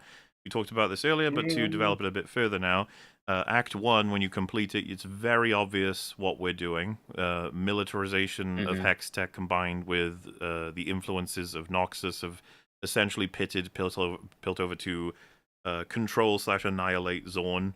Meanwhile, Zorn is in a very destructive and chaotic place, and that we wanted to push our main characters into being significant roles on both sides, I suppose, in relation to that. Yeah. Jinx needs to be directly involved and aggressively responsible for like the state of current characters, is also interested in potentially fighting for the side of Zorn.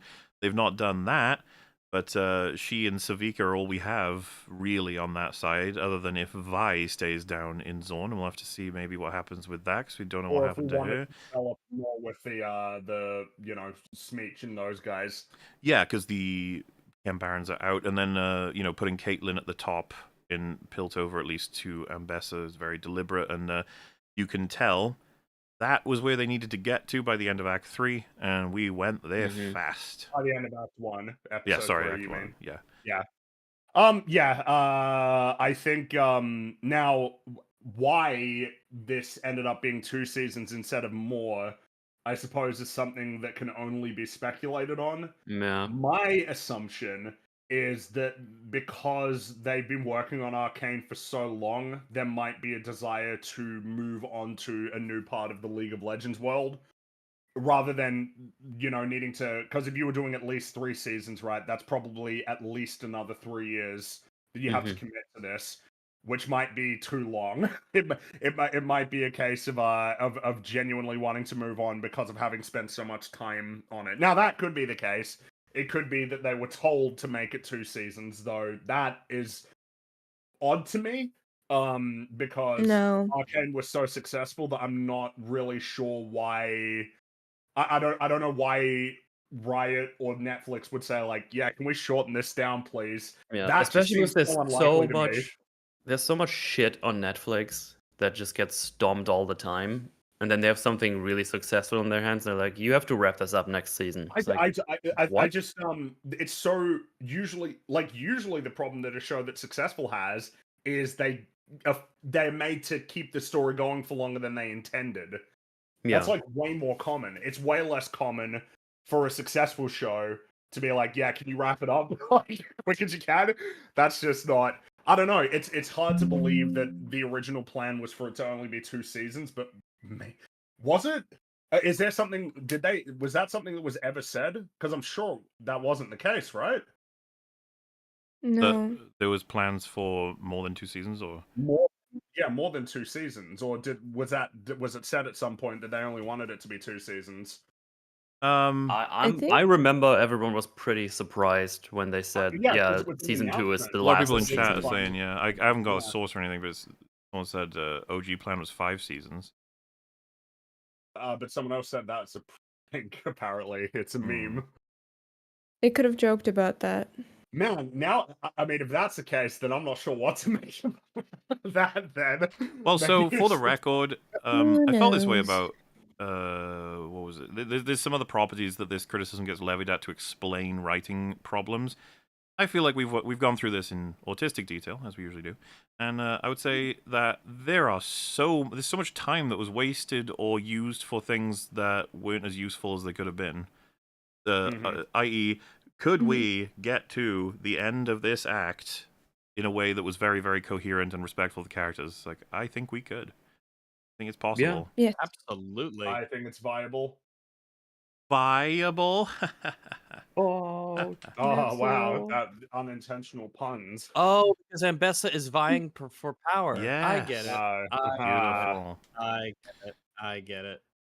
Yeah. So I think it is crushed, and under the pressure, they've, I guess, buckled. They didn't manage to smoothen it out enough, or maybe they didn't have enough time. I don't know what it is. If it's the same team, I almost don't Which believe it appears it. to be. Like it's. But it appears to be the same. It's a lot of familiar writers and directors. The Mm-hmm. absolute chasm of quality difference is insane. And you guys would have, well, maybe you have, maybe you haven't seen our coverage of the first season, but vast majority of those streams was spent gushing over everything. Oh, so finely Everything. crafted, so deliberate, so excellent.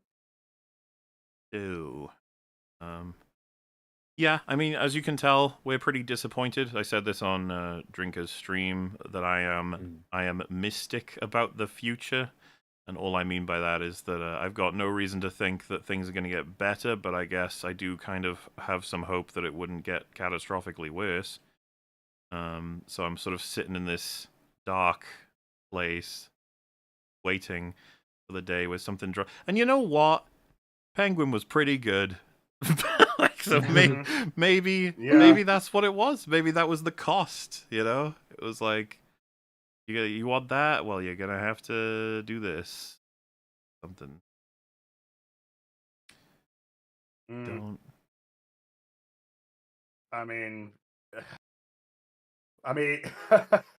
I don't know. It's you kind of got this awkward problem, right? Where it's like, well, there's still a lot of story left, right? And it's like, yeah, I mean, I guess there is. Yeah.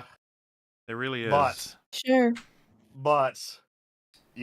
Well, so for the record, myself, Metal, Nutsa, Rags, and Fringy have all seen Act 2. Yes. Yes, we have. Mm-hmm. We've seen it. We've seen another We 3 have seen episodes that are to come, and you will hear us deep dive on them Talk about it next week. week. Not this week. Right. And by the Well, time that happens, the entire The season whole will have released. schmagagel will become Blue Bleed. Yes. Well, that was great. Thank you guys so much for hanging out with us and doing that. That's Mhm. it's nothing but fun.